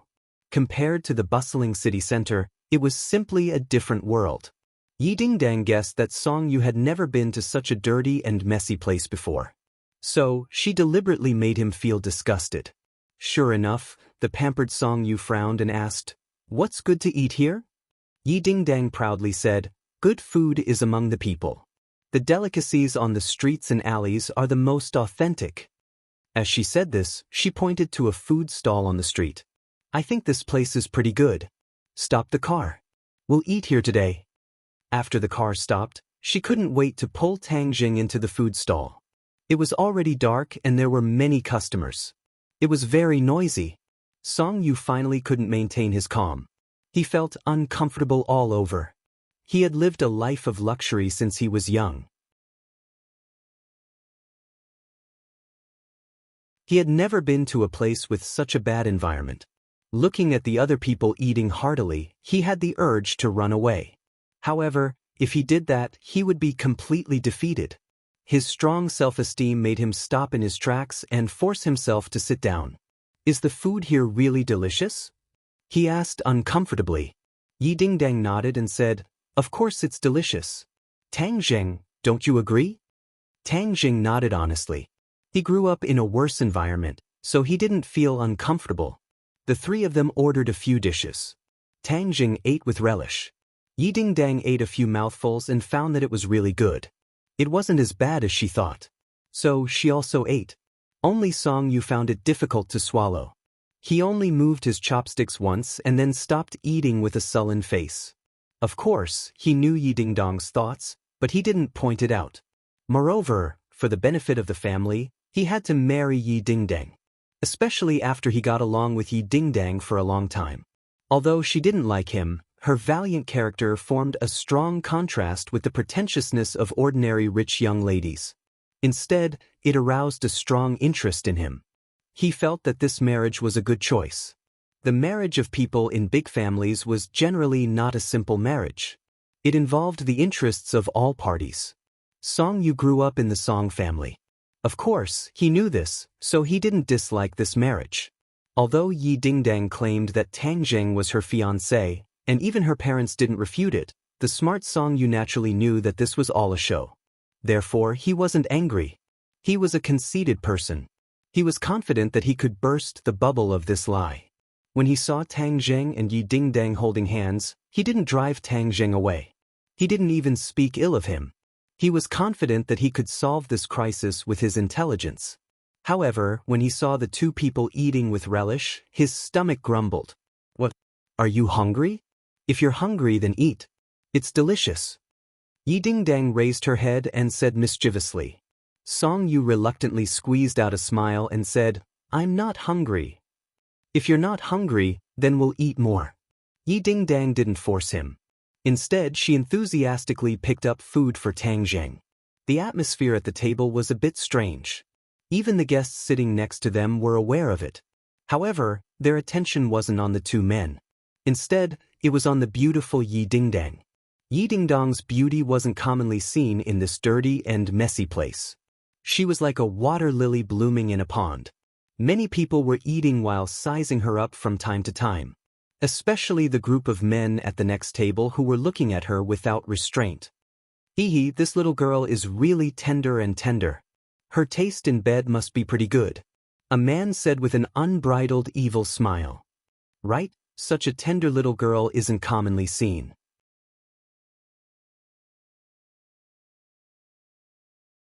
It's a waste not to eat her. "Ha, your brother Hua, you're so handsome.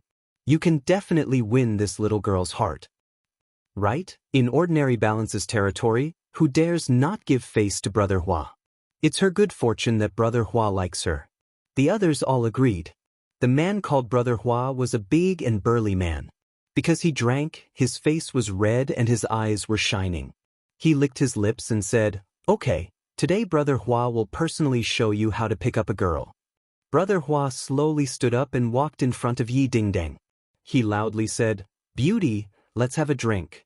Yi Dingdong's eyebrows immediately wrinkled. She was about to explode when she glanced at Song Yu.